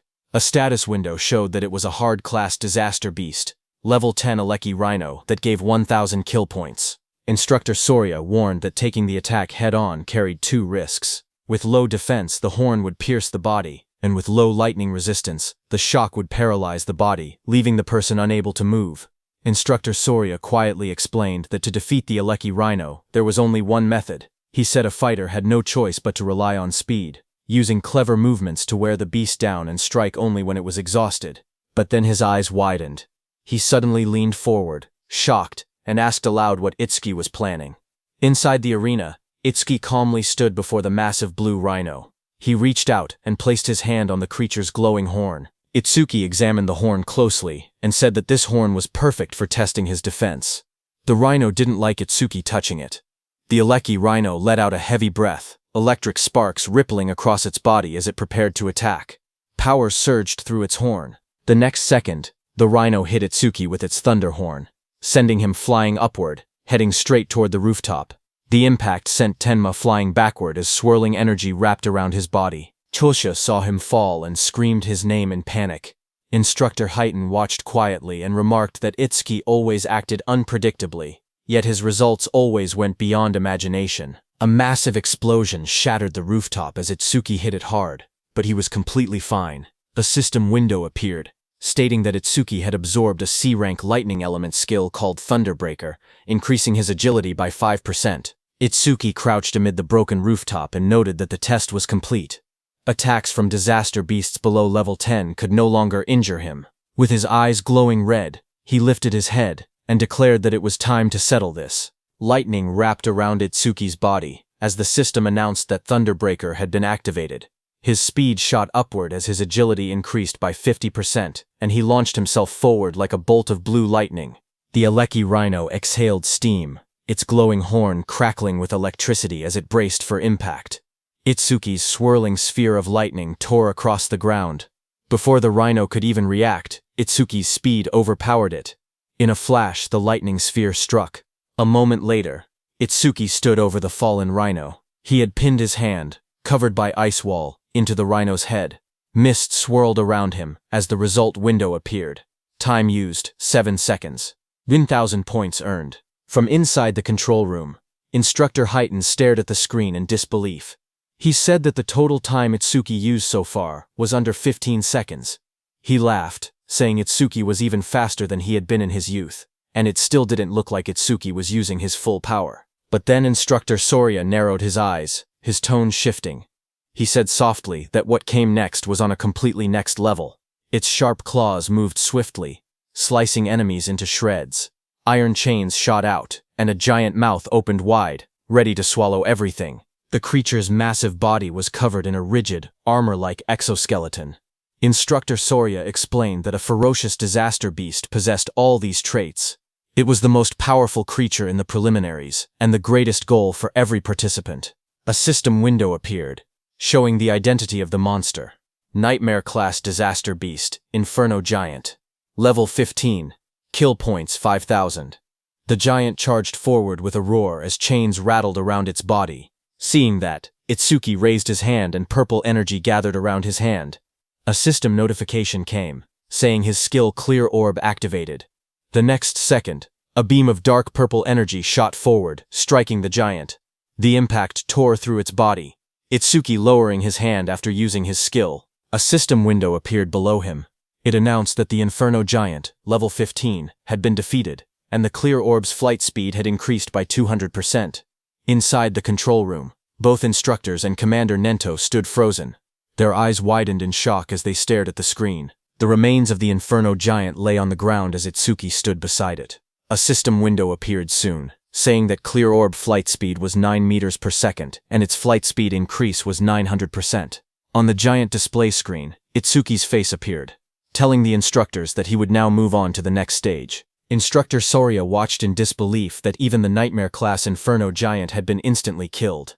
Just then, a new window flashed as Itsuki killed another beast. It showed that time used was 3 seconds, and he earned 5,000 points. On the other hand, a massive beast with glowing red eyes opened its jaws wide to attack, but a torrent of blue energy burst out like a violent stream and killed it. A system window appeared, announcing that a C-rank skill, Water Bullet, had been activated. The one who used that skill to kill the beast was Saya. She stepped forward with her fingers pointed like a gun, as water swirled around her hand. She told herself that if she defeated the remaining 2 monsters, she could advance to normal class. Another window displayed her current status. Beginner class clear progress, 80%. On the other side, Gaku faced a giant monster. Flames burned beside him as he spoke confidently. He said that since the other person skipped the break time, he would definitely reach normal class first. His panel showed, normal class clear progress, 0%. Meanwhile, Hanyu Kana stood atop a defeated creature, surrounded by bright green magic. She said she needed to recover the magic she used before moving on. Her window displayed, normal class clear progress, 100%. Just then, there was an announcement saying, Nightmare class clear confirmed. Time used, 21 seconds. Rank first. Hearing the notification, Saya reacted first. She said the one who finished must be Itsuki. Gaku was shocked, shouting that someone finished faster than him and wondering if it was Hanyu. Hanyu remained silent, only staring calmly ahead. On the other hand, Itsuki stood on the cracked ground and pointed forward. In a calm voice, he told the inspectors to move on. Inside the control room, Instructor Soria stared at the screen in shock. He couldn't believe that the level 15 Inferno Giant had been instant killed. He questioned how something could pierce through its armor, and wondered what that black sphere was. Instructor Heighten grinned and told Instructor Soria to raise the difficulty, saying he wanted to see how far Itsuki could go. A new system message appeared, showing Nightmare Class Phase 2 starting. Now, 2 level 15 Inferno Giants would appear, and they would give 10,000 kill points. Itsuki looked up as the 2 giant monsters appeared. He said he had been expecting something, but the challenge had only increased in number. Both Inferno Giants roared as they charged. Their bodies blurred as they rushed forward. Itsuki watched them calmly. He lifted his hand again, and said that while one of them was still roaring, he might as well take care of one first. Purple energy wrapped around his arm as he prepared to attack. The clear orb activated, glowing as one Inferno Giant was struck down. The system window appeared, announcing that the level 15 Inferno Giant had been defeated, and the clear orb's flight speed had increased by 200%. Another window followed, showing the orb's speed, 11 meters per second, with its total increase reaching 1100%. From the control room, Instructor Soria stared in shock. He shouted that it was another one-hit kill, and questioned what that strange sphere was. He wondered aloud if there was no limit to how many of those spheres could exist. Instructor Heighten stepped forward, watching the screen closely. He admitted that Itsuki's skill was extremely powerful, but warned that it carried a fatal flaw. Instructor Soria beside him turned slightly and asked what flaw he meant. Back inside the battlefield, the remaining Inferno Giant crashed down in front of Itsuki. Dust exploded upward as the huge creature roared with glowing red eyes. Itsuki looked at the charging beast and muttered that its speed was faster than any disaster beast he had ever encountered. Watching from the control room, Instructor Heighten explained that Inferno Giants were often mistaken for being slow because of their large bodies. But that assumption was wrong. Instructor Soria asked what he was trying to say. At that moment, Itsuki moved forward. Purple energy wrapped around Itsuki's arm as he aimed. His eyes glowed sharply, and dark cracks of power spread around him. A system window appeared, announcing that the clear orby skill was activated. Itsuki shot, and at the same moment, the Inferno Giant rushed toward him with chains rattling and red light burning in its skull. At the same time, Instructor Heighten explained the Inferno Giant's traits.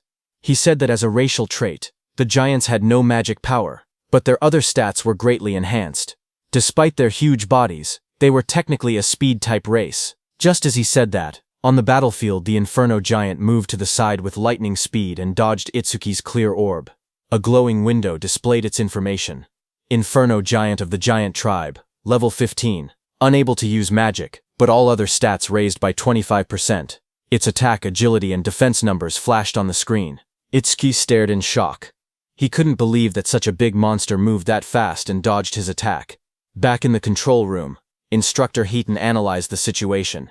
He said Itsuki's black ball caused massive damage but wasn't actually very fast. Itsuki had taken advantage of the giant's habit of roaring before fighting to catch the first ones off guard. He added that Itsuki clearly had good combat sense, but if he couldn't increase the black ball's flight speed, he wouldn't be able to advance any further. As he said that, the Inferno Beast charged at Itsuki with overwhelming force to punch. The Inferno Giant hit Itsuki with so much power that Itsuki's body shot forward like a cannonball, tearing across the battlefield and smashing into the ground with explosive impact. Dust and shockwaves rippled outward as the ground cracked under the force. Through the cloud of debris, Itsuki pulled himself up from the crater. He calmly noted that from mid-range, this Inferno Beast's attack could still be dodged. In the control room, Instructor Soria commented that even knowing the attack wouldn't land, Itsuki still used it, meaning he probably had no other moves left. But Instructor Heaton didn't believe it. He wondered if that were the case, then why was Itsuki smiling? Lightning flickered around Itsuki's face as he grinned, blood running down his cheek. He admitted that the monster's speed wasn't bad at all. Then he said he would simply close the distance and finish the fight his own way. Saying that, Itsuki moved. A blue notification appeared in the air, stating that Thunderbreaker had activated. Lightning burst across the ground as the shockwave exploded. He shot upward like a streak of blue light, electricity trailing behind him. The giant monster looked up as he rose through the air. The monster swung its massive fist, wrapped in spinning force, aiming straight toward him. Its punch landed hard, crashing into the ground as the impact spread in wide circular shockwaves. From the control room, Choa covered her mouth in shock, her eyes trembling as she watched. Instructor Soria stared at the screen, panic rising in his voice.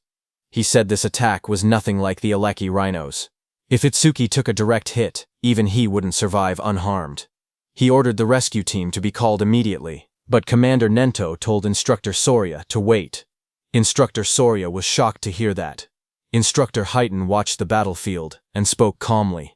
He said the monster's strike had tremendous power, but power meant nothing if the attack didn't land. Down below, the monster raised its massive metal fist, but there was no blood. The monster looked at the crater, its red eyes glowing and its chains rattling. It looked around for Itsuki in confusion. Then a voice called out from behind, telling the monster he was here. The monster turned, its jaw opening wide in surprise. Its glowing eyes widened even more when it realized Itsuki had slipped behind it without it noticing. Before the Inferno monster could react, Itsuki's powerful clear orb tore through its neck, purple energy spraying out violently. High above, Itsuki hovered in the air, lightning and violet aura swirling around him. His expression was fierce and focused as he looked at the monster.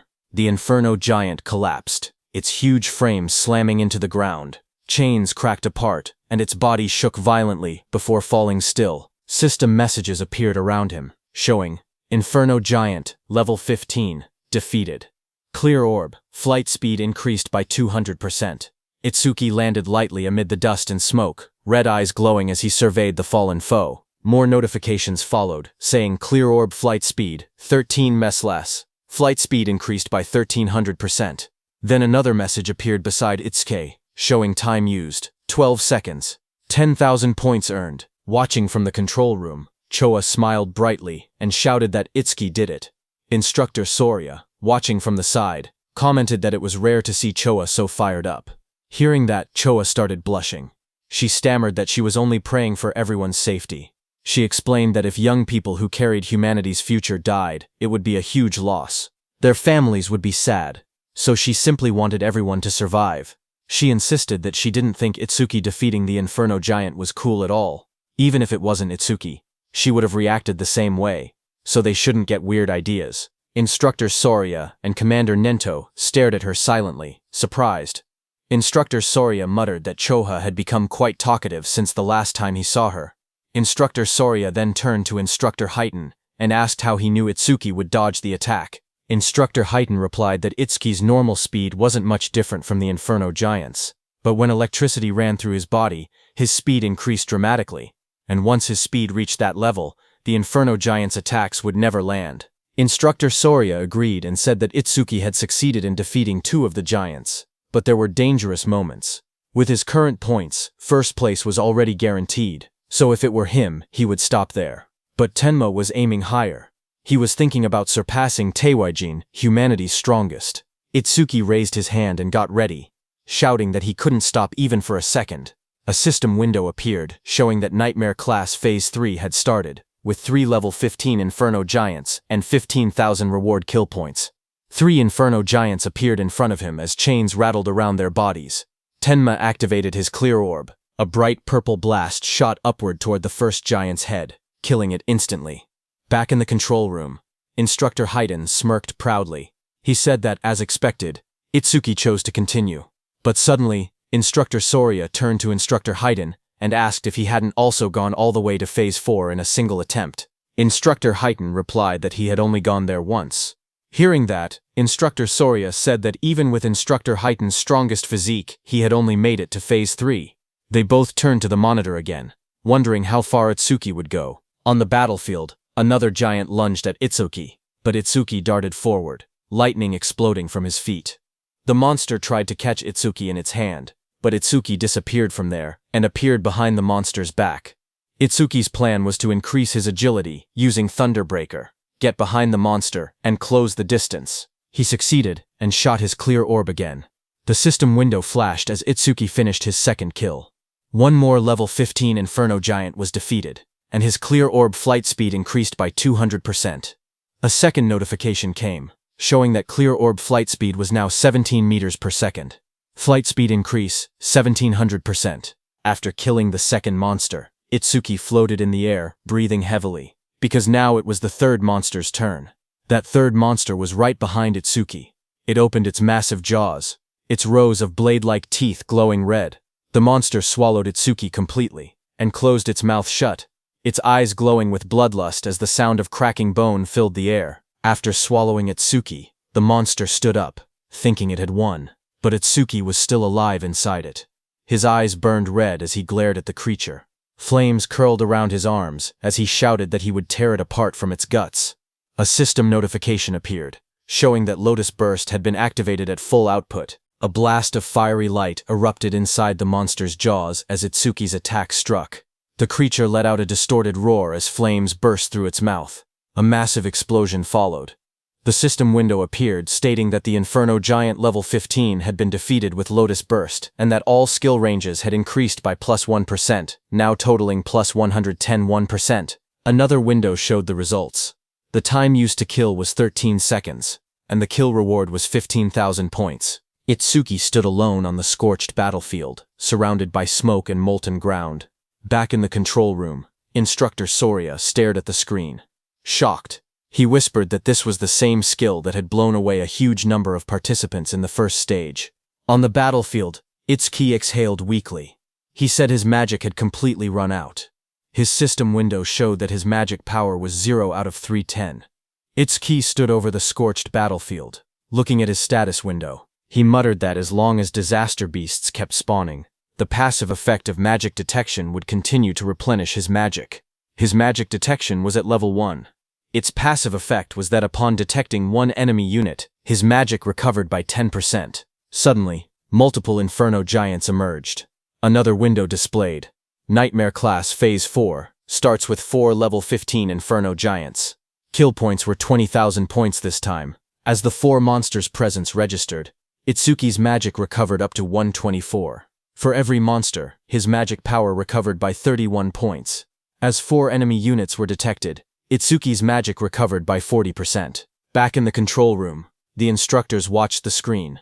Instructor Soria stated that Phase 4 had begun, and if Itsuki passed it, he would surpass Instructor Hitan's past record. Instructor Hitan replied with a simple yeah, and added that aside from humanity's strongest, Tewa, no one had ever cleared Phase 4. He said it would be interesting to see how far Itsuki could go. On the battlefield, Itsuki flashed forward, electricity trailing behind him as a giant lunged. He noted that every time the clear orb's flight speed increased, its accuracy also improved. He realized that if he raised the flight speed a few more times, he wouldn't need to get close to point-blank range anymore. Another giant swung through the storm, purple lightning on Itsuki's hand as he stared ahead and reminded himself that his magic was limited. He couldn't afford to waste even a single clear orb. Itsuki rushed forward through swirling purple energy. Dark lightning wrapped around his arm as he threw his hand out, aiming the spinning orb in his palm. But before he could shoot, one inferno beast with red glowing eyes lunged toward him, its metal-like jaws wide open. Chains rattled around its body as it shot forward and grabbed Itsuki's hand. Another similar monster crawled beside it, both of them towering over him. Itsuki's eyes widened in shock when he noticed the iron chains, as he had completely forgotten about them. The Inferno Beast snapped its head upward, the chains pulling tight across its armored mouth as it roared. Itsuki was dragged by the chains, but as he dashed past the Inferno Beast at high speed, he struck it with the purple energy clear orb. The monster moved slightly and dodged his attack. The Inferno Beast swung back violently, punching with full force where Itsuki had been standing. The Inferno Beast's massive armored hand pinned Itsuki down. He struggled beneath it, his body crushed against the cracked ground.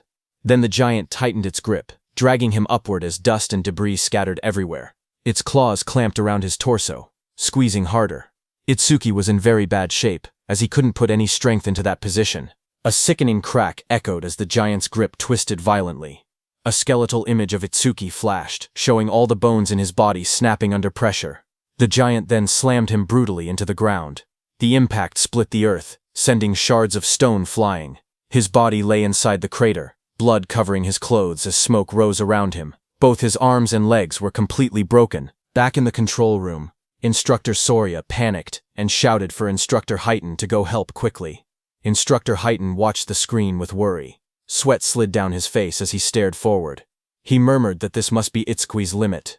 A memory flashed before his eyes. Just like Itsuki, he himself had once collapsed at the same point. Determined, Instructor Heighten turned away from the monitor. He said he was going to help right now. But before he could move, someone called out for him to wait. It was Commander Nento, who looked at the large screen. He said that Itsuki hadn't given up yet. Hearing that, Instructor Soria stepped forward urgently. He told Mr. Izumi that this wasn't the time to talk about such things. Choha agreed, saying that if they didn't act quickly, Itsuki would die. Instructor Heighten, beside him, also said that Itsuki's situation was desperate, but Commander Nento kept his eyes on the screen. He spoke with certainty, saying he could tell Tenma still had a trump card left.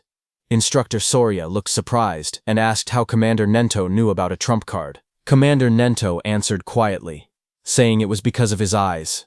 The scene shifted to Itsuki's face. His eyes glowed fiercely. Commander Nento said these were not the eyes of someone who had accepted death. Itsuki stood battered and bloody, remembering the looming blue phantom Linga behind him. He thought about how he had exhausted every method to grow strong enough to kill that Linga who had killed his parents.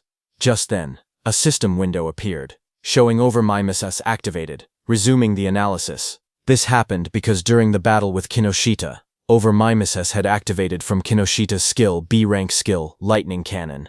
But Itsuki had chosen to stop the analysis at the very last moment.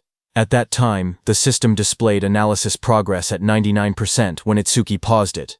Now, when the analysis resumed, the progress reached 100%. Blue energy wrapped around Itsuki's body as he rose upward. He stated that he had prepared exactly for a situation like this. A system window appeared, showing B-rank skill Lightning Cannon analysis complete. Thunderbreaker, level 2, acquired. Choka suddenly pointed at the screen with excitement. She said that the usual blue lotus had appeared again. Beside her, Instructor Soria stared in shock and asked if that blue lotus was also one of Itsuki's skills. But he wondered aloud what use it could possibly have in Itsuki's current condition. Instructor Heighten looked toward Choha. He noticed how happy she seemed, and wondered whether she knew something they didn't. A system window appeared, explaining Tenma's new power. It showed the details of Thunderbreaker level 2, active effect. He could absorb B-rank and lower lightning attacks into his body. When releasing the absorbed lightning energy, his agility would increase by 100%. Absorption count, 0.5. Passive effect.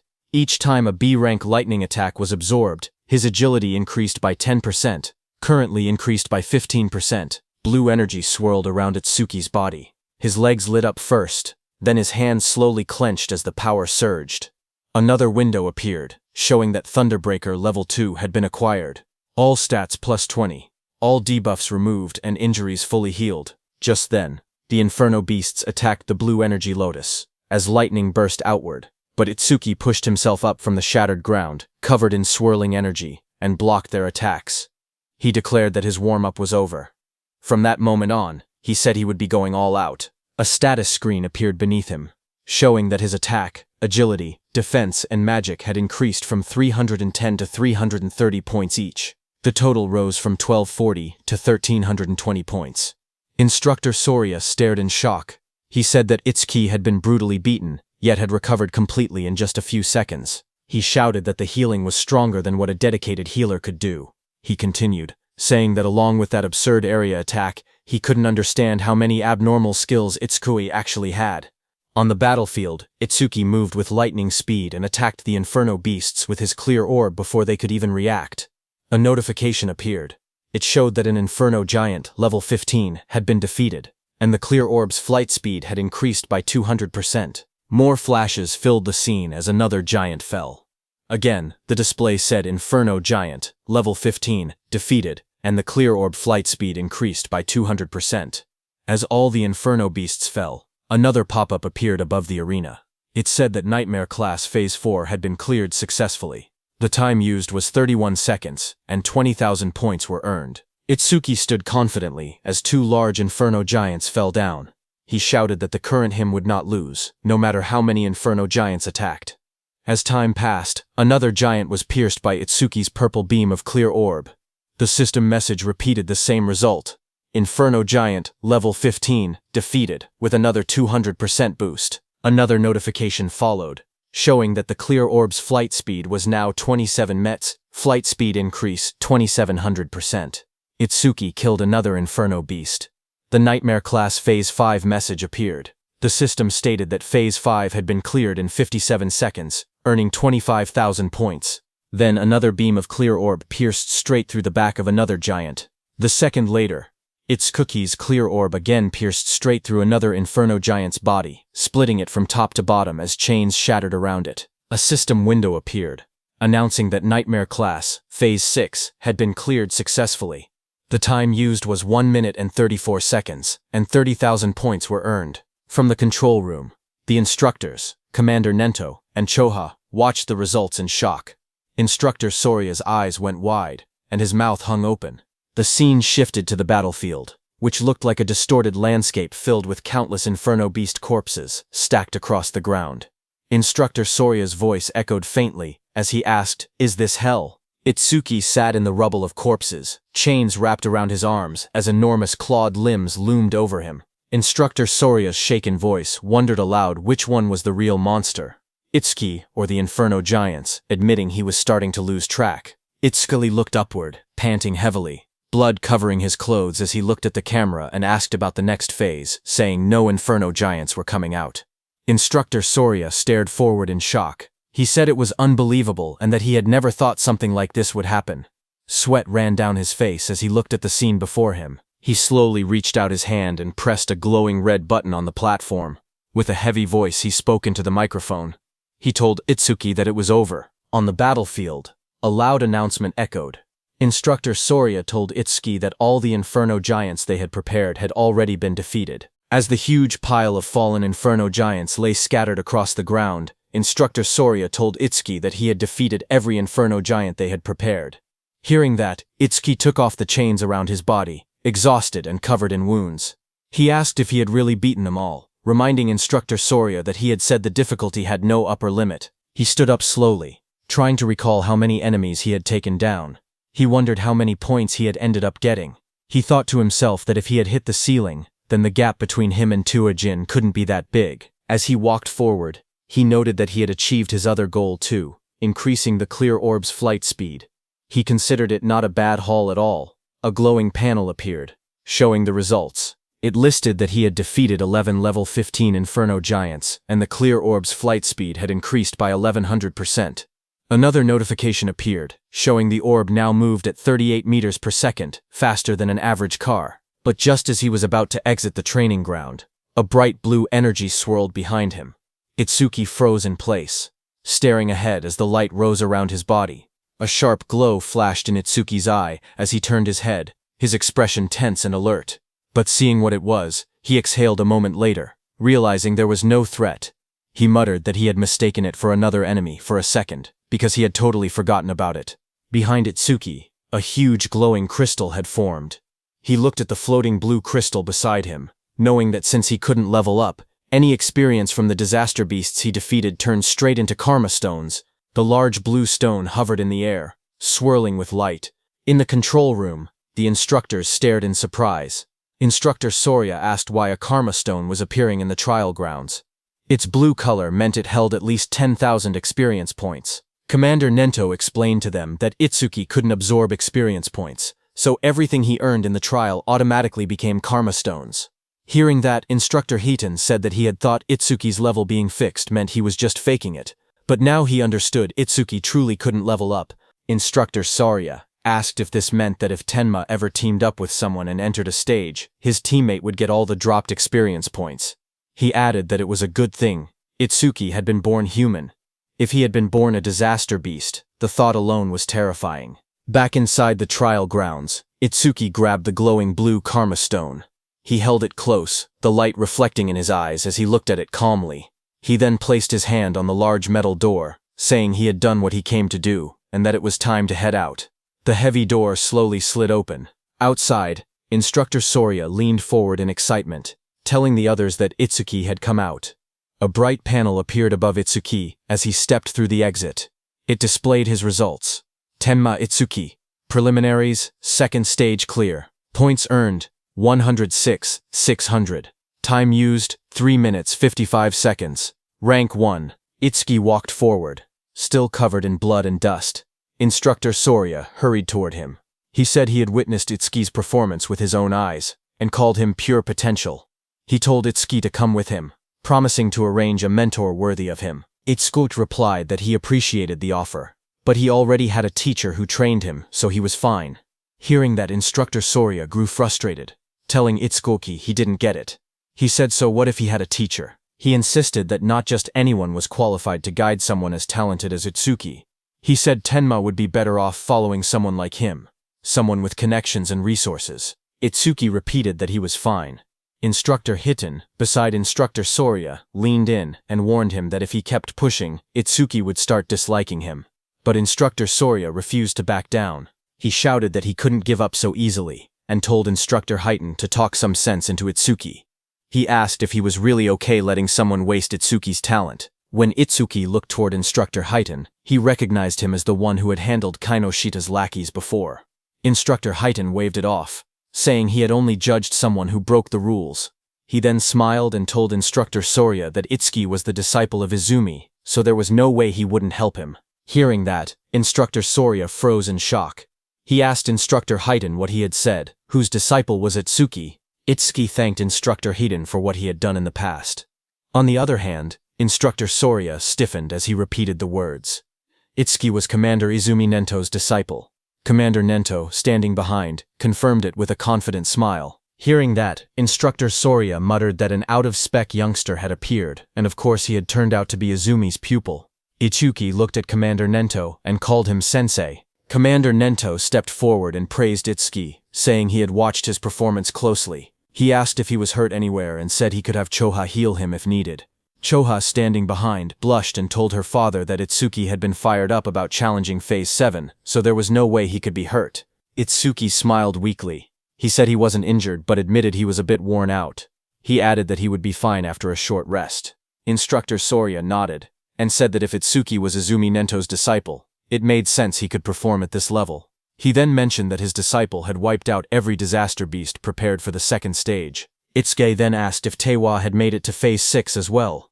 Instructor Soria answered that back then, Phase 4 had been the maximum.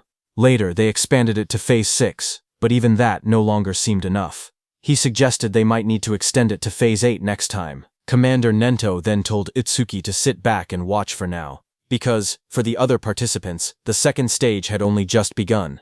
Inside the exam field, the screen showed Rikuru. A notification appeared beside him, showing hard class progress at 100%. Rikuru then collapsed to the ground, saying his arms wouldn't lift anymore. He muttered that nightmare class was beyond him. The screen displayed his result. Horino Rikuru. Second stage challenge over. Time used, 17 minutes, 17 seconds. Points earned, 1600.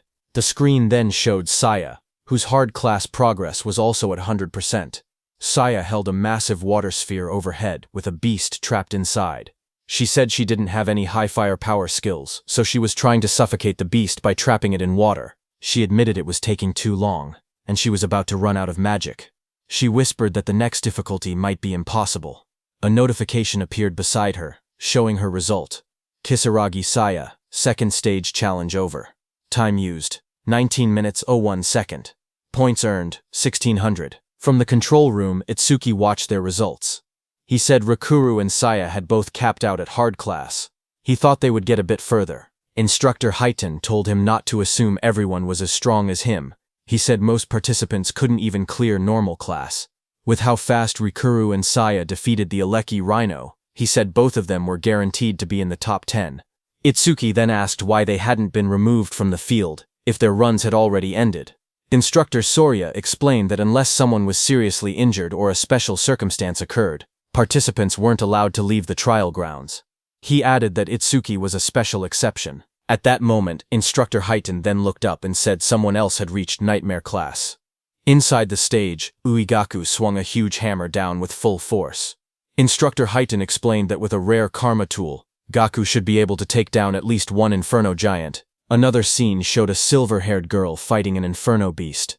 Instructor Highton said that the Shikigami user, Akagami Shion, reaching this far was impressive too.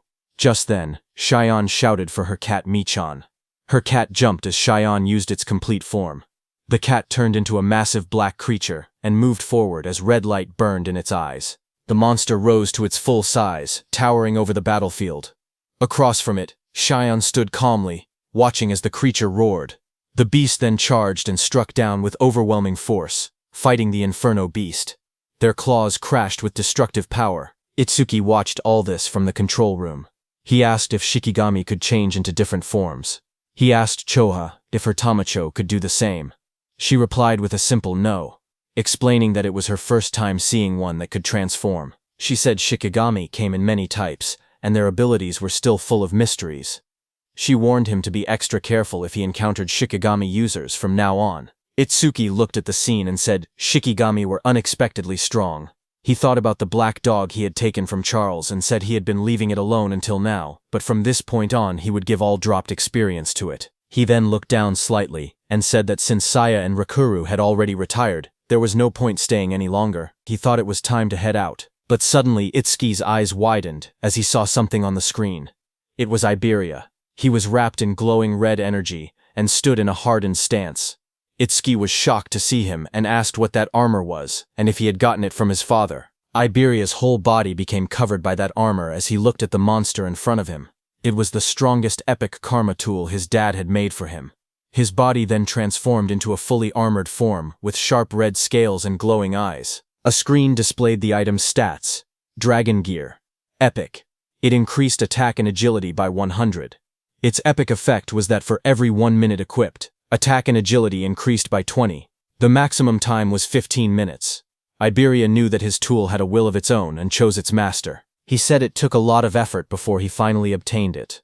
He ran toward the Inferno Beast in front of him, thinking that his armor added 20 attack and agility every minute it was equipped. But if worn longer than 15 minutes, there would be a severe penalty. So he had to finish everything within 15 minutes. Another screen appeared showing current status increase. Attack and agility increased by 120. Iberia shot forward at high speed. He thought about the announcement stating the Nightmare class had been cleared, and he believed it was probably Itsuki. He told himself he had to do his best so he wouldn't drag Itsuki down. He charged ahead, declaring that the two of them were double E. Itsuki watched him from the control room and said calmly that the armor looked good on him. Then a few minutes later, Instructor Sorya announced that the second stage was finished. From inside the control room, Instructor Sorya explained the rules. Only the top 10-point earners could advance to the national tournament's main event. He added that the top 2 would receive special rewards in the main event. Lying on the ground, Gaku smirked. He said that aside from Hanyu, there was no way anyone had more points than him. He laughed to himself, claiming those special rewards would be his. Instructor Sorya then stepped forward and announced that he would now reveal the top 10 results. A large screen displayed the rankings. First was Tenma Itsuki. His clear time was 3 minutes and 56 seconds, and his earned points were 106,600. Second was Hanyu Kana, who took 23 minutes and 43 seconds. She earned 16,600 points. Third was Uegaku. His time was 24 minutes and 23 seconds, and his points were 6,600. Fourth was Iberia. His time was 27 minutes and 59 seconds, and his points were 6,600. Fifth was Akagami Shion. Her time was 16 minutes and 30 seconds, and her points were points 1600. She failed at the Nightmare class attempt. Sixth was Horin no Rikuru. His time was 17 minutes and 17 seconds, and his points were 1600. Seventh was Kisaragi Saya. Her time was 19 minutes and 1 second, and her points were also 1,1600. Seeing the results, the crowd reacted instantly. One man shouted in disbelief, saying Itsuki had scored over 100,000 points, far more than even Tiwajin's 60,000. Another said that with a score like that, first place in the entire country was basically guaranteed. An injured man wondered aloud how many Inferno Giants Itsuki must have killed, since each was only worth 5,000 points. Seeing this, Gaku suddenly sat up, shocked that he had fallen to third place. He asked who Tenma Itsuki even was, saying he had never heard of the name before. Haru looked at her weapon and said she wanted to cross swords with Tenma Itsuki. Saya lowered her gaze. She said she hadn't expected such a huge gap between herself and Itsuki. She wondered if a combat job had ever been right for her in the first place. Instructor Soria then reported that all continental trials had ended, and the national rankings were out. He revealed that Itsuki placed first in the entire nation, ahead of second place by a massive 65,000 points. Choa, watching her father, said that she couldn't see her father's face, but she could feel it. Her father was pleased. Commander Nento looked toward the sky and said humanity's new dawn was growing brighter. Meanwhile, on the battlefield, Iberia lay exhausted on the ground. He muttered that over 100,000 points was impressive, but if it was Itsuki, taking first place was expected. He added that he had also done enough not to shame the name of Double E. He was lying next to the defeated giant machine. Itsuki walked up to him and told him he did great, saying Iberia had surprised him. Iberia smiled weakly as he was still dizzy after using that karma tool. The instructors and Commander Nento stood on the platforms watching. Then Instructor Soria announced that the 21st Salvation League National Tournament preliminaries had come to an end. On the battlefield below, Itsuki carried Iberia on his back and walked forward. The view shifted to the South Continent. District 1. A bright city square lay under the sun, with buildings, pools, and statues arranged neatly. At the center, an old man with long white hair and a beard sat quietly, eyes closed. Nearby, soldiers in armor complained. One of them frowned, saying they had been called out at dawn just to watch an old man meditate. Another soldier warned him to watch his mouth. He explained that the old man was the South Continent Commander-in-Chief, someone who could see the future. A prophet. The old man remained still, his hands resting on his stomach. His name was Balgar, South Continent Commander-in-Chief. One soldier then questioned why, if Balgar could truly see the future, they always received warnings after the barrier had already been deployed. He said that if Balgar really had foresight, he should be able to tell them the Stele impact points ahead of time. Another soldier spoke calmly. He said it was true that Elder Balgar could only foresee a tiny sliver of the future. Even so, he explained that Balgar still stood on the same level as the North Continent Commander Izumi Nento, and was considered a pillar of humanity. He said the reason he was called a pillar of humanity was because Balgar's prophecies were correct 10% of the time. At that moment, Elder Balgar suddenly lurched forward, shouting in shock. His attendants rushed toward him in panic. Balgar's voice trembled as he tried to speak. The attendants asked if he was all right, but he pushed himself up with urgency. He shouted again that the North Continent was in danger. His eyes widened, filled with terror. He cried out that a massive disaster beast assault would soon strike the North Continent. Among them, he warned, were disaster beasts with levels that exceeded 100. Then sometime later at night, the leaves rustled softly as the scene shifted to Itsuki standing under the trees. Blue system windows appeared beside him, while he looked ahead calmly. He said that his total stats had finally exceeded 1,500. The system display showed his information. Tenma Utsuki. Human, level 0, fixed. His job was Order Breaker. His Nirvana gift was a special grade Nirvana. His skills were listed one by one. Over Mimesis. Thunderbreaker level 2. Black Wall level 2. Lotus Burst level 1, Clear Orb level 2, Magic Detection level 1, and Shikigami Eater level 1. Another window showed his status. Attack 330, Agility 380, Defense 462, Magic 330, with passive increases from his skills.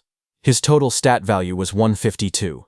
Itsuki knew that when a person leveled up, leveling up normally gave 50 stat points. So looking at his status window, Itsuki realized that having 1500 total stats was the same as being level 30 for a normal awakened person. On top of that, Itsuki's agility and defense could increase infinitely through passive skill effects. He remembered how his agility and defense rose by 10%. Not only that, but even his magic also recovered infinitely with the passive effect of magic detection. However, there was no method to increase attack power. He looked down at his hand and wondered quietly if there was any way to do so. Just then, a voice called out from behind, shouting that the food was ready. Itsuki turned his head slightly at the sound, his expression calm. Behind him, Rikuru and Saya were standing. Rikuru raised a spatula happily and said he had made lots of Itsuki's favorite dishes. Saya stood beside him, smiling gently. Hearing that, Itsuki began walking toward them and said he would think about his problems later. He thought that he might get a new skill that increased attack power through overmimesis anyway. The scene shifted to the dinner table. Dishes were laid out everywhere, filling the table with a large meal. Itsuki sat among the others and remarked that it had been a while since he had eaten Rikuru's home cooking. As he sat down and looked around, he asked where Iberia was and whether he was still sleeping. Choha said yes, and told him that she had healed all his wounds and they had fully recovered, but he still seemed extremely exhausted and remained asleep. While eating, Rikuru said he was surprised that the nightmare-class dungeon that he and Saya couldn't beat was cleared by someone who was only level 7. Hearing that, Saya gasped in shock and covered her mouth. Rikuru looked at her and asked what was wrong, wondering if she was so moved by how delicious his cooking was that she had to cry out. But Saya pointed nervously and stuttered, telling him that something was behind him. Rikuru turned his head slightly and asked what she meant. Behind him, a dark figure with glowing red eyes stood silently. The shadowy figure suddenly spoke in a low voice, saying it wanted food. Seeing that, Rikuru fell back in surprise, shouting as the shadowy figure moved toward the table. Immediately, the shadow figure started eating. It was none other than Iberia, who sat down and stuffed food into his mouth. Seeing that, Rikuru stood up and scolded him, saying that sneaking up quietly like that was bad for the heart. He also asked why Iberia was eating at someone else's seat without permission. Hearing that, Iberia slammed his bowl on the table, holding it tightly as he ate with extreme force. Seeing that, Rikuru backed up slightly, sweating as he asked what Iberia was getting angry for. Iberia suddenly lifted his head with sparkling eyes and food crumbs on his face. He smiled widely and said the food was delicious. Seeing him energetic, Rikuru laughed proudly and said that it was thanks to his cooking. Iberia laughed even louder in response. Iberia then pointed at the plate and asked if Rikuru had made the food. He told him that he should quit being an awakened and become a chef instead, because he had way more talent for cooking. Hearing that, Saya covered her mouth, trying not to laugh, while Rikuru stood there with an annoyed expression, asking if that was supposed to be a compliment. Across the table, Commander Nento leaned forward with folded hands. He said that since all of them were aiming to become saviors, he had one question for them. Everyone looked at Commander Nento as he asked what they feared the most. Hearing that, everyone paused. Rokuru thought for a moment and said that the thing they feared was probably the opposite of what they looked forward to. He explained his own dream to become a savior, earn money, and enjoy gourmet food while traveling the world while he was still young. He then imagined the opposite of that dream. In his mind, he pictured himself as an old man with a cane. He said that aging would definitely be the opposite. When people get old, he explained, they lose the stamina to travel the world, and their sense of taste might deteriorate so much that they cannot even tell flavors apart. The thought made him shiver, and he said the idea alone gave him chills. Commander Nento then asked Saya how she felt. She looked down slightly and said she was born into a medical family and grew up in a hospital. She explained that ever since she was little, she had seen many people suffering from different illnesses. A memory flashed in her eyes of hospital staff rushing a patient on a stretcher past her. A sick elderly patient lay on the stretcher, his face covered with dark spots. His weak voice escaped as he looked towards Saya. Standing there, Saya had been frozen in fear. The sight had become a deep trauma for her. She explained that even a simple cold or fever now filled her with overwhelming fear. Hearing that, Itsuki remembered something. He wondered if that was why she ran away the other day after he let out just a small sneeze.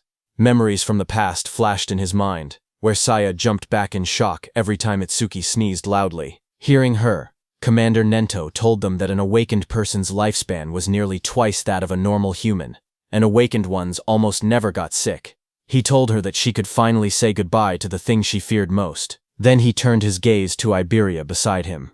Iberia blinked in surprise and asked if it was his turn next. Iberia admitted that what he feared most before was failing the preliminaries. But now his fear had changed. He smiled brightly and said he was afraid of not being able to fight alongside Itsuki. He turned to Itsuki with excitement and asked what he feared most. Itsuki looked surprised and asked why the question was directed at him. But the others wondered the same. Saya asked if Itsuki even had anything he was afraid of. Iberia told him to answer, saying it couldn't be possible that he feared nothing. They tried to imagine it, but none of them could guess what Itsuki might fear. Itsuki finally spoke. He said that after his parents died, he didn't know how to keep living. He explained that he had been overwhelmed with anxiety. Iberia stared at him, shocked, whispering his name. A dark scene appeared, showing Itsuki curled up alone. Helplessness, anger, sadness, hunger. He explained that all of those negative emotions had taken over his body. Itsuki remembered the moment everything changed. He had been sitting alone in the dark, tears running down his face, until Saya and Rikuru appeared before him. Rikuru's gentle voice asked why he was crying alone in a place like that. Saya told him the sky was beautiful and that it was a waste to look down. Young Saya leaned forward, asking if he had caught a cold and whether they should take him to the hospital. Rikuru held out a lunchbox with a bright smile, telling him they should eat something delicious so all his worries would blow away. Itsuki looked up, his eyes filled with tears. He said the warmth the two of them gave him pulled him out of that negative world. He continued speaking. He said that after that day, he met Sensei, met Choha, and even Iberia. Itsuki looked around the table and said they had become comrades. No, more than that. It felt like his family had grown. A soft smile formed on his face. He said that this sense of security was something he hadn't felt in a long time. Sometimes he thought he wished this moment could last forever. Itsuki continued speaking while everyone listened.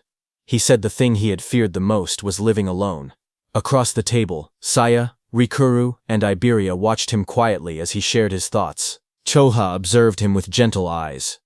She noted that the atmosphere around Itsuki felt calm and peaceful, completely different from the unsettling feeling she had sensed before. Suddenly, Iberia rushed forward. He called out Itsuki's name and threw his arms around him, shouting that he would never leave his side, not even a single step.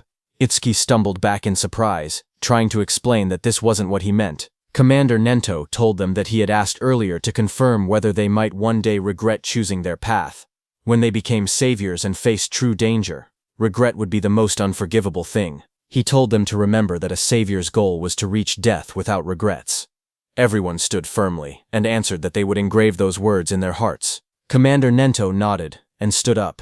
He told everyone to hurry and finish eating and then rest.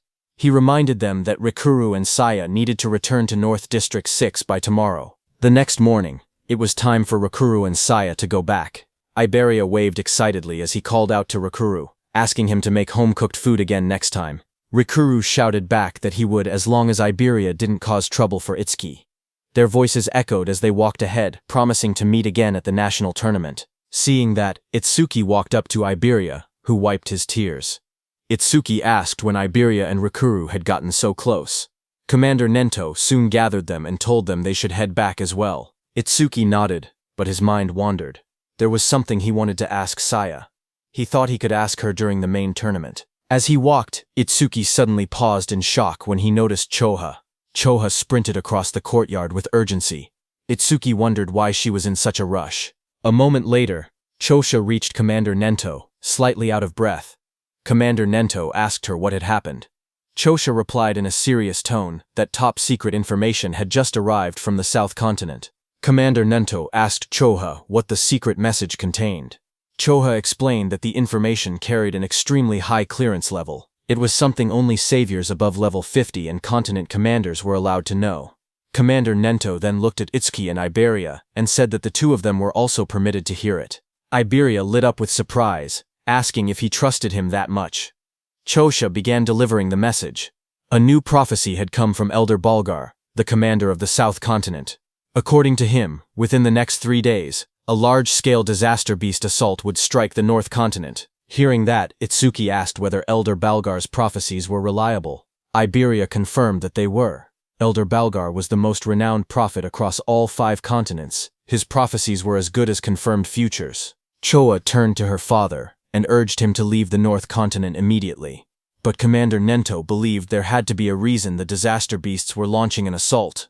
This time, he said, the target was most likely him, the commander of the North Continent. The commander thought for a moment. He said that if that were true, then staying here would make him good bait. Choga stepped forward, insisting there was no reason for her father to remain in the North Continent. She reminded him that combat wasn't even his specialty, and if he already knew he was the target, then remaining here was far too risky.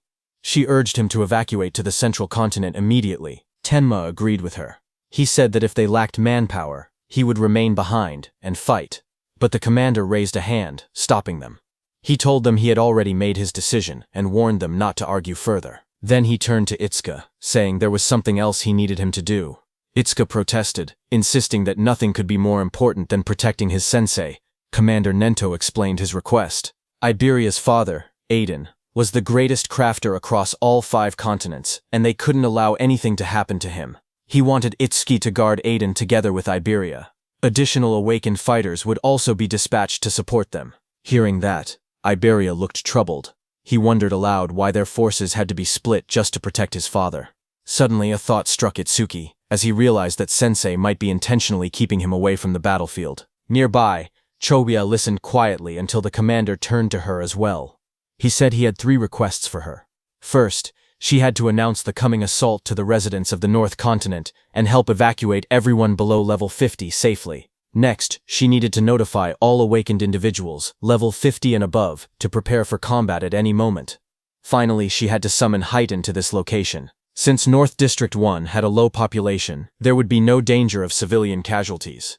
Commander Nento's eyes glowed fiercely as he declared that they would face the disaster beasts head-on right there. Choa returned to her father and reported that she had completed every arrangement he instructed. She told him Heighten would be arriving soon. Commander Nento thanked her for the trouble and told her she could rest for now. Choa hesitated, her expression softening as she looked at him in silence. Her father noticed her worry. He asked whether she was anxious about Itsui, even though Aiden already had skilled guards accompanying him. He added that if that was the case, then as her father, he simply needed to defeat all the smaller threats and lure out the main enemy. Choha lowered her gaze, her cheeks slightly flushed. She admitted that, as expected of her father, he saw through everything. Commander Nento continued speaking. He said a prophecy had revealed that a disaster beast of level 100 or higher would appear this time.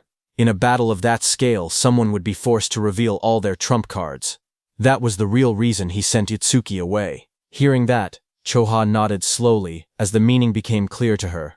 If Itsuki fought such a beast using his unusual methods, his abilities would be exposed, and the enemy would try to eliminate him at any cost. Commander Nento said yes, but added that there was another reason as well.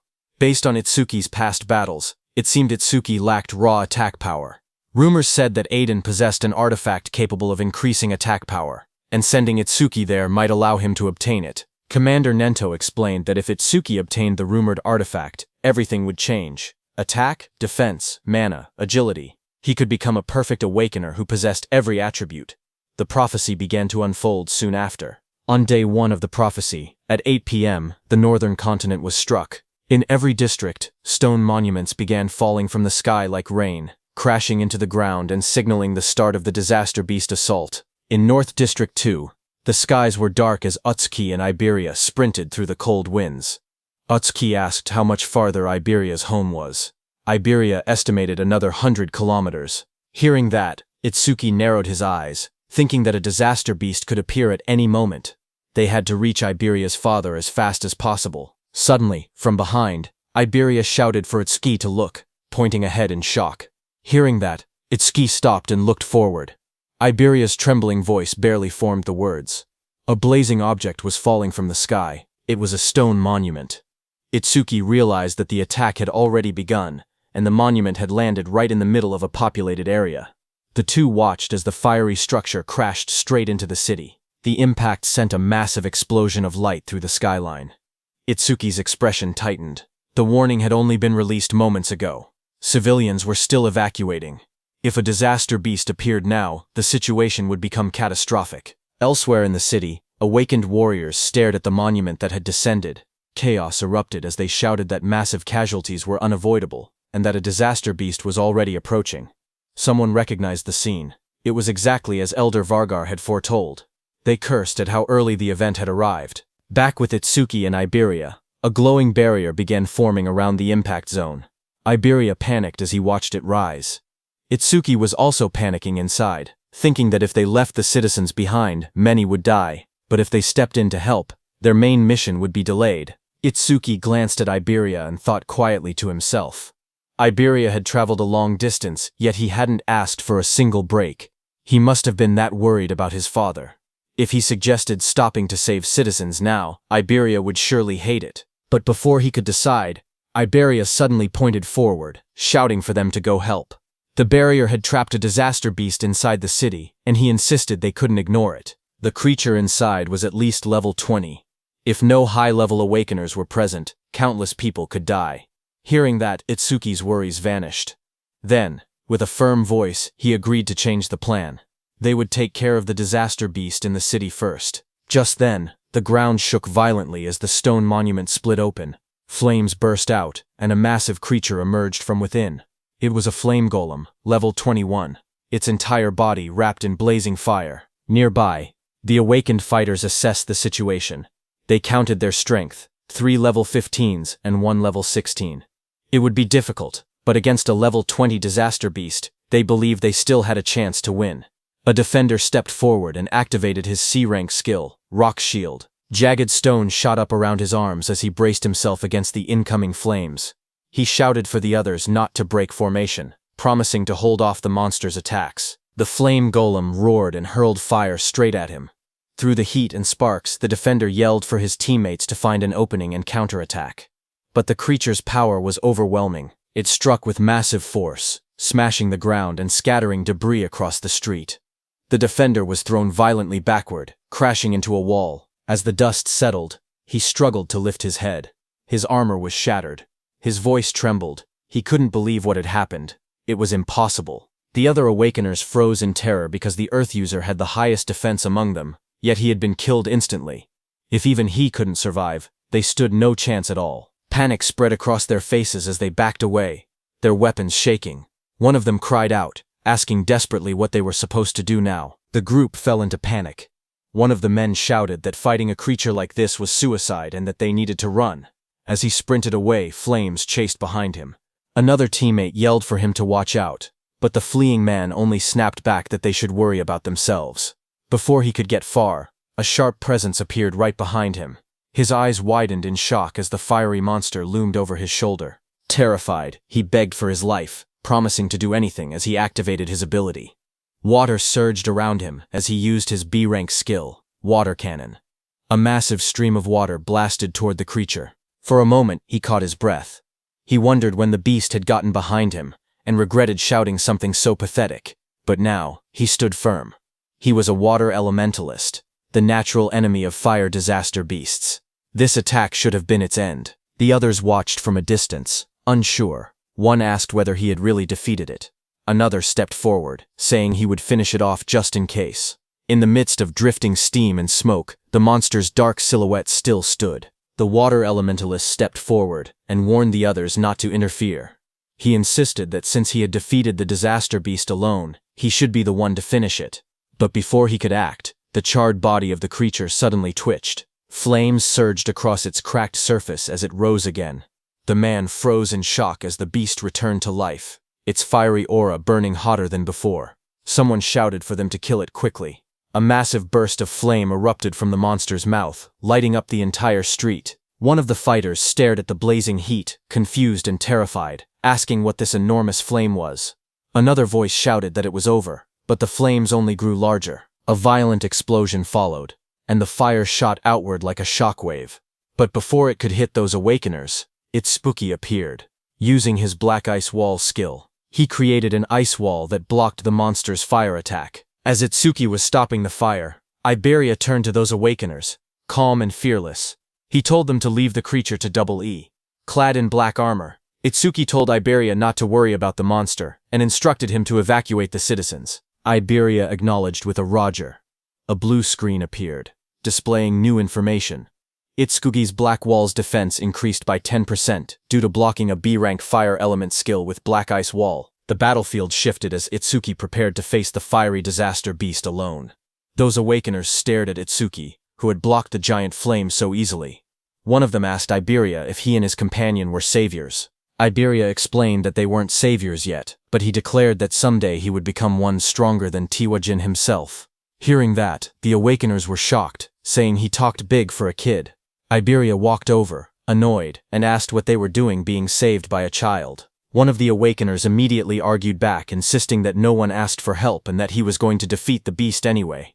Someone else wondered aloud if a mere awakener could really handle a disaster beast like that. Their eyes shifted to Itsuki.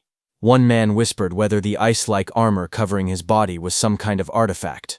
On the other hand, Itsuki narrowed his eyes, remembering something his sensei told him before they left. His memory showed his sensei warning him about the black sphere he could release. Its power was immense, but it required chanting time, and its flight speed wasn't fast compared to strong disaster beasts. Missing the first attack would only put enemies on guard, making them harder to hit afterward. His sensei advised him to avoid using the black sphere unless absolutely necessary, keeping it as a trump card for critical moments. The memory ended with his teacher's voice telling him to listen carefully and only use that black sphere under the right circumstances. His teacher's words echoed in Itsuki's mind. He should only use his strongest attack when he was certain he could take down the opponent. Looking at the crowded battlefield below, he realized he couldn't use the penetrating true sphere here. There were too many people around. Down on the streets, civilians stared up at him in shock. Some wondered if he was an awakener who came to help. Others pointed out the equipment he wore, guessing he must be a high-level awakener. High above, the fiery disaster beast roared as it swung its massive body. Itskad, covered with lightning, shot forward, slamming straight into the creature's rocky surface. He made up his mind. If he couldn't use his special skill, he would suppress the beast with brute strength instead. With full power, he punched the beast. Explosive impacts echoed through the buildings as he drove the monster backward. His movements blurred with speed as burning fragments scattered everywhere. A bright system window flashed, showing that Itsuki's Thunderbreaker activated Thunderclap Wave. Lightning surged across his entire body as he appeared above the beast. The beast raised its head, its eyes glowing red, fire swirling around it. Itsuki struck again, driving the massive creature through the ground with overwhelming force. Dust and flames erupted as the beast crashed hard, its body half buried in the shattered street. The ground trembled from the impact. Lightning wrapped around Itsuki as he rose into the air, his entire body glowing with blue energy. Flames raged around him, but he shot downward like a meteor, slamming into the massive creature below with overwhelming force. The impact shook the entire street. A huge shockwave burst outward, cracking the ground and sending flames scattering. A crater formed where the blow landed, smoke rising from the broken asphalt. People watching from a distance stared in disbelief. One person said the disaster beast was being pushed back completely, even though it was supposed to be powerful. Another mentioned that the awakener looked like he was only 18. Someone else suggested the beast must have been injured beforehand, but an awakener nearby could only stare with wide eyes, whispering in shock that this couldn't be real. Even a level 21 flame golem couldn't fight back at all against that young man. He wondered who the young man facing it truly was. When the smoke finally cleared, the battlefield was quiet. The golem lay smashed into the ground. One of the awakeners looked around in confusion and asked where the young man had gone. Another man explained that as soon as the young awakener defeated the disaster beast, he left the area with the blonde boy. That water-type awakener claimed that the only reason a level 0 awakener could do something like that was because he had already weakened the flame golem's health beforehand. But the first awakener looked uneasy. Even he, a level 15 awakener, couldn't track the young man's movements with his eyes. He said that the power to send a flame golem flying with bare hands was unbelievable. He added that if his status showed level 0, his real strength had to be comparable to level 30. On the other hand, Itsuki and Iberia were already running. While running, a thought troubled Itsuki. If a beast of that level couldn't be killed instantly, things would only get harder in the future. He muttered that he had to increase his attack power somehow. Just then, a system window appeared, displaying Itsuki's current stats. Attack, 330, Agility, 760, plus 100% due to Thunderclap Wave activation.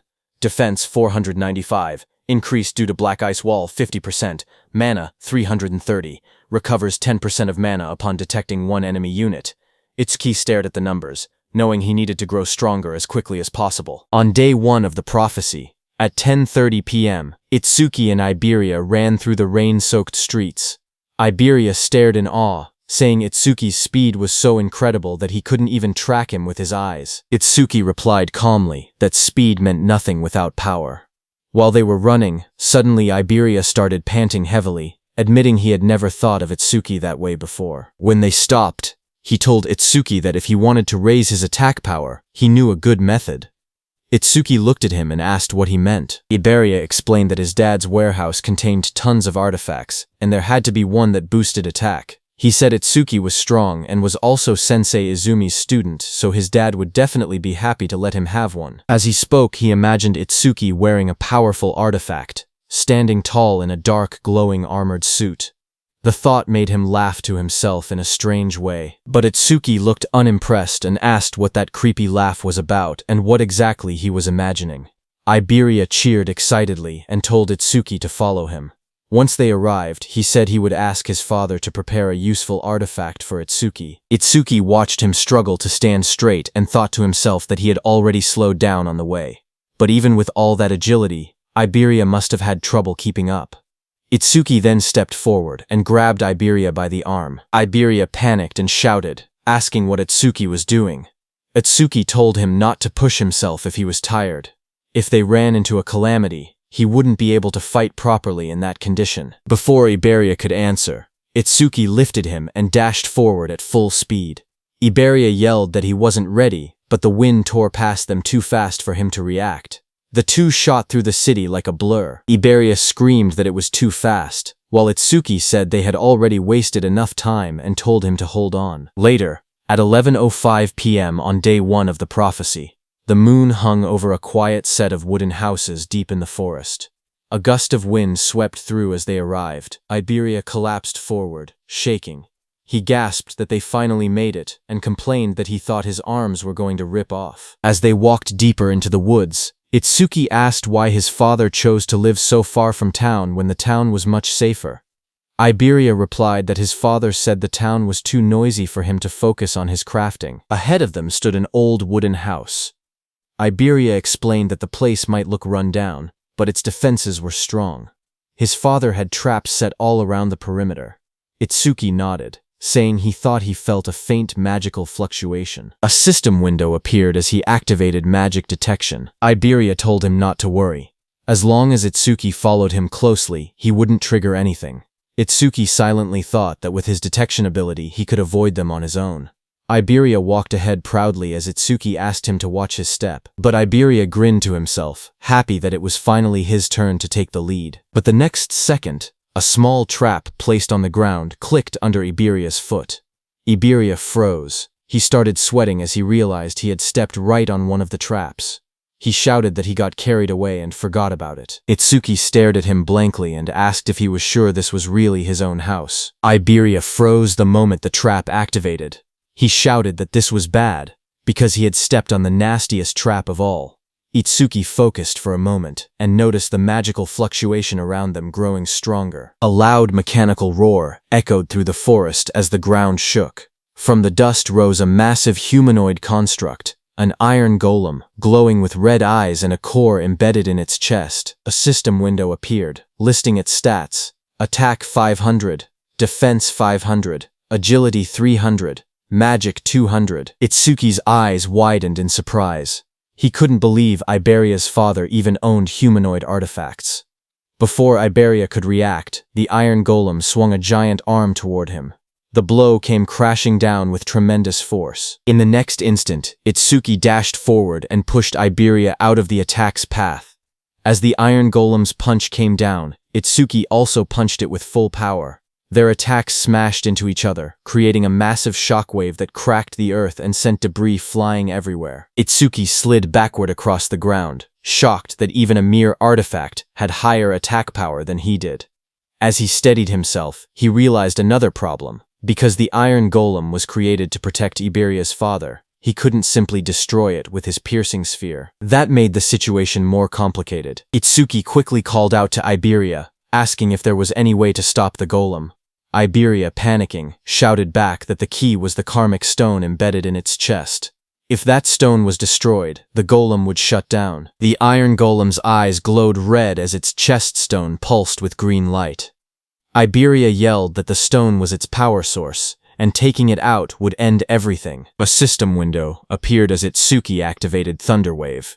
Lightning surged around his body, crackling across his arms and shoulders. He smirked, realizing that knowing the golem's weak point made the fight much simpler.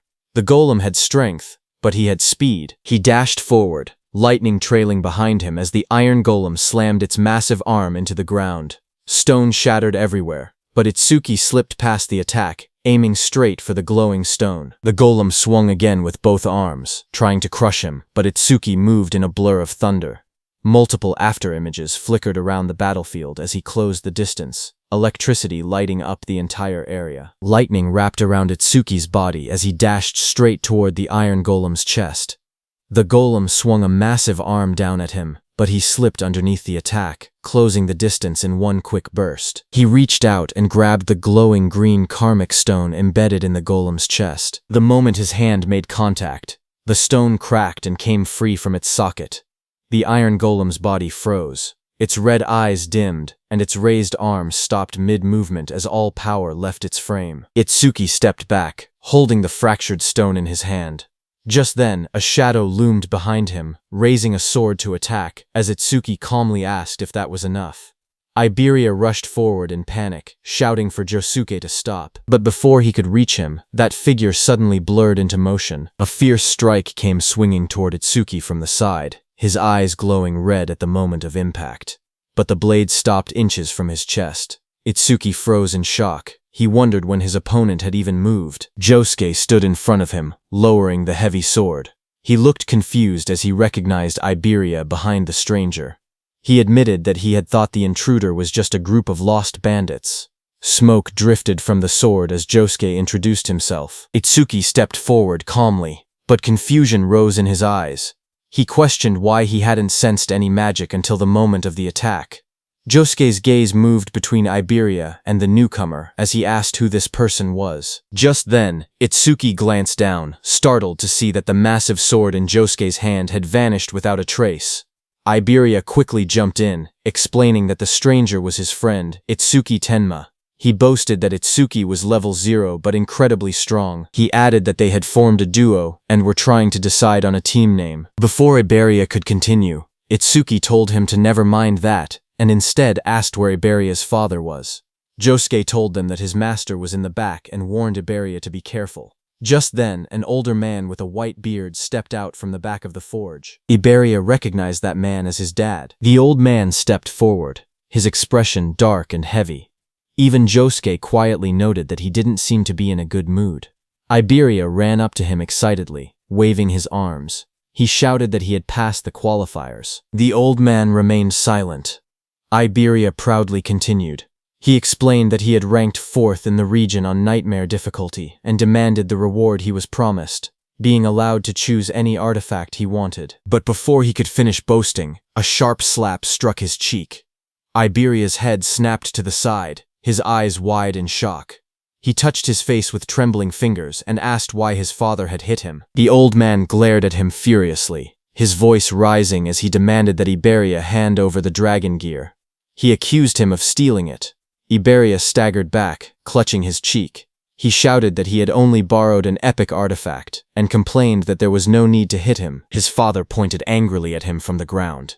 He warned that the dragon gear caused irreversible damage if worn for too long.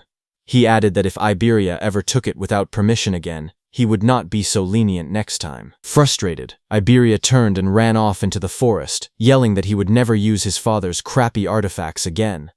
The dragon gear dropped from his shoulder and landed on the ground behind him. The old man then turned toward Itsuki and asked if he was Izumi's second student. Itsuki nodded politely. He introduced himself as Itsuki Tenma and explained that his sensei had sent him to protect Mr. Aiden because of a prophecy about a massive calamity approaching from the north. Mr. Aiden responded that he already knew. He studied Itsuki closely and muttered that Izumi was demanding and rarely accepted disciples. He wondered why a strict master would choose someone who looked as plain and ordinary as this kid. But then he suddenly froze, his eyes wide. He asked in shock if Itsuki's level was fixed. Itsuki said yes as a glowing status window appeared beside him, showing his information. Itusuki Tenma, human.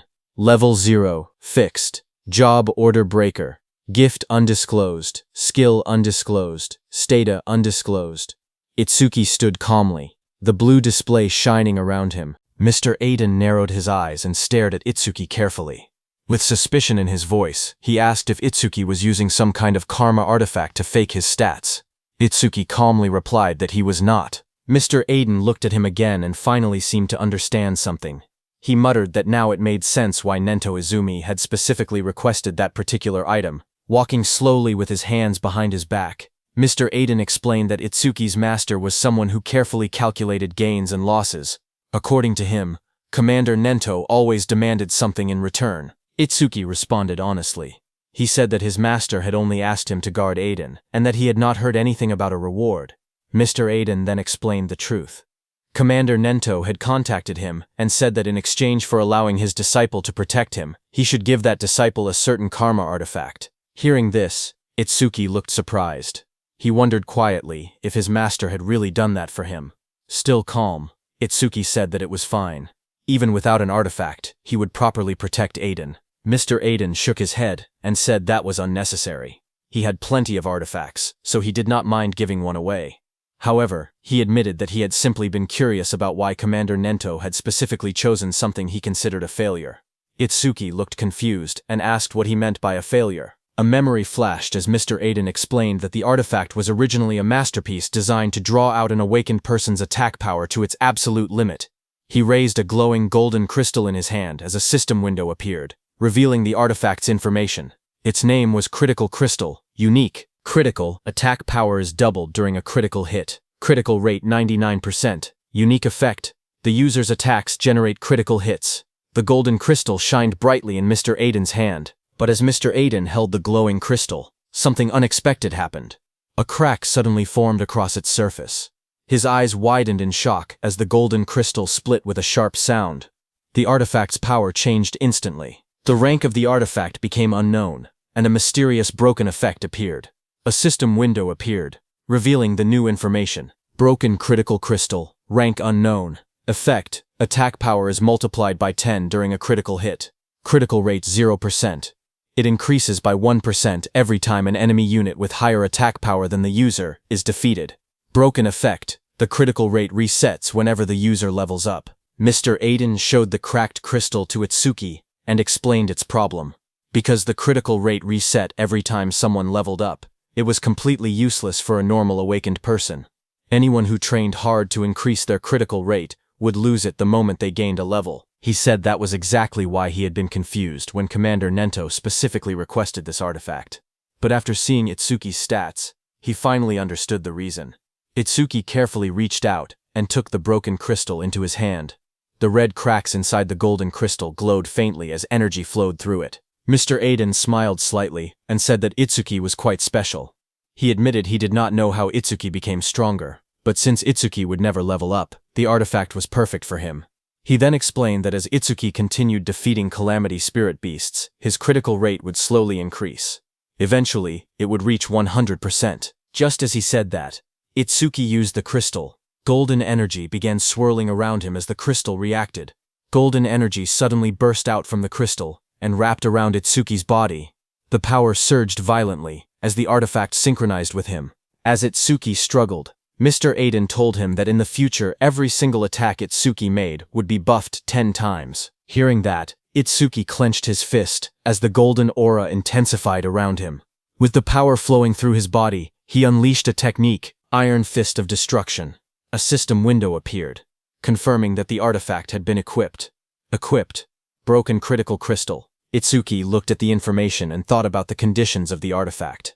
His critical rate would only increase when he defeated enemies with higher attack power than him. He quietly admitted that the condition was a bit harsh. However, he decided not to worry about it for now. He would think about a counter-strategy after they finished this raid. Just then, another system notification appeared, showing the crystal's information. Its effect was that it increased attack power 10 times on critical hits.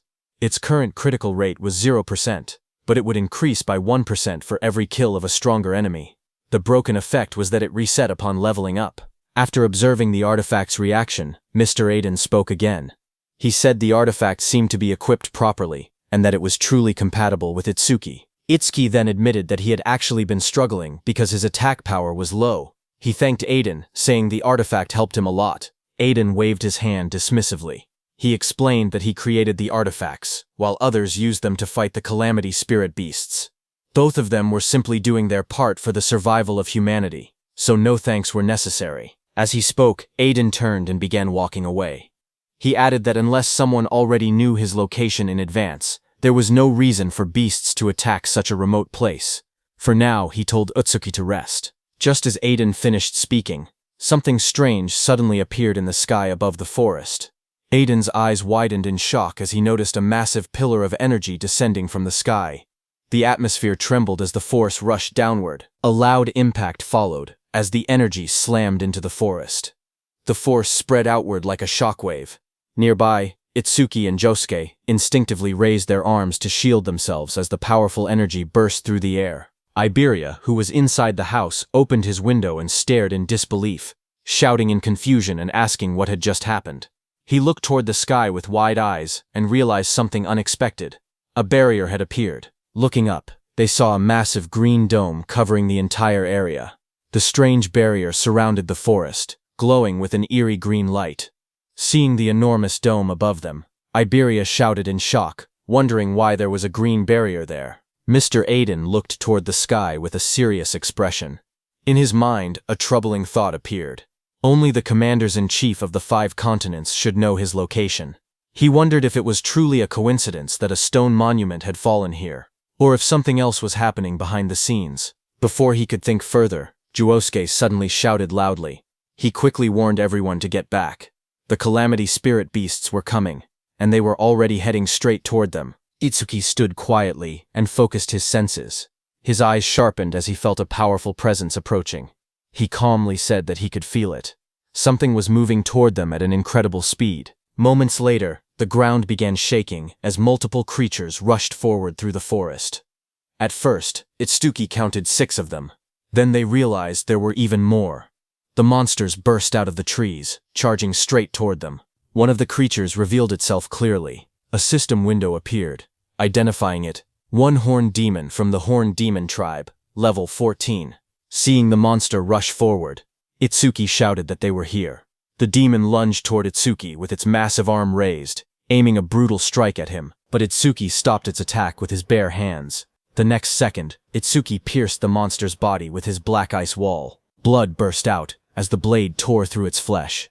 At the same moment, a system notification appeared. Activating Black Ice Wall. More monsters rushed forward from different directions, opening their jaws wide as they attacked together. Electricity crackled around Itsuki's body as he moved calmly through the battlefield. Inside his mind, he thought that enemies at this level were not a problem. No matter how many came, he could finish them instantly with Lotus Explosion. However, he hesitated, thinking that Josuke might not be able to withstand the shock of a Lotus Explosion, and it was still risky. Itsuki glanced behind him and remembered that Aiden and Iberia were hiding in the shed right behind him. If he used Lotus Explosion recklessly, the blast might catch them as well. Because of that, he held back his power and continued fighting the monsters directly instead. After defeating the surrounding monsters, Itsuki stood quietly among the fallen enemies. Looking at the battlefield, he calmly admitted to himself that he was probably more suited for fighting alone. Just then, he suddenly paused. He sensed something unusual. Itsuki frowned slightly as he felt another surge of mana spreading through the area. This new wave of power felt far stronger and more intense than the ones that had appeared before. Moments later, a massive creature revealed itself. A system window appeared, identifying the monster. Two-horned guardian beast of the Horned Demon tribe. Level 24. At the same time, far away in a dark and terrifying realm, towering demonic structures stood beneath a crimson sky. Inside a sinister palace, the most powerful demon emperor, Linga, sat on the throne. An orange-haired figure standing in front of him spoke calmly. He reported that the first wave of the advance party had already been teleported to the human realm, consisting of lower-class slave demons. Then he asked another question. Among the 8 demon kings, which one should be entrusted with leading the main force? At that moment, Demon Emperor Linga said that thanks to the eye he had left behind during the last descent into the human realm, the demon race had already discovered the existence of a certain important person. With a cold command, the demon emperor told him to capture them. This orange-haired figure was Enma, also known as Yama, one of the 8 demon kings. He asked whether the task should also be entrusted to one of the 8 demon kings. However, the demon emperor sitting on the throne calmly refused the idea. He said that sending a demon king might destroy the very eye that had been secretly left behind in the human realm. Because of that risk, he decided that the matter would instead be handled by a demon general. The order was accepted without hesitation. Demon King Yama simply replied that it would be done as commanded. Then Demon Emperor Linga declared that the command of the main force would be completely handed over to Inshokuma, also known as the ape-eating demon king. The scene then shifted to a terrifying beast-like demon. This was one of the 8 demon kings, Inshokuma. Demon Emperor Linga said that since Inshokuma had not eaten a living human in a very long time, he was certain that Inshokuma must be extremely hungry. At the same time on the battlefield, while Itsuki was fighting, a loud scream suddenly echoed through the area. Hearing it, he immediately recognized the voice. It was Iberia. His expression changed as he realized something was wrong. He wondered if a disaster beast had broken into the room. But before he could react further, a disaster beast burst forward to attack. A system window appeared in front of him, identifying the beast as a double-horned guardian from the Horned Demon Clan, level 24. The beast attacked with overwhelming force, striking toward him without hesitation. Seeing the situation, Itsuki's eyes sharpened. He realized that things had reached a critical point, and he had no choice but to use that power. As the attack came crashing down, Itsuki quickly glided on the ground and dodged it. At the same time, he aimed at the beast and used Clear Orb. He judged that the creature's attack power was likely higher than his own. However, if he managed to defeat it, he could increase his critical rate. A system notification appeared, explaining the effect of the broken critical crystal. It stated that attack power would increase tenfold during a critical hit, and the critical rate would increase every time he defeated an enemy stronger than himself. However, the critical rate would reset whenever he leveled up. With determination, Itsuki shot the Clear Orb. A beam of purple energy shot into the sky, cutting through the darkness like a sharp spear as the attack was released. Another system message appeared, saying Clear Orb was activated. After the beast died, another system notification appeared, telling Itsuki that his critical rate had increased by 1%. Looking at the result, he calmly confirmed that it had risen just as he expected. Without wasting time, he turned and spoke to Josuke. He told him that he would take down the disaster beast that had broken into the room, and that everything here would be left to him. Josuke, who was engaged in battle, immediately accepted the responsibility without hesitation. Lightning flashed as Itsuki ran toward the cabin where Iberia and Aiden were. At the same time, inside that cabin, Iberia was pushed back and hit the wall. He stood there, injured and covered in blood. Lowering his head, he admitted that it was useless. Without his dragon gear, he knew he could not win. Pain filled his body as he struggled to stand, realizing how desperate the situation had become. As the disaster beast came toward him, Iberia quietly muttered that if it had come to this, then there was only one option left. As the monster lunged forward with its terrifying jaws wide open, Iberia cried out for help, calling Itsuki's name. But in the next second, someone appeared behind the disaster beast. It was Iberia's father, Aiden. He swung his massive weapon down with overwhelming force, hitting the beast on the head. Watching this, Iberia was shocked. He wondered how his dad, who was a non-combat class, could face a disaster beast without any fear. Seeing that nothing happened to the beast, Aiden remained calm and called it stubborn. Aiden's attack made the beast furious, and it turned around in anger. It immediately charged at Aiden at full speed. Seeing it coming, Aiden stood firmly and declared that he would leave the rest to him. He was saying that to Itsuki, who appeared there just before the monster's attack could hit Aiden. Itsuki moved instantly, his body wrapped in crackling electricity as he intercepted the attack. The beast tried to strike again, but Itsuki stepped in from behind, and using his black ice spike, pierced through the monster's body. A system message appeared, announcing that his black ice wall had activated. Blood splattered as the creature's massive frame was struck down. After the clash ended, Itsuki apologized to Aiden for being late. He explained that it had taken a little time to deal with the lookouts. Aiden then asked about the situation outside. Itsuki immediately used his magic detection skill, but he could no longer sense any magic fluctuations from outside.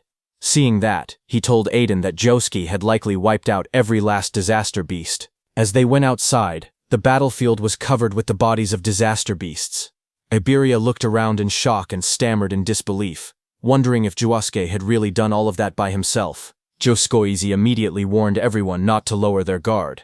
He explained that unless they destroyed the barrier, disaster beasts would continue spawning from within it without end. As time passed, they would only grow stronger.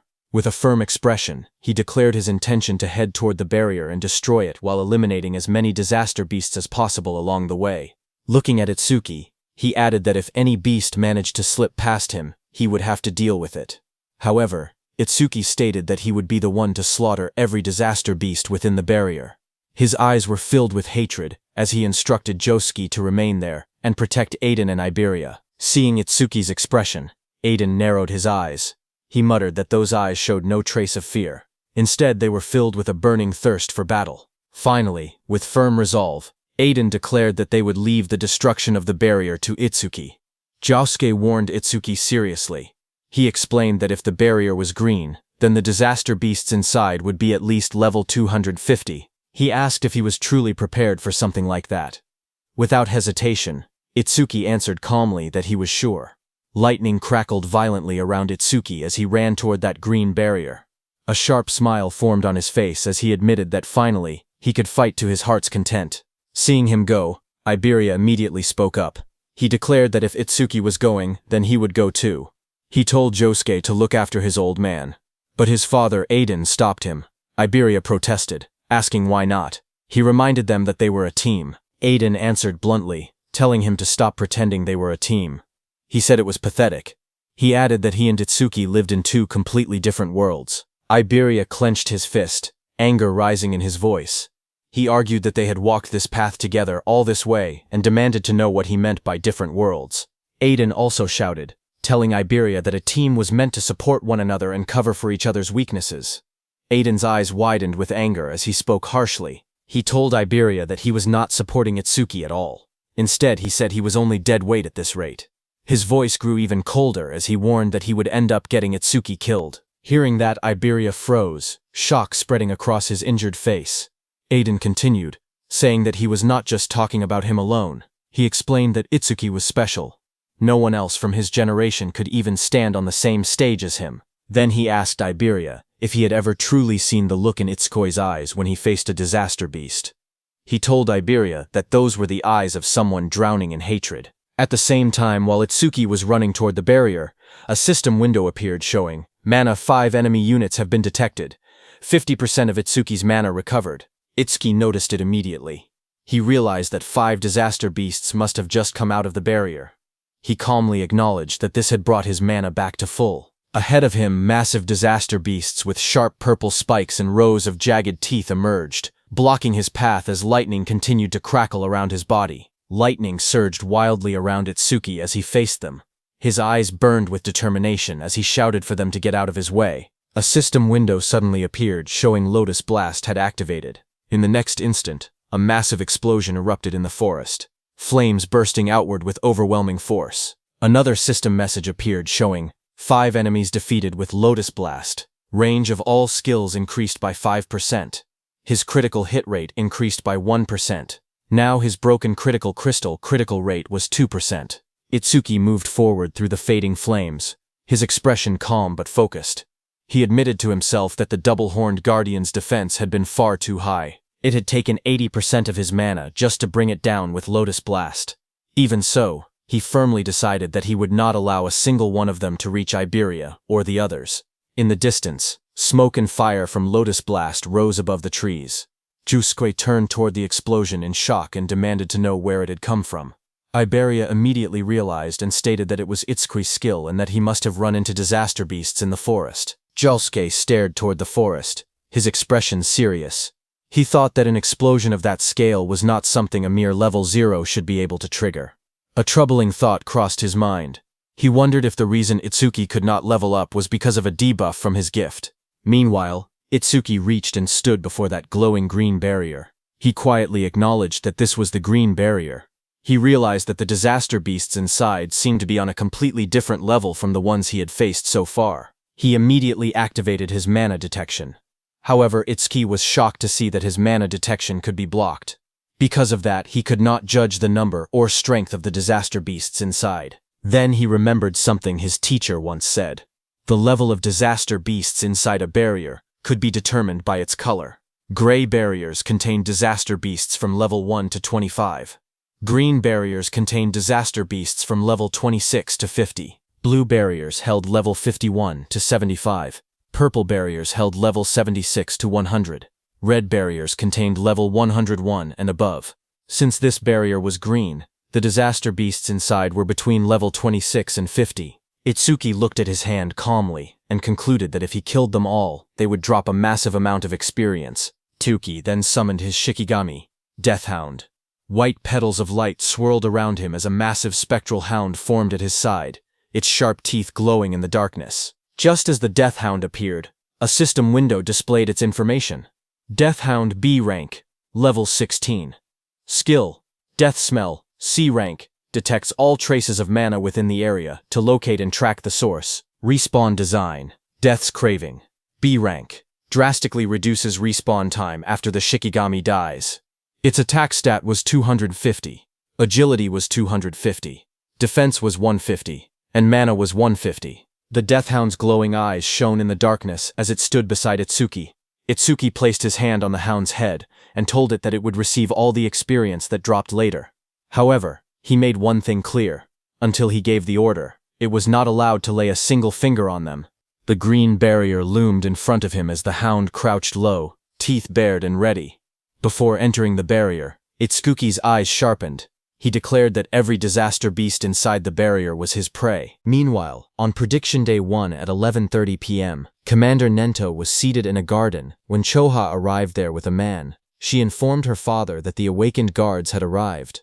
A young man stepped forward confidently. He introduced himself politely, saying that from that moment on, he, a first-class savior, would serve as Commander Nento's protector. This man was level 63 Wind Elementalist, first-class savior, Kei Chirijima. Commander Nento thanked him for coming. Choha then explained that besides him, 5 third-class saviors and 3 second-class saviors had also arrived. Commander Nento asked her if Akira Hiton had not arrived yet, saying he had assigned Hiton to guard the perimeter. Choha frowned slightly and explained that when they spoke 6 hours ago, he had said he was already on his way. However, when she tried calling again 3 hours later, she could not get through. She added that massive stelas had been falling across the northern province since 8 p.m. that night. Because of that, she thought he might have run into trouble along the way. Still, she remained confident. Commander Nento stated that a normal disaster beast would not be a threat to him. After all, he was one of the 6 pillars among the special class saviors. He asked her to keep trying to contact him, adding that only a special class savior could stand against the disaster beasts appearing there. Choha quietly responded that she understood, but hearing all that, the Wind Elementalist spoke up, questioning whether they were overestimating the special class saviors a bit. He argued that no matter how strong Wajin Tei and Akira Hiton were, they were still only human. He continued confidently, saying he did not believe there was such a vast gap between the special class saviors and those in the first class. They might struggle a little, but there was no way they could not defeat a disaster beast that a special class savior could. Commander Nento told the Wind Elementalist that it was good to be confident, but thinking one could stand on the same level as a special class savior was another matter entirely. He added that such thinking likely came from never having fought a truly powerful disaster beast before. Just as he said that, suddenly there was a blast in the sky as a huge pillar fell down. Seeing that, the Wind Elementalist reacted instantly, saying a stele was approaching, and a disaster beast was coming with it. He raised his sword as the air trembled around him. As the stele fell to the ground, it created a huge purple barrier. Seeing that, Commander Nento declared that it had finally arrived. At the same time, Choha tried once more to reach Akira Hiton, but her voice shook as she admitted it was useless. She still could not contact him. The Wind Elementalist smirked confidently. He declared that if even a special class savior could not make it, then he was not much to rely on. He told Commander Nento there was no need to worry. They would finish every last one of them off. His expression then turned serious as he looked toward the purple barrier. He boldly stated that he would prove right now that a first class was just as capable as a special class. On the other hand, at Itsuki's side, he entered the green barrier with his Death Hound.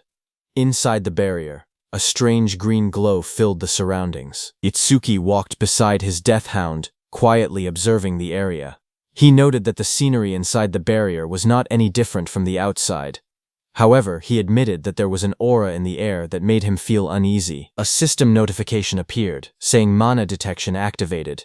Itsuki focused and sensed the fluctuations of mana inside the barrier from where he stood. But just as he expected, he could not grasp the situation outside. After observing carefully, he concluded that the inside and outside of the barrier seemed to be separate spaces. Just then, his mana detection detected 5 enemy units, which restored 50% of Itsuki's mana. Itsuki calmly observed the surroundings and said that he now had a general idea of where the 5 detected units were located. He then turned to his death hound and gave it a clear order. It was to stay there and wait.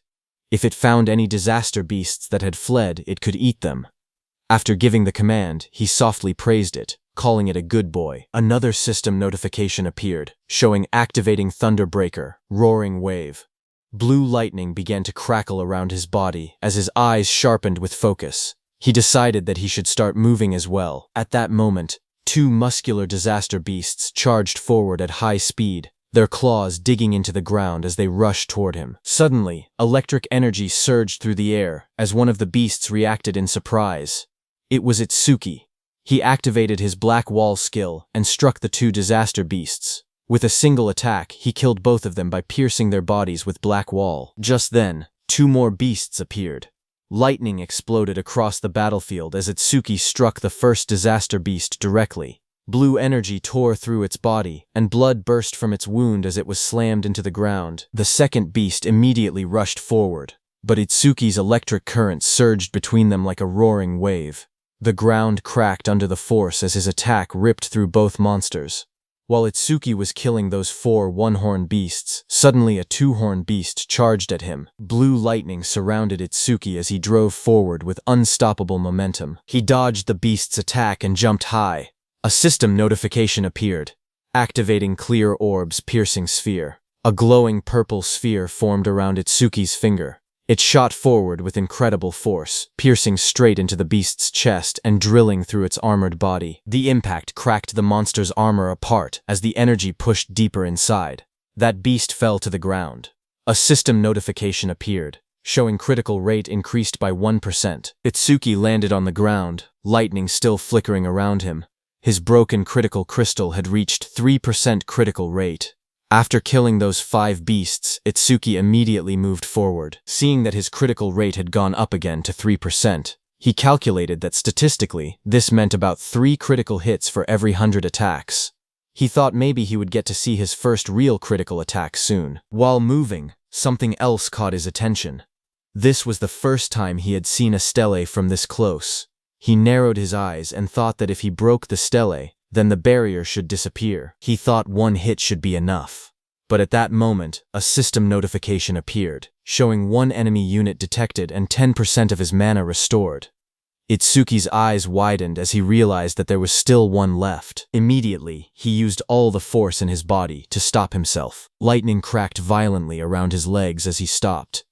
Just as he stopped, many sharp spikes came toward him at full speed. He immediately jumped back and dodged those spikes. A sharp thought crossed his mind. If he had not sensed the mana fluctuation and stayed on high alert, he would have already been impaled. He fell back, crouching low as debris scattered around him. His eyes narrowed as he saw those spikes coming from behind the stele.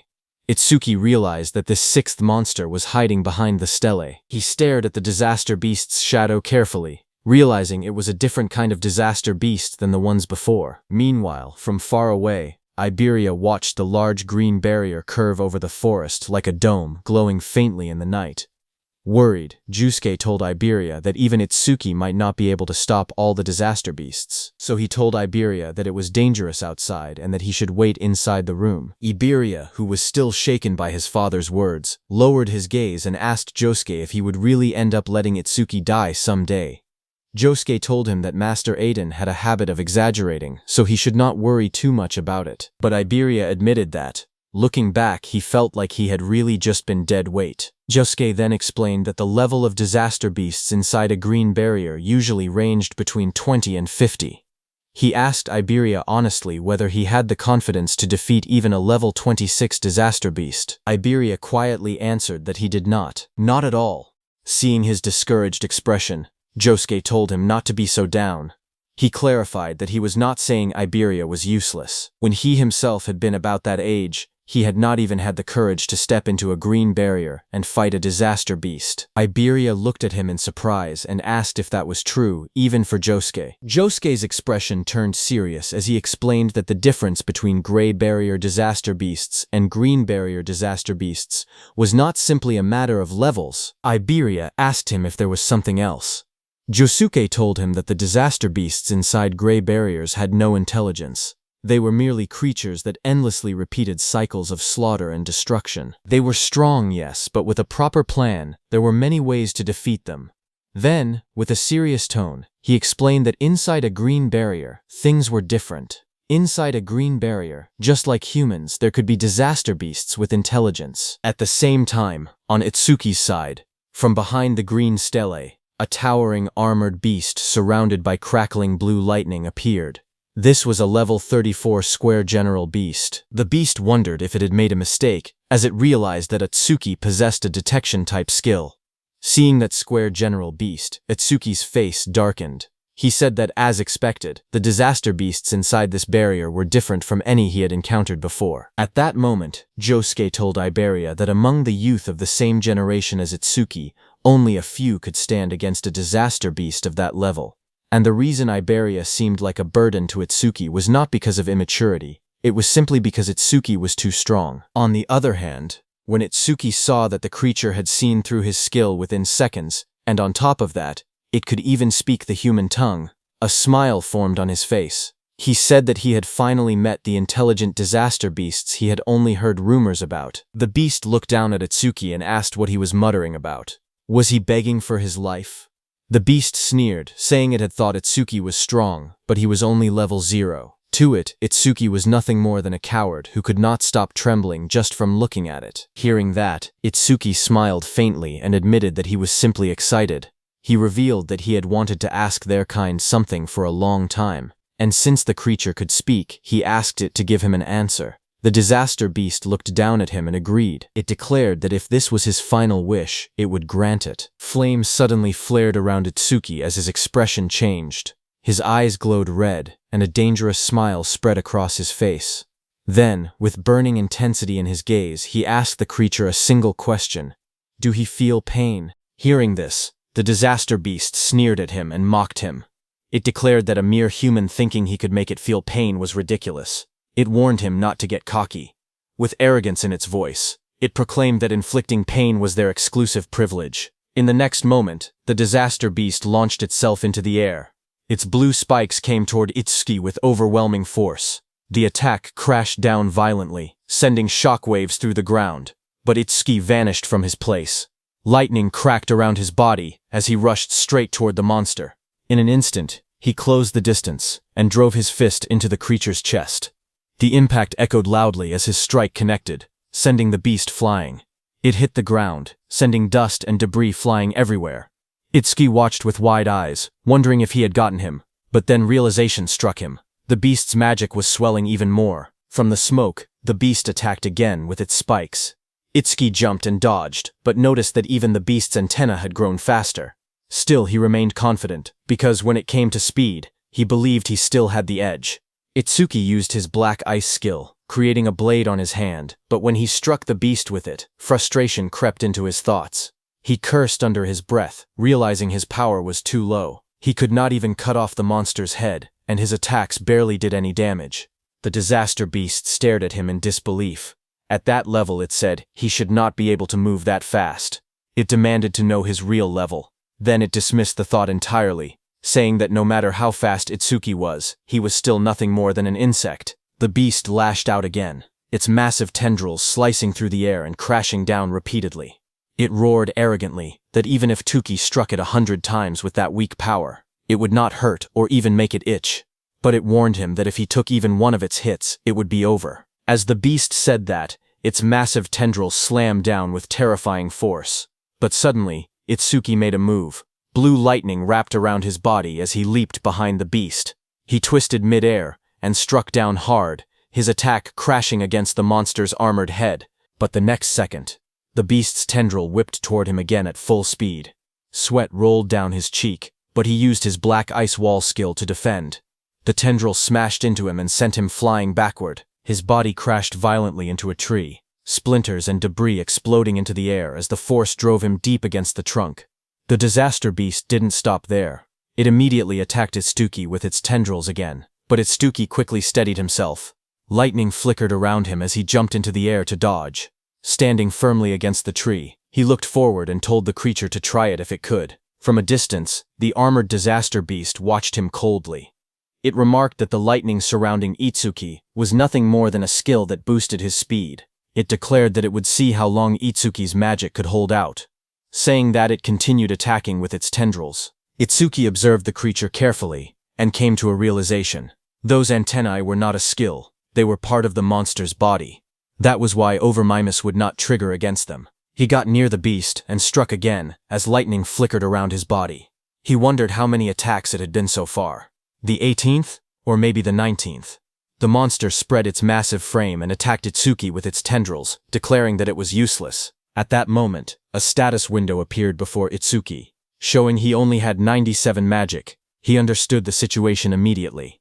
He had been pushing his skills non-stop, and his magic was about to run dry. His stamina was being worn down as well. If this continued, his speed would only decrease. Itsuki's red eyes sharpened with resolve as he decided that he would pour everything into offense. Itsuki charged at the disaster beast, thinking he would boost his attack frequency so that if he could land even one critical hit, he would win. Itsuki was trying to use the power of his broken critical crystal, whose effect was that on a critical hit it increased attack power by 10 times. But currently, its critical rate was only at 3%. With lightning surging violently around him, Itsuki launched forward once more, striking directly at the armored beast. He continually punched the beast with his fists. Sweat rolled down his face as his eyes burned with determination. He told himself that he had to attack more. To trigger a critical hit, all he could do was keep swinging.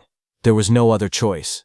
His fists slammed into the monster's body with explosive force, the impact echoing loudly. But suddenly a blue tendril flashed through the air as it rushed at Itsuki.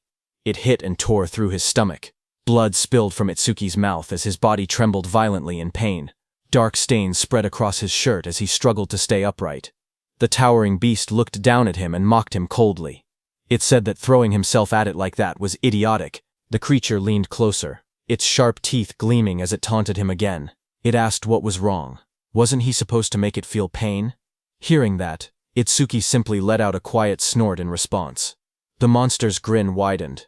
It remarked that he was still alive and admitted that his defense seemed to be quite high. But suddenly Itsuki's red eye flared brightly, veins spreading across his face as a fierce smile twisted his lips. He felt it at last. Finally, it was here. A system notification appeared before Itsuki, telling him that his critical crystal was activated, and his next attack would definitely be a critical hit. Without hesitation, Itsuki moved. In a single explosive step, he closed the distance and drove his fist forward with overwhelming force. Red energy burst outward as his strike slammed directly into the monster's body. The impact shook the air violently. The beast screamed in pain as it was sent flying backward.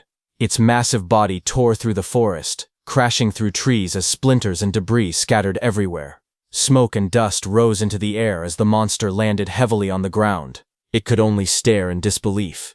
It questioned what had just happened and why Itsuki suddenly possessed such terrifying power. Standing calmly amid the fading red glow, Itsuki looked at his fist. His breathing steadied as he admitted quietly that the power was stronger than he had expected. After landing that critical hit, something inside him changed. All kinds of emotions began rising from deep within his chest. Focus sharpened his mind. Satisfaction spread through him. A strange ecstasy followed. He realized he had never felt like this before. Even though blood was pouring out of the wound in his stomach, he did not feel any pain at all. The injury was deep, and his shirt was soaked in red, yet his body felt strangely light.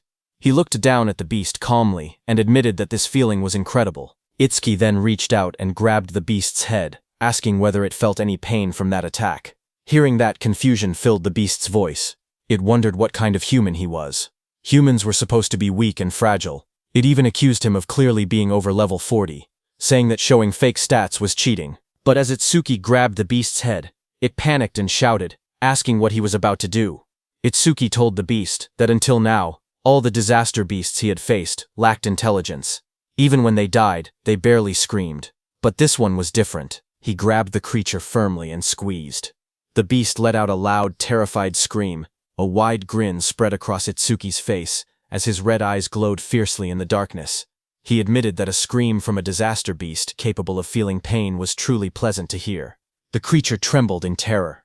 It stuttered in disbelief, asking if he was really going to crush its head. Panic consumed it as it declared that he was no human, he was a demon. Ignoring its fear, Itsuki tightened his grip. In the next instant, a violent sound echoed through the forest as he crushed the beast's head without hesitation. Blood splattered across the tree behind them. A system notification appeared, showing his crit rate increased by 1%. Itsuki stood before the fallen body and calmly stated that it was finally done. Another notification followed, saying broken critical crystal crit rate was now at 4%. As the tension faded, Itsuki felt the strange excitement from earlier slowly disappear. The special sensation that had filled his chest was vanishing. Then reality returned. The searing pain from the wound in his stomach began to kick in. He steadied himself and observed the surroundings. The barrier around the area had turned transparent, which meant there were no disaster beasts left inside. He looked at the transparent pillar in front of him and thought that if he crushed it, all that would remain would be the stele. Without hesitation, he pulled back his fist and drove it forward with force. A sharp cracking sound echoed as his punch struck the structure. The ground around the stele shattered, cracks spreading across the area as debris scattered in every direction. Itsuki calmly admitted that it was weaker than he had expected. Exhaustion finally caught up to him. He leaned back against the broken structure, blood still staining his clothes. Before returning to Iberia, he reminded himself that there was something he needed to check. His expression turned serious as he quietly called his death hound. A dark figure rushed overhead. Itsuki lifted his head slightly and ordered it to show its face. Death stepped forward, its red eyes glowing fiercely in the darkness. It looked larger than before, its claws digging into the ground as it growled. Itsuki, sitting on the ground nearby, looked up at it calmly and noted that it seemed bigger than before. Then he paused for a moment and continued observing it carefully. Then he realized the reason. Its level had increased by 3. Not only that, but it had also gained 150 stat points. A system window appeared before him, showing the Deathhound's stats. It was a B-rank Shikigami at level 19. Its skills were Death Smell, a C-rank skill that detected all magic traces in the area and located and tracked their source. And Respawn Desire, a B-rank skill that greatly shortened respawn time after a Shikigami's death. It had 250 attack points, 250 agility, 150 defense, and 150 magic. It also had 150 unassigned stat points. After reading the information, Itsuki understood that as its level increased, its body also grew larger. He realized that it had not been his imagination. This meant that if it gained dozens more levels, it would grow even bigger. He imagined an enormous beast towering over him and calmly admitted that he could not wait to see how large it would become. It was 11:35 p.m. on Prophecy Day 1 when Itsuki destroyed that stellar. Just as he destroyed it, from above the forest, the dark green barrier vanished, leaving the crescent moon shining clearly in the night sky. Iberia and Josuke stood among the trees, staring upward in shock. Iberia pointed toward the sky and shouted that the barrier had disappeared. He declared that Itsuki had done it. Seeing that Itsuki had destroyed the green barrier in about 10 minutes, Josuke admitted that there were probably no intelligent disaster beasts inside, but even so, that speed was incredible. He acknowledged that Itsuki was already far stronger than he himself had been back then. Meanwhile, Itsuki leaned against Death's large body. Blood stained his clothes as he struggled to remain steady. With long-distance travel and continuous battles, Itsuki's stamina was almost gone. On top of that, the blood loss had pushed his body to its limit. Itsuki looked at Death and spoke weakly. He told Death that since it could track magic, he instructed it to follow his magic trail and carry him to Iberia. Death lifted its head and let out a low howl into the night, ready to obey. Its loud, echoing cry rang out across the dark forest. The sound tore through the night, heavy and ominous, making the air feel tense. Josuke narrowed his eyes as he listened carefully. He muttered that it sounded like a disaster beast's cry, but the barrier was supposed to be gone. He questioned why that sound could still be heard. Without hesitation, he turned sharply and ordered Iberia to return to his room immediately. Iberia, while leaving, listened closely and said that the cry felt familiar, as if he had heard it somewhere before. On the other hand, Death's heavy claws slammed onto the ground as it came toward them. Josuke instantly drew his sword and took a defensive stance. His expression turned serious as he sensed the presence moving closer. He shouted that it was getting closer and closer. Then, with firm resolve, he declared that wherever it had come from, if it truly was a disaster beast. The next second, the massive Death came out of the forest with its jaws wide open, sharp teeth glinting under the moonlight. Josuke gripped his sword tightly and swung it with full force. With firm determination, he declared that he would cut it down. Before the blade could land, Iberia's eyes widened in shock. He suddenly realized what he was looking at. He exclaimed that it was the mad dog Shikigami that Itsuki had tamed before. Panic flashed across his face as he shouted for Josuke to stop, telling him that the creature belonged to Itsuki. Death abruptly tilted its head, stopping right in front of them. Josuke, who had heard Iberia's words, also stopped his heavy sword right before hitting it. Itsuki, who was lying on Death's back, fell onto the ground. Standing there, Josuke stared at Death in disbelief and questioned whether it was Itsuki's Shikigami. He remembered that only Shikigami users were supposed to be able to command Shikigami. Thoughts ran through his mind about Itsuki's overwhelming strength, combat power far above his peers, a level that never seemed to rise, and even skills that belonged to other jobs. Iberia rushed forward in panic, calling out loudly and asking if Itsuki was okay. Seeing him lying motionless on the ground, Josuke felt that Itsuki was always one mystery after another. Iberia dropped to his knees beside Itsuki and noticed the blood covering his clothes and face. His voice trembled as he asked what had happened to him and why he was covered in blood. Itsuki slowly opened his eyes and weakly called out Iberia's name. His vision blurred as darkness crept in. In a faint voice, he asked to rest for a bit. Seeing this, panic completely overtook Iberia. Tears streamed down his face as he shouted helplessly, asking what he should do. His sobs echoed in the night. Just then, Josuke spoke behind him, saying that Itsuki was not dead, so there was no need to cry. Iberia turned around, tears still falling from his golden eyes, and asked in disbelief if Itsuki was really not dead yet. Josuke pointed at Itsuki's chest, telling Iberia to look carefully. He explained that Itsuki was still breathing properly. However, he added that the injuries needed treatment as soon as possible. He mentioned the Kodama bandage, and asked Iberia if he still had it. Supporting Itsuki's unconscious body, Iberia immediately responded that he would handle it. Later, as Itsuki lay resting on a bed with bandages wrapped tightly around his torso, Iberia stood nearby, looking at him quietly. He admitted to himself that he might never catch up to Itsuki in combat power. But there were things only he could do. His job was Wind Elementalist, someone who controlled air and airflow. He looked at his hands and thought about his gift. Iberia was level 9, and his gift was Heal Focus, which was grade 2. It was a bottom grade 2 gift that could only heal himself and allies. He had hated it before, so much that he had never used his skill even once. But for Double E, and for Itsuki, he resolved that he would use it as many times as it took. A system message appeared before Iberia, as he used his C-rank skill Heal Wind. Green wind energy began to gather around his body, swirling like soft flames as he activated the skill.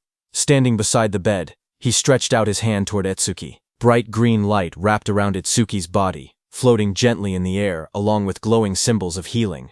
Iberia quietly urged him to get better soon, for the sake of their duo. Sweat rolled down Itsuki's face as the healing wind surrounded him. Iberia called out his name anxiously. At the same time, on Commander Nento's side, at 11:35 p.m. on Prophecy Day 1, something changed. From the stele that had fallen near Commander Nento's estate, a massive purple barrier unfolded and spread outward. The ground trembled as someone came flying and struck against a tree, sending debris flying. It was the level 63 Wind Elementalist, first-class savior Kei Chirijima, who fell beside Commander Nento. Chocho was shocked to see the Wind Elementalist come flying. She quickly used her healing powers, telling him to stay with her.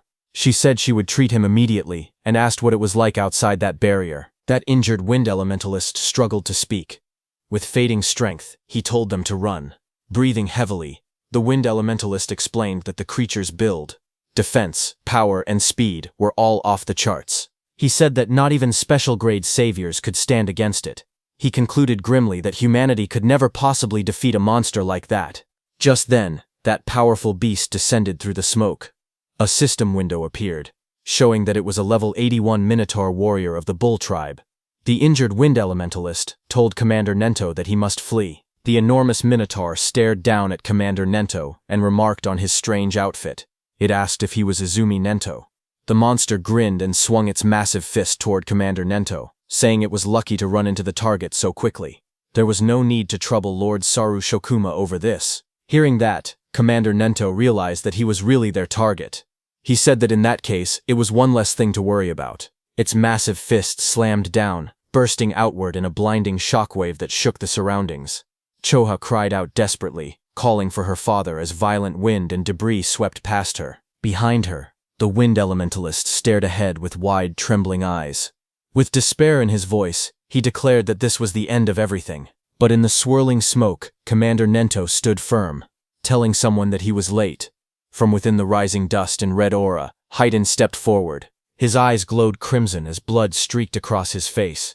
He had blocked the Minotaur's attack with just one hand, red energy flaring around him. With determination in his voice, Haydn apologized and told Commander Nento to leave this one to him.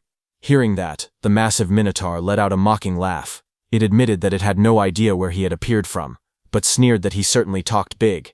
Saying that, the Minotaur raised its second hand to punch. From the side, the wind elementalist, battered and covered in blood, shouted a warning. He told Haydn to be careful, stressing that the monster was strong. Ignoring the warning, Haydn moved. With red energy swirling around his body, he drove his fist forward and struck the towering creature with explosive force. The impact landed squarely against the Minotaur's massive body and created a hole. Dark blood splattered outward as the Minotaur's enormous body trembled under the blow. Watching from behind, the wind elementalist's eyes widened in shock. Sweat rolled down his face as he stared at the unbelievable scene unfolding before him. Looking at the red aura surrounding Haydn, he wondered if this was the power of a special-grade savior. He admitted that he had thought special-grade saviors were still human in the end. But now, looking at Haydn standing before the Minotaur, he realized the truth. Haydn was no longer human. He was a monster with strength beyond common sense. Nearby, Choha gasped in relief and excitement. She exclaimed that they had done it, and wondered if that meant the crisis was finally over. But Haydn's expression remained cold as he declared that the real show was only just beginning. At 11:40 p.m. on Prophecy Day 1, the barrier near Izumi Nento's estate changed from purple to red. Inside the red barrier, a voice wondered how Lord Saru Shokuma would torment humanity. The one who said that was the level 37 Red Flame Demon King. He said he would love to watch it from there. Behind him, another massive being appeared. It was the White Ogre, level 49. The Red Flame Demon King glanced forward and remarked that White Ogre had been thinking the same thing. But then a third voice spoke calmly, warning the others not to do anything unnecessary. Their mission was clear: to capture that person. He added that if they failed, they already knew what would happen. This third figure was a level 87 Demon General, Curse of Frost, the King of Resentment. The Red Flame Demon King asked the Demon General why they had not been sent directly to the target's location, but instead into the same barrier as Lord Saru Shokuma. The Demon General explained that if all three of them were inside the same barrier, it would glow purple and stand out too much. At the same time, one of the 8 Demon Lords, Saru Shokuma, roared as crimson energy surged violently around him. The Demon General explained that the red barrier created by Lord Saru Shokuma would instead attract nearby strong humans. With humans distracted by the red barrier, they would be able to carry out Lord Ringa's mission without interference. The Demon General continued, stating that while Lord Saru Shokuma drew their attention, they would head toward their true destination. The Red Flame Demon King then asked him if he knew where that destination was. The Demon General's eyes glowed beneath his hood as he reassured them not to worry, saying Lord Ringa would guide them through the demon eye left in the human world. That eye had the ability to see coordinates and even the scenery it witnessed. Just as he said that, Itsuki lay on the bed, drenched in sweat as if trapped in a nightmare. Suddenly, his eyes snapped open. One eye remained normal, but the other glowed an ominous red. The Demon General's voice rang out as he told the Red Flame Demon King that right now, the demon eye was in the same place as their target. On Prophecy Day 1, at 11:35 p.m., Itsuki lay asleep on his bed after Iberia healed him. In his dream, he found himself standing in a vast, pale space that felt like a dream. Small Itsuki ran toward his mom and shouted excitedly. He told her that he had finally found a disaster beast that could feel pain, just like they did. His face was filled with pride and joy. He declared that he had crushed its skull, and that now her death had finally been avenged, but before he could finish, his mom gently called out to him. She told him to stop. Her voice was calm but firm. She explained that there were things far more important than revenge. Small Itsuki looked at her in confusion and asked if anything could be more important than wiping out every last disaster beast. His mom gazed at him softly. She told him that he should not use his power for vengeance. Instead, he must use it to protect the ones he loved. Hearing that, Small Itsuki's eyes widened in disbelief as he shouted that it was impossible. His body trembled with rage. With his fist clenched tightly, he declared that he would never forgive the disaster beasts that had killed her and his father. His voice echoed through the empty space as he swore that he would make sure every last one of them was dead. His eyes glowed red with fury, his expression twisted by anger and grief. His mom stood quietly before him, her gaze calm and steady. There was no anger in her eyes, only a gentle understanding. After a moment of silence, she softly told him that it was time for her to go, and slowly started to disappear. Her words froze him in place. Small Itsuki rushed forward in panic, shouting and asking where she was going. His voice trembled as he told her that he still had so much more to say. His mom looked at him gently as her body slowly began to dissolve into drifting light. In a soft voice, she called his name and pleaded with him not to let hatred consume him. Her form continued to scatter into glowing fragments, fading little by little into the surrounding emptiness. Small Itsuki reached toward her desperately, his hands stretching out as if he could still hold on to her. His voice broke as he cried out for his mother.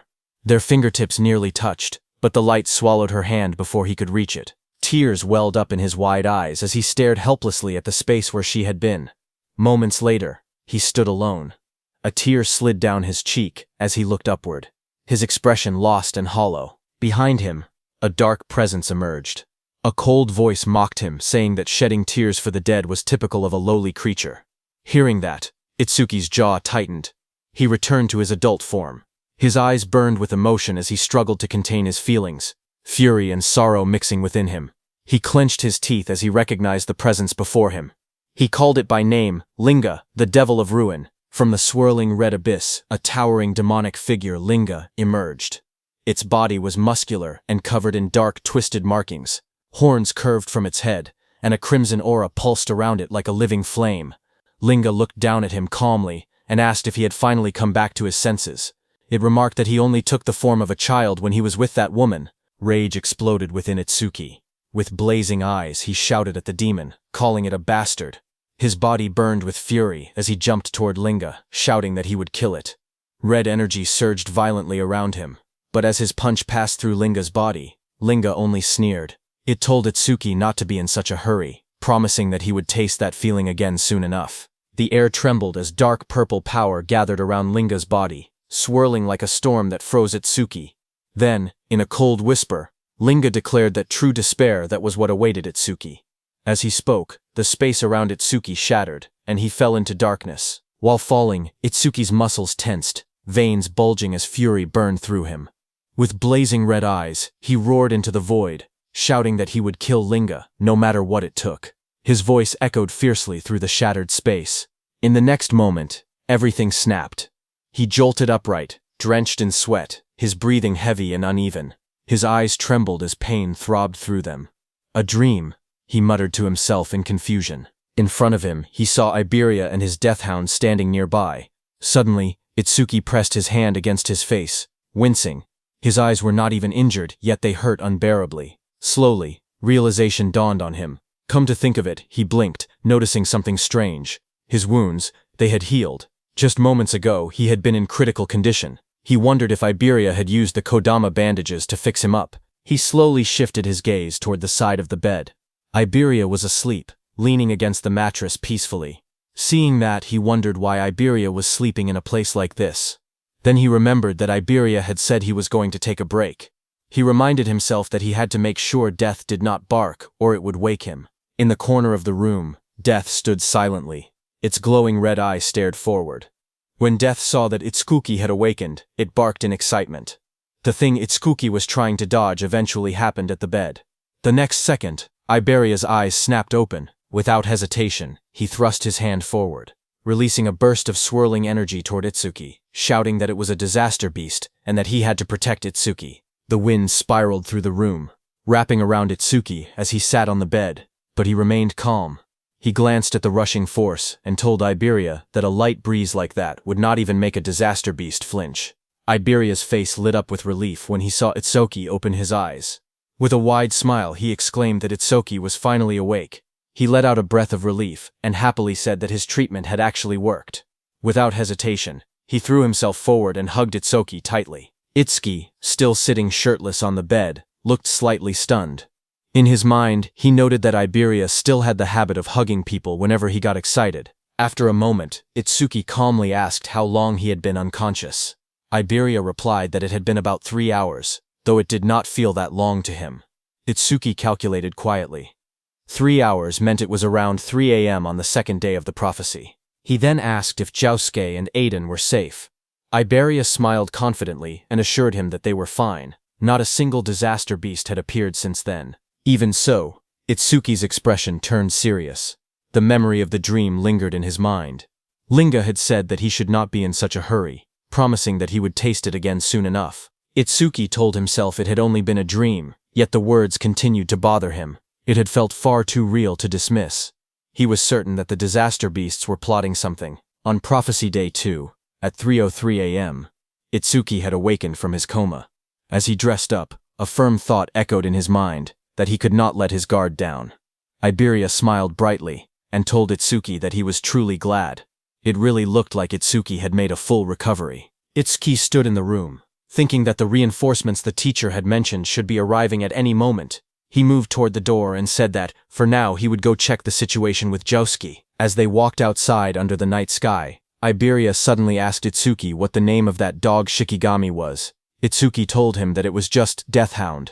Hearing that, Iberia reminded Itsuki that a Shikigami user was free to give their Shikigami any name they wanted. He even offered to pick one himself, confidently claiming that he had great naming skills. Itsuki calmly replied that he was not a Shikigami user. Hearing that, Iberia blinked in surprise. He admitted that it was a shame, since he had really wanted to name it. Hearing that, Itsuki silently resolved that he was definitely not going to let Iberia name that thing. As they continued walking, Josuke, who was casting magic on that mechanical golem, noticed Itsuki and said that Kodama bandages alone would not have been enough for someone to recover this quickly. He concluded that it looked like Iberia had finally used his actual ability. Hearing that, Itsuki looked at Iberia and admitted that he had not seen him using any skills earlier. He asked if Iberia was a healer type. Iberia hesitated slightly and replied that he could use offensive skills too. However, he added honestly that they did not really do much damage. After that, Itsuki turned to Josuke and asked if any other saviors had arrived since he had been knocked out. Josuke answered with uncertainty, saying no. He then asked why Itsuki was asking. Itsuki explained that the teacher had said they were dispatching nearby saviors. It had already been a full day, so they should be arriving soon. Josuke reminded Itsuki that they were deep in the forest. Even Itsuki would not have arrived so quickly without Iberia's guidance. Itsuki listened carefully. He admitted to himself that Josuke had a point, but he could not shake the uneasy feeling inside him. Something about the situation felt wrong. As the night grew quieter, the forest seemed to change. It felt as if something malevolent was slowly drawing closer. High above the forest, several saviors moved quickly through the dense trees. Their path curved sharply as they advanced deeper into the woods under the cover of night. As they ran, one of them called out to his teammate, Kobayashi, and asked how much farther it was to their destination. Kobayashi replied that it should only be a few more kilometers, and told them to bear with it a little longer. Another member shouted excitedly that once they finished this mission, they would finally be promoted from apprentices to third-class saviors. Even so, he could not help but comment that the place was far too remote. It was hard to believe that the greatest crafter in the northern province lived this deep in the woods. Suddenly, a sharp voice cut through the air as a woman ordered everyone to stop. The group reacted instantly, skidding to a halt on the forest path. One of them quickly asked what was wrong and whether she had picked up a strange vibe. The woman answered that something was approaching from the front. From the darkness ahead, a deep voice spoke calmly, asking if they had noticed him. Hearing that, one of the saviors shouted in alarm. He recognized it immediately and yelled that it was a disaster beast. He ordered everyone to take their battle stations. The group quickly drew their weapons, readying themselves for combat. Out of the shadows stepped the Red Flame Demon King. Behind him stood the White Oni. The air around them felt heavy and threatening. The Red Flame Demon King looked at the group with a faint smile and asked where they were all going in such a rush. His red eyes glowed brightly in the darkness as he asked if they were headed to the same destination as him. Fight broke out, and one of the saviors was engulfed in roaring flames, radiating intense heat and destruction. The one who killed him was the Red Flame Demon King. He stood calmly in a long robe, observing the aftermath of the devastation. He remarked with cold indifference that it was astonishing how a single fireball could cause such destruction, concluding that humans were truly fragile creatures. Turning his attention to his companion, he called out and asked White Oni if he had finished on his side. At that moment, White Oni completed his attack and struck another savior with overwhelming strength. He slammed his fist down, crushing his target into the ground with a violent impact. Blood splattered across the cracked earth as White Oni lifted his hand, looking at the flattened savior embedded in the crater. The Red Flame Demon King commented mockingly that his body was as flat as a pancake, adding that White Oni was certainly a cruel one. A red-haired savior stood on a slanted tree trunk, watching them in fear. She pointed out that there wasn't even a barrier nearby, and demanded to know where they had come from. The Red Flame Demon King smirked as he raised a blazing fireball in his hand. With a confident and casual tone, he remarked that they had traveled quite a long distance to get there. Seeing the fireball in his hand, the red-haired woman became terrified, tears streaming down her face as she closed her eyes and accepted her death. At that moment, a demon general appeared in the distance. His presence was overwhelming as he told the Red Flame Demon King that he must not kill them. The Red Flame Demon King frowned in annoyance and replied that he had been bored for ages, warning the demon general not to interfere now that he was finally having some fun. Before he could act further, a sharp, chilling sound cut through the air. In an instant, jagged ice crystals erupted around the Red Flame Demon King, encasing his body in thick, glittering frost. The demon general advanced steadily, asserting his authority, and warning that if the order was ignored again, the consequences would not be so light. Frozen and struggling within the ice, the Red Flame Demon King's expression shifted from arrogance to alarm. Realizing the danger, he hurriedly admitted that he understood and pleaded for the spell to be released, fearing that his body would not be able to withstand the freezing power any longer. The demon general released his spell, and the ice around the Red Flame Demon King shattered and fell to the ground. The Red Flame Demon King exhaled heavily, steam rising from his blazing body as he recovered from the freezing attack. With lingering unease in his voice, he admitted that he had thought he was going to freeze to death. Watching the demon general stop the Red Flame Demon King, sweat rolled down the red-haired girl's face as a fragile hope surfaced in her mind. She wondered if they were going to let her go. The Red Flame Demon King crossed his arms, his fiery aura flaring as he spoke with a curious tone. He recalled the order that they were not allowed to kill the target, and the owner of the magic eye. So he questioned the demon general whether this red-haired girl possessed some kind of special power as well. With glowing blue eyes, the demon general responded calmly that she had nothing like that. He explained that his actions were not about her. Instead, he stated that he simply wanted to test the new ability bestowed upon him by Lord Linga. Saying that, he raised his hand toward the red-haired girl. Seeing this, the red-haired woman became extremely frightened, and before she could do anything, dark energy surged around her. Her body convulsed violently, shadowy tendrils wrapping around her as she screamed in agony. Moments later, the violent transformation subsided, and she slumped forward, her head hanging low as her hair fell over her face, leaving her eerily still against the tree. Observing the scene, the Red Flame Demon King remarked with casual indifference that she had ended up dying anyway. The demon general corrected him, stating that she was not dead but simply undergoing demonization. Suddenly, the woman's head snapped up. A glowing sigil ignited on her forehead, and her eyes turned bright and unnatural as dark energy pulsed around her transformed face. The oppressive aura signaled that the change was complete. The Red Flame Demon King, intrigued, repeated the term demonization, waiting for an explanation. The demon general told him that humans who undergo demonization become completely subservient to Lord Linga. In other words, this red-haired woman was now on their side. As the transformation finished, the woman dropped to her knees and bowed deeply before the demons. In a submissive and obedient tone, she addressed him as the Wrath King and asked for his orders. The demon general issued his command in a cold, authoritative tone. He instructed the newly demonized woman to hide her identity and remain undercover within the human community until the day Lord Linga descended. Bowing her head obediently, she acknowledged the order and replied that she would do as commanded. The demon general continued, outlining her cover story. He told her that when the time came, she would report that her team had been attacked by disaster beasts in the forest, and that she was the only survivor, saved by the sacrifice of her comrades. With her head still lowered in submission, she answered simply that she understood. Satisfied, the demon general ordered her to get going. Moments later, the woman's eyes, now shadowed and eerie from demonization, stared forward blankly. But in the next instant, her expression shifted. Shock flashed across her face, as if a fragment of her original will had resurfaced. Startled, she stumbled backward in the forest, her breathing quick and uneven. Realizing the danger and urgency of her situation, she turned and fled at full speed through the trees. The Red Flame Demon King and the Demon General stood watching her departure without concern as she disappeared into the distance. After she left, the Red Flame Demon King questioned the decision with a hint of disdain, stating that while making humans do their bidding was fine, he did not see the point of recruiting such a weakling. In response, the Demon General explained that it was not just about her.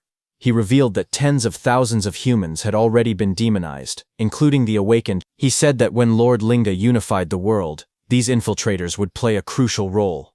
With the explanation given, the Demon General walked ahead and ordered them to stop dawdling and follow him, emphasizing that the mission was more important than ever. On the other hand, at Prophecy Day 2, at 3:05 a.m., the golem that Otsuki had destroyed before was completely repaired, its glowing eyes and sturdy frame radiating power. Observing it, Josuke explained that the Iron Golem's stats were roughly equivalent to a level 30 Awakened, making it a valuable asset to compensate for their labor shortage. However, Iberia remarked that they likely would not even need such assistance if Josuke and Itsuki were present. While discussing their preparations, Josuke suddenly brought up Itsuki, asking where he was. Iberia replied that Itsuki had gone to the workshop. He explained that Itsuki wanted to ask his father something about the critical crystal. Inside the workshop, Itsuki stood beside Eden as they discussed the recent battle. Eden asked if Itsuki had truly landed a critical hit during the fight with the disaster beast, and inquired about his critical rate at the time. Itsuki revealed that his broken critical crystal had originally given him a 3% critical rate, but after defeating the creature, it had increased to 4%. Hearing that, Eden remarked that achieving such a feat with only a 3% critical rate was incredibly lucky. Itsuki agreed that he thought so as well. He then explained that after landing that critical hit, it was not just his concentration that had improved. He described entering a strange state, where he felt as if he were omnipotent, and asked whether this was also an effect of the critical crystal. Hearing this, Eden reacted with surprise. He asked if it was a sensation where a person's senses become sharp enough to perceive everything around them, yet they remain calm and completely unaffected. Itsuki thoughtfully touched his chin, and agreed that the description perfectly matched what he had experienced. Hearing this, Eden expressed his surprise, realizing that Itsuki had entered a flow state. Itsuki repeated the unfamiliar term in confusion, and asked Eden to explain. Eden explained that a flow state occurs when a person becomes completely immersed in a task. In this state, one's sense of time becomes distorted, and both concentration and excitement reach their peak simultaneously. Hearing that, Itsuki became more confused and tried to understand. Eden then simplified the explanation, saying that, in short, it meant being in the zone. To illustrate, he described how a painter might forget to eat because they are so absorbed in their work. He added that an athlete whose body moves instinctively during a match is also in a flow state.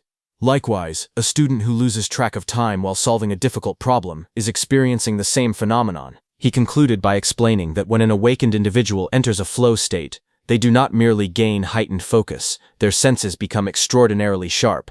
He explained that when someone enters a flow state, their stats and skill effects increase simultaneously to 120% of their original values. Hearing this, Itsuki expressed his surprise. He admitted that he had never heard about such a phenomenon from his teacher or any other awakened individual. He added that he had never met anyone who had actually entered a flow state before. Eden responded with astonishment, emphasizing that only a handful of people were capable of achieving such a state. He went on to explain that entering a flow state requires the awakened individual's own skill, a clear and focused mind, and a great deal of luck. If even one of these elements is missing, entering a flow state becomes impossible. Itsuki, absorbing this information, remarked that he had not realized the requirements were so strict. Eden then stated that it was no exaggeration to say that entering a flow state marks the boundary between a genius and an average person. He added that among the awakened across the 5 continents, including Wajin-Tae, there was not a single person who could enter a flow state at will. Itsuki was shocked to hear that not even Wajin-Tae could do that. Eden told Itsuki that he had first entered a flow state 2 years after becoming an awakened. He noted that while 2 years was considered quite early, for Itsuki to achieve it after only a month of being awakened was truly extraordinary. But suddenly Eden noticed Itsuki's distracted expression and paused, asking if he was listening. Itsuki snapped back to attention, his gaze sharpening as he sensed something unusual. Turning slightly, he informed Eden that 3 individuals with immense mana were approaching. Eden initially speculated that they were likely awakened sent by Nento Izumi to act as his guards. However, as Itsuki focused more closely on the energy, his expression hardened. The rough and stagnant aura did not feel like that of awakened individuals. It felt more like the presence of disaster beasts. Without hesitation, he decided to investigate just in case. Moving swiftly, he headed for the exit. As he went, he reflected that he had already wiped out the disaster beasts within the barrier, and that there were no signs of new ones being deployed nearby. Even so, an uneasy feeling lingered, and he hoped it was merely his imagination. In the next moment, he slid open the door and stepped outside. As Itsuki stepped outside, Iberia greeted him with a bright expression, saying that Itsuki was finally out. Noticing Itsuki's tense demeanor, Josuke beside him asked what was wrong and why he seemed so on edge. Itsuki, still alert, explained that he had felt a sudden surge of mana and thought it might be a disaster beast. Josuke reassured him, stating that there were no barriers being generated in the area, so that shouldn't be the case. Iberia added that even if it were a disaster beast, he had already reactivated the Iron Golem, meaning they could easily handle any common threat. Before his words could settle, Iberia's expression froze in shock, as a violent impact shattered the Iron Golem. The massive golem was destroyed in an instant, its body cracking and collapsing amid sparks and debris. Everyone was stunned, realizing that the Iron Golem had been taken down before it could even react. Josuke immediately raised his weapon, while Itsuki stood ready with electricity crackling around him. In the distance, 3 terrifying figures emerged, and one arrogantly declared that since there were only 3 opponents, it would be an easy task. It was the Demon General, the Red Flame Demon King, and White Oni. Their overwhelming presence confirmed that what had arrived was far more dangerous than a mere disaster beast. On Prophecy Day 2 at 3:01 a.m., the demons stood in front of Itsuki and the others, surrounded by a thick crimson aura. Their presence felt overwhelming. Itsuki narrowed his eyes as he observed them carefully. He could immediately tell that they were far stronger than the monsters inside the barrier. The pressure they emitted was on a completely different level. He focused on the Demon General standing at the front. The magical waves radiating from the Demon General were enormous, unlike anything he had ever seen before. The Demon General in dark armor stepped forward, its glowing eye shining coldly. In a calm but commanding tone, it declared that it would go capture the target and leave the rest to the others. Before turning away, it gave a final instruction to the other 2 demons.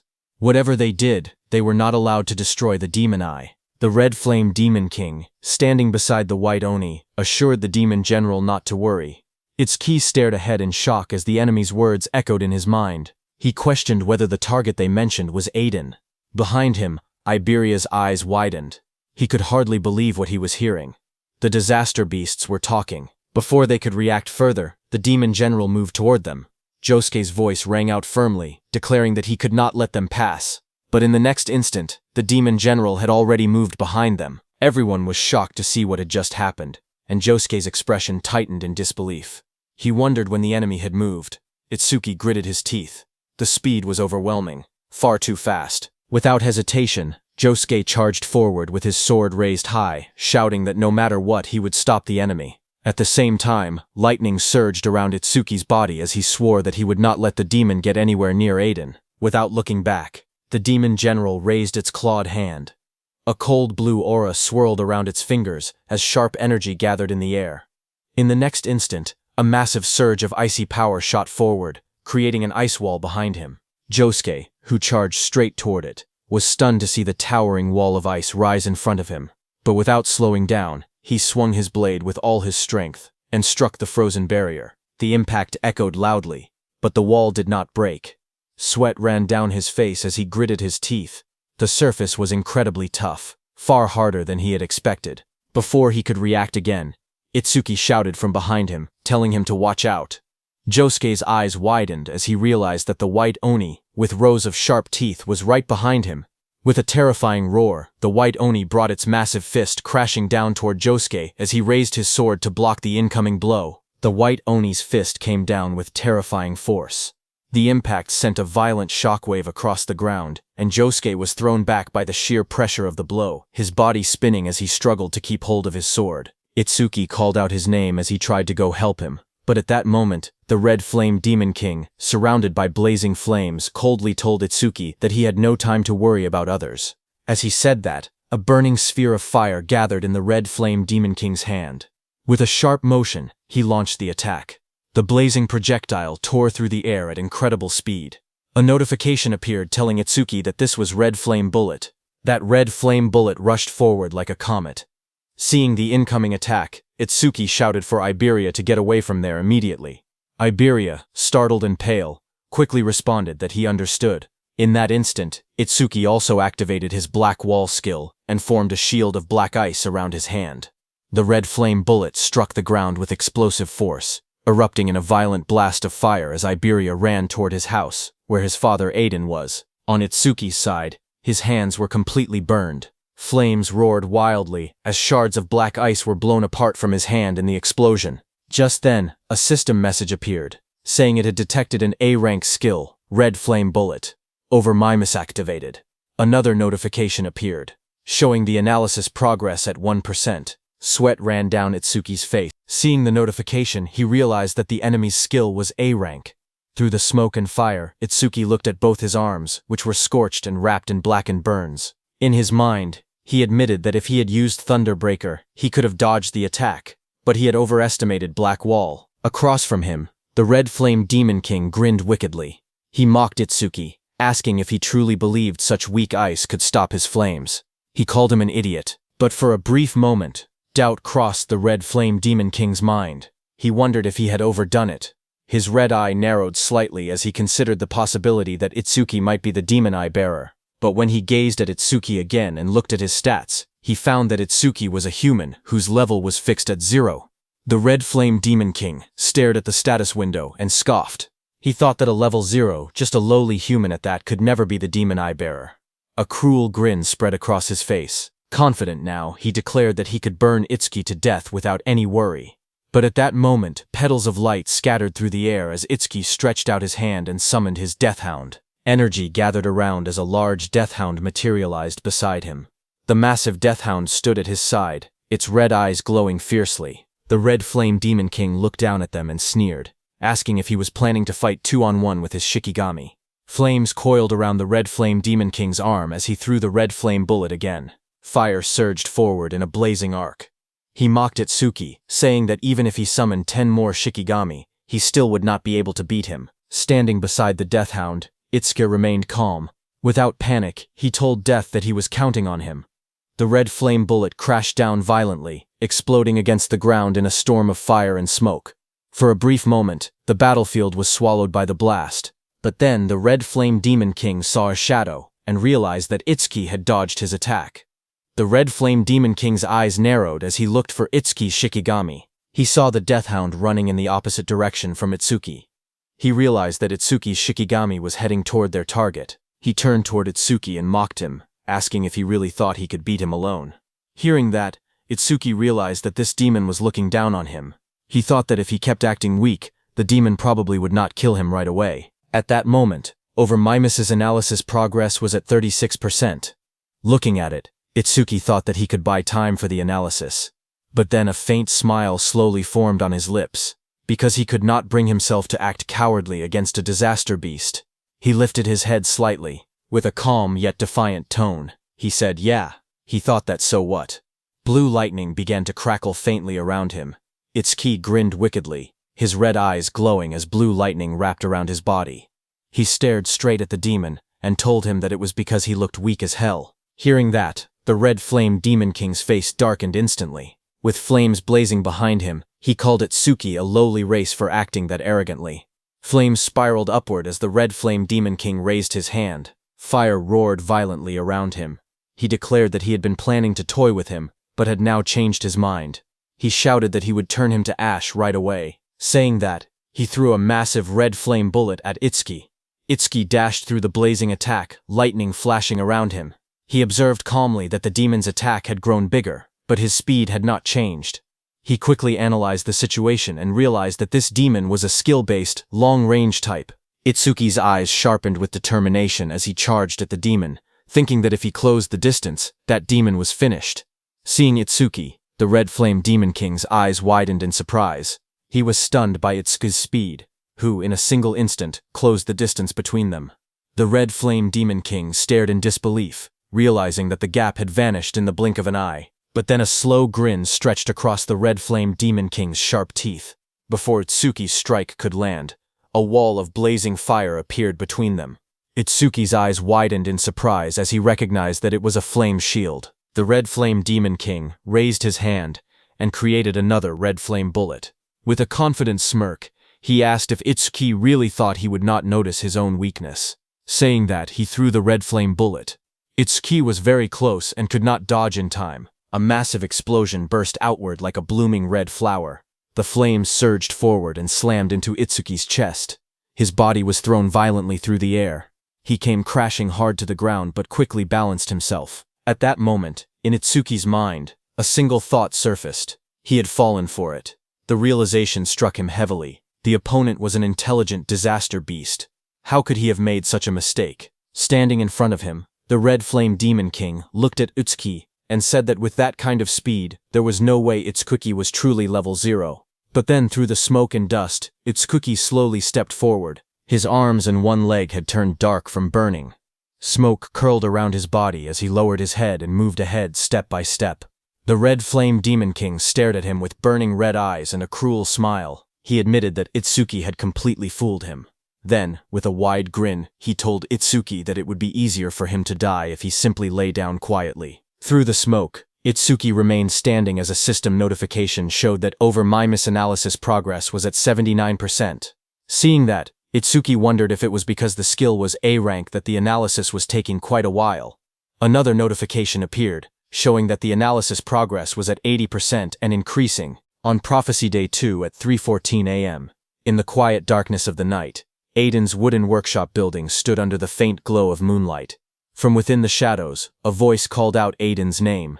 It was the Demon General. He stated that Aiden had created 3 unique grade artifacts, 16 epic grade artifacts, and countless rare grade artifacts. The Demon General declared that Aiden was the most talented crafter among the human race.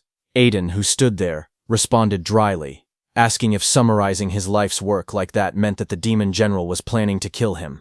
The Demon General reassured him, saying that as long as he remained useful, there was no reason to kill him. Hearing that, Aiden narrowed his eyes. He said he understood, but unfortunately, he was not the type who enjoyed taking orders. In the next instant, he gripped a blade from the side. His eyes flashed red with fierce determination as he swung the weapon toward himself without hesitation. But in the next instant, a chilling force exploded through the workshop. Ice formed around Aiden's body in a blink. Sharp blue crystals spread across his arms, chest, and beard, locking him in place before he could kill himself. Aiden's eyes widened in shock. He realized that his entire body had been covered in ice in an instant. The skill was at least A rank. The Demon General looked down at him coldly and told him to give up, because whether he lived or died was a decision for him to make. Aiden struggled and tried to resist, but the frost continued to bind him firmly. Hidden nearby, Iberia watched the scene unfold. Sweat rolled down his face as he covered his mouth to keep quiet. He thought that at this rate, his father was going to be kidnapped. He wondered what he should do. Should he launch a surprise attack? Before he could decide, a sudden blur tore through the room. A massive death hound rushed forward at incredible speed. Seeing that, Iberia's eyes widened as he recognized that it was Itsuki Shikigami. The death hound lunged forward with its jaws wide open, red eyes blazing and fangs fully exposed. Its roar shook the workshop as it stretched out a claw toward the Demon General. But the Demon General's figure turned slightly, his glowing blue eye fixed on the charging death hound.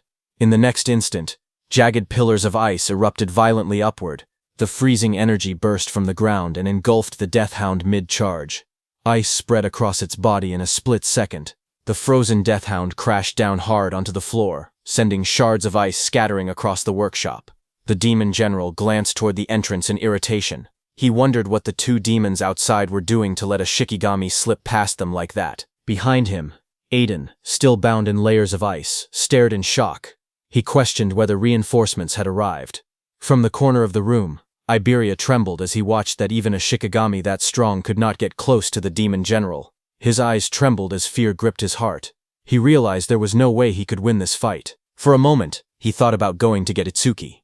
If Itsuki came, then surely things would change. But another thought immediately followed.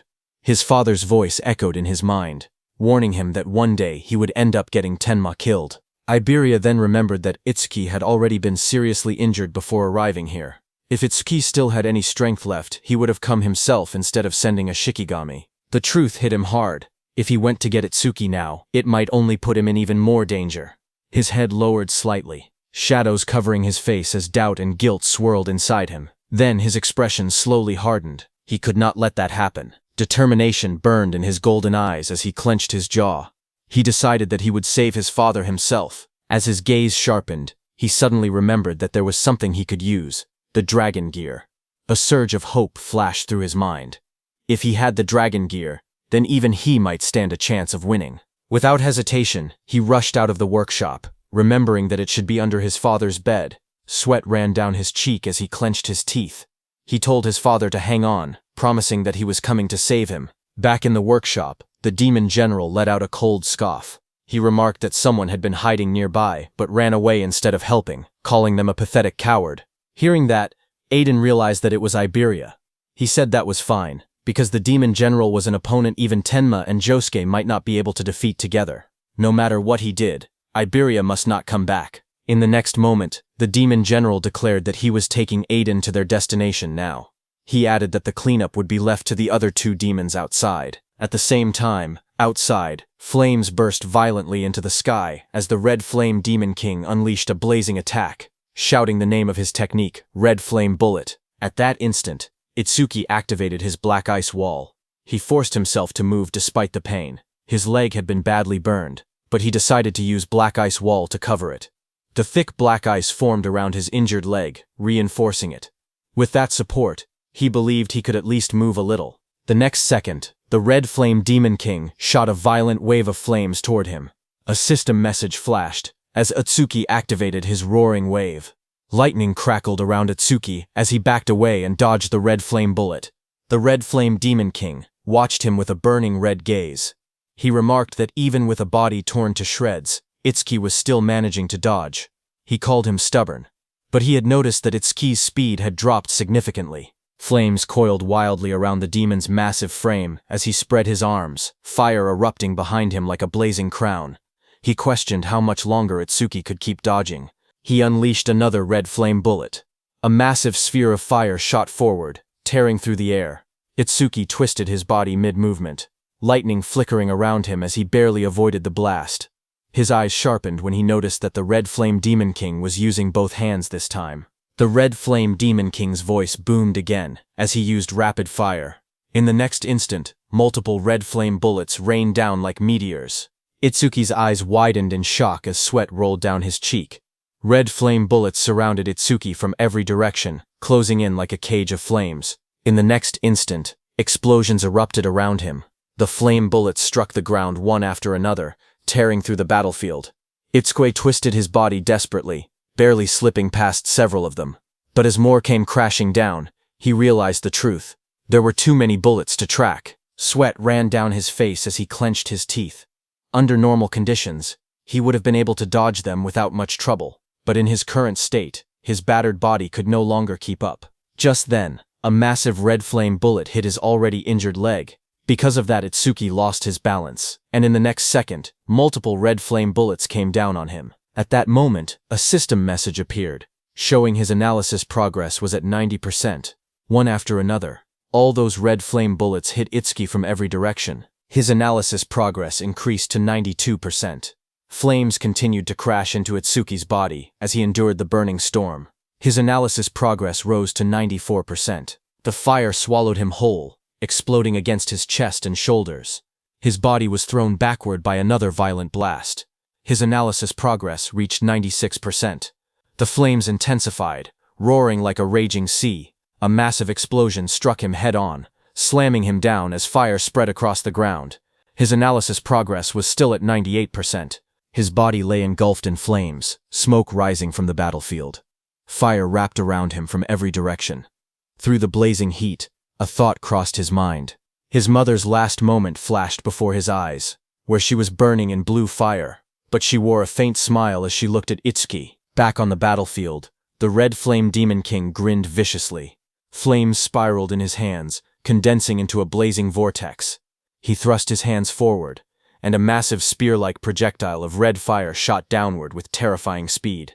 This was Red Flame Bullet, Penetrate. The blazing red flame bullet tore through the air, descending toward Itsuki with overwhelming force.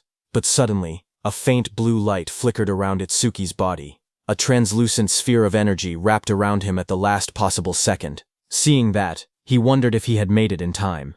Just then, a system window flashed before his eyes, showing that analysis progress had reached 100%. Immediately, a blue energy lotus formed around Itsuki, and the red flame bullet of the Demon King passed through, hitting the ground behind and exploding. The red flame Demon King narrowed his eyes, staring at the strange blue glow that had blocked his attack, and wondered what it was. On the other side, inside that blue lotus, a system notification appeared, saying Red Flame Bullet Analysis Complete, obtained Black Ice Wall Level 3. This was just as Itsuki had thought. He did not gain a new skill. Instead, the level of Black Ice Wall had simply increased. Another window opened, explaining the skill Black Ice Wall Level 3. Its active effect was that when activated, it continuously generates ice on the body's surface by consuming mana. It can block fire element skills of A rank or lower. Its passive effect was that it increases defense by 15% when blocking a fire element skill of A rank or lower. More messages followed.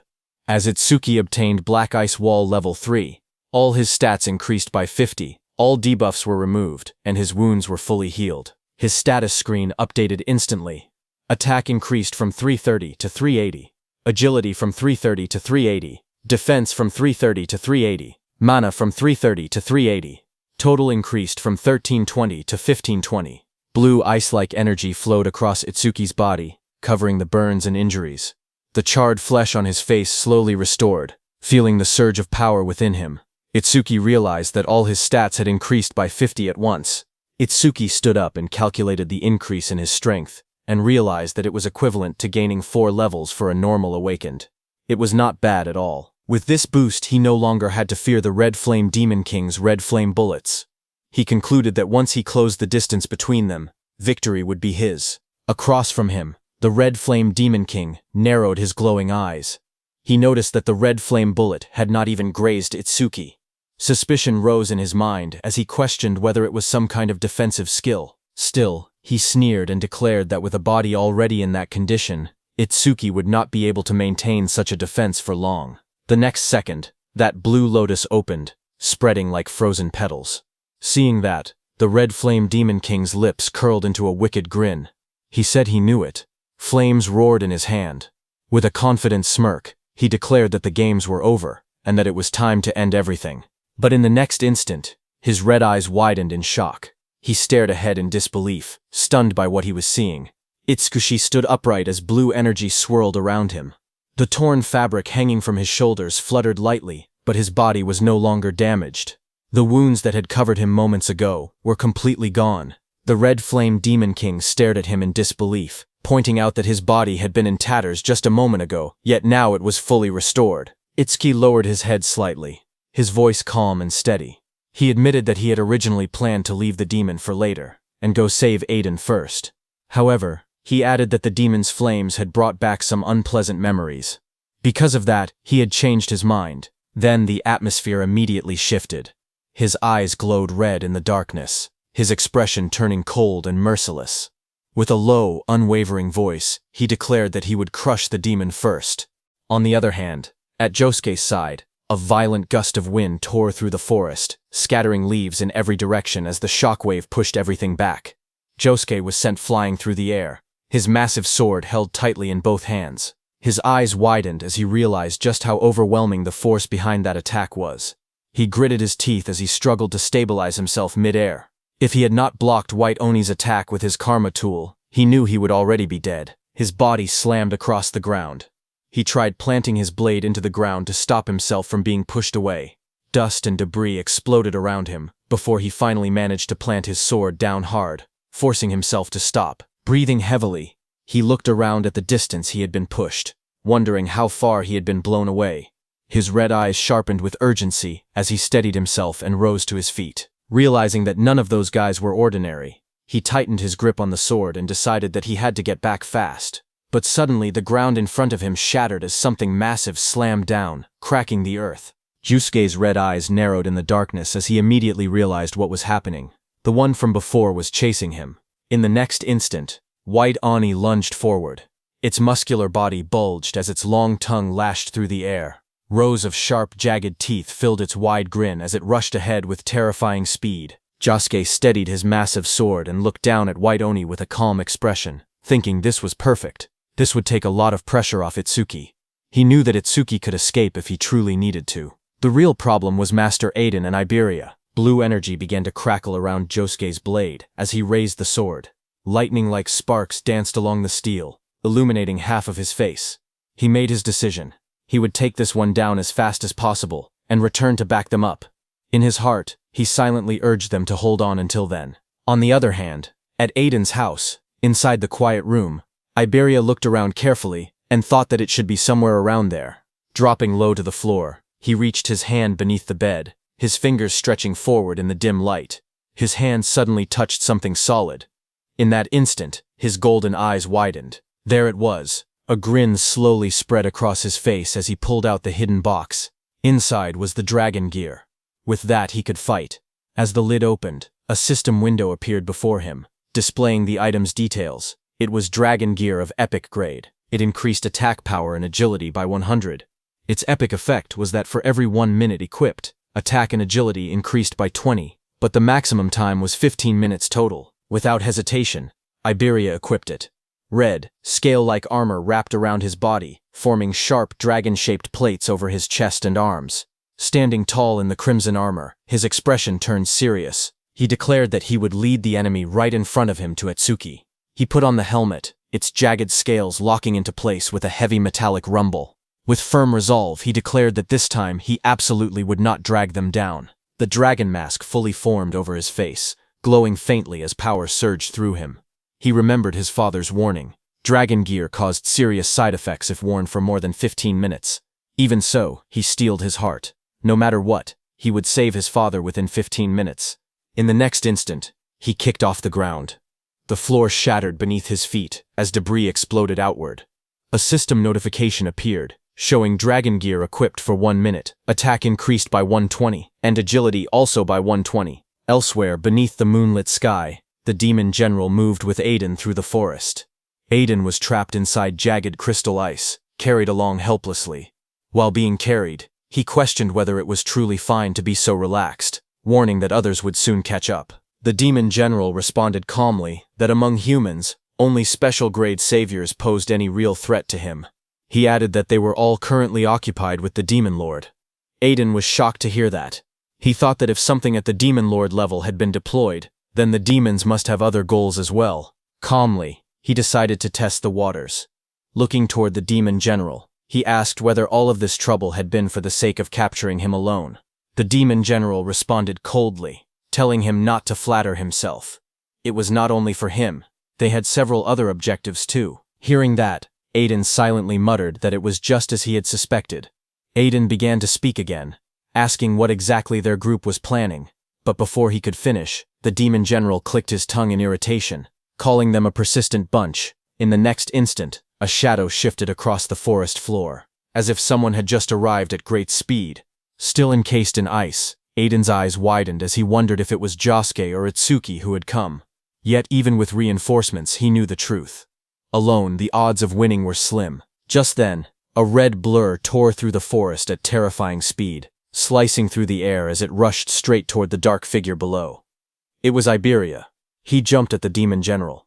With burning rage in his voice, Iberia shouted for him to give his father back. At that moment, a system message flashed before his eyes. He had equipped the dragon gear for 2 minutes, granting him 140 attack and 140 agility. Seeing him, the demon general's glowing blue eyes narrowed beneath his hood. In a cold, annoyed tone, he muttered that first it was a Shikigami, and now even a human brat had appeared. He shouted in anger, asking what those demons were doing. The one he was talking about was the Red Flame Demon King, who was fighting Itsukuo. The Red Flame Demon King stood facing Itsuki, who had just come out of the Blue Lotus after recovering. The Red Flame Demon King's eyes widened because he remembered that Itsuki's entire body had been scorched. Sweat slid down his face as he stared at Itsuki in disbelief, asking how he had recovered so much in such a short time. The Red Flame Demon King spread his arms wide as fire exploded around him. With a cruel grin, he declared that it did not matter how many times Itsuki recovered. The result would always be the same. Flames gathered violently in front of him, compressing into blazing projectiles. He roared out the name of his attack, Red Flame Bullet, Rapid Fire. In the next instant, countless fire bullets rained down like meteors, tearing through the air with explosive force. But Itsuki stood firm in the center of the inferno, as the red flame bullets closed in from all directions.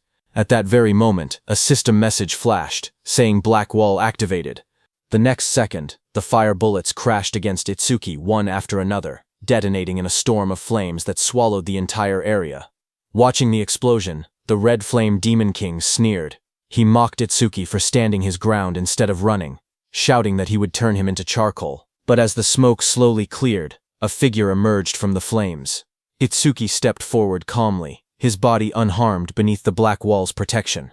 He stated coldly that that level of flame no longer worked on him. Another system notification appeared, saying he had blocked an A-rank fire element skill with Black Wall, and his defense increased by 15%. Another system panel appeared, showing that his defense had risen to 627, and with Black Wall it added a further 65. Lightning crackled violently around his body as he leaned forward, his red eyes gleaming. He declared that the demon was the one stuck on the chopping block now. Itsuki activated his Thunderbreaker, and in the blink of an eye, he reached the Red Flame Demon King. Seeing that, the Red Flame Demon King's grin faltered. He let out a stunned sound as he noticed that Itsuki's speed had increased again. Still, he reassured himself that he had his red flame barrier. In the next instant, Itsuki vanished in a burst of lightning. With a savage smile, he declared that first, he would strip the scales, every last one of them. Wrapped in spiraling thunder, he spun like a drill and shot forward at blinding speed with his spiked hands.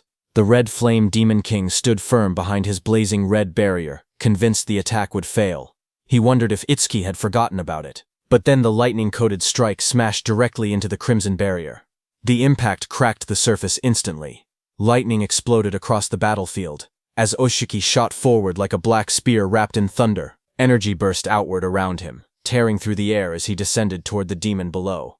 His eyes burned crimson, and his mouth twisted into a savage grin. A system notification flashed before him, announcing that he had blocked an A-rank fire element skill with Black Wall. His defense increased by 15%. Another panel appeared. His defense had risen to 684, and Black Wall added a further 80 points. Across from him, the Red Flame Demon King's face tightened. Sweat rolled down his pale skin despite the flames roaring behind him. Itsuki fell back briefly, then arched his body mid-air, red lightning tracing across his eye as he declared coldly that now it was time to cook. Seeing him, the Red Flame Demon King's pupils shrank. He realized that he had to run, because if Itsuki caught him, he would die. Fear crept into his expression for the first time. He immediately turned around and started running while calling for the White Ogre, King of Resentment. But while running, his legs tripped on a rock. He fell to the ground, and his face slammed hard against it. Sweat rolled down his face as panic overtook him. He cried out desperately for someone to save him. Dust and smoke rose as he struggled to push himself up from the broken ground. Flames continued to surge around his body, but his voice trembled. He roared in fury, refusing to accept reality. He shouted that there was no way he would be killed by some human. Fire spiraled around his arm as he struck again, but Itsuki, standing behind him, just moved his head slightly and dodged, his expression cold and unmoved. Seeing that, the Red Flame Demon King's confidence shattered. He backed away, sitting helplessly on the ground. His breathing grew heavy. In a low, shaken voice, he muttered that it was impossible. To him, The opponent was nothing more than a mere level 0. But now, when he looked at Itsuki, he saw a massive purple entity rise behind him, its towering form radiating overwhelming demonic energy. Its glowing eyes burned in the darkness as violet power swirled violently around them both. A system notification appeared, telling Itsuki that his broken critical crystal was in effect, and that his next attack would 100% trigger a critical hit. Energy gathered around Itsuki's arm, twisting into a sharp, spiraling blade of purple force as he prepared to strike. Seeing that, sweat poured down the red flame demon king's face, his red eyes trembling. In disbelief and fear, he called Itsuki an actual demon,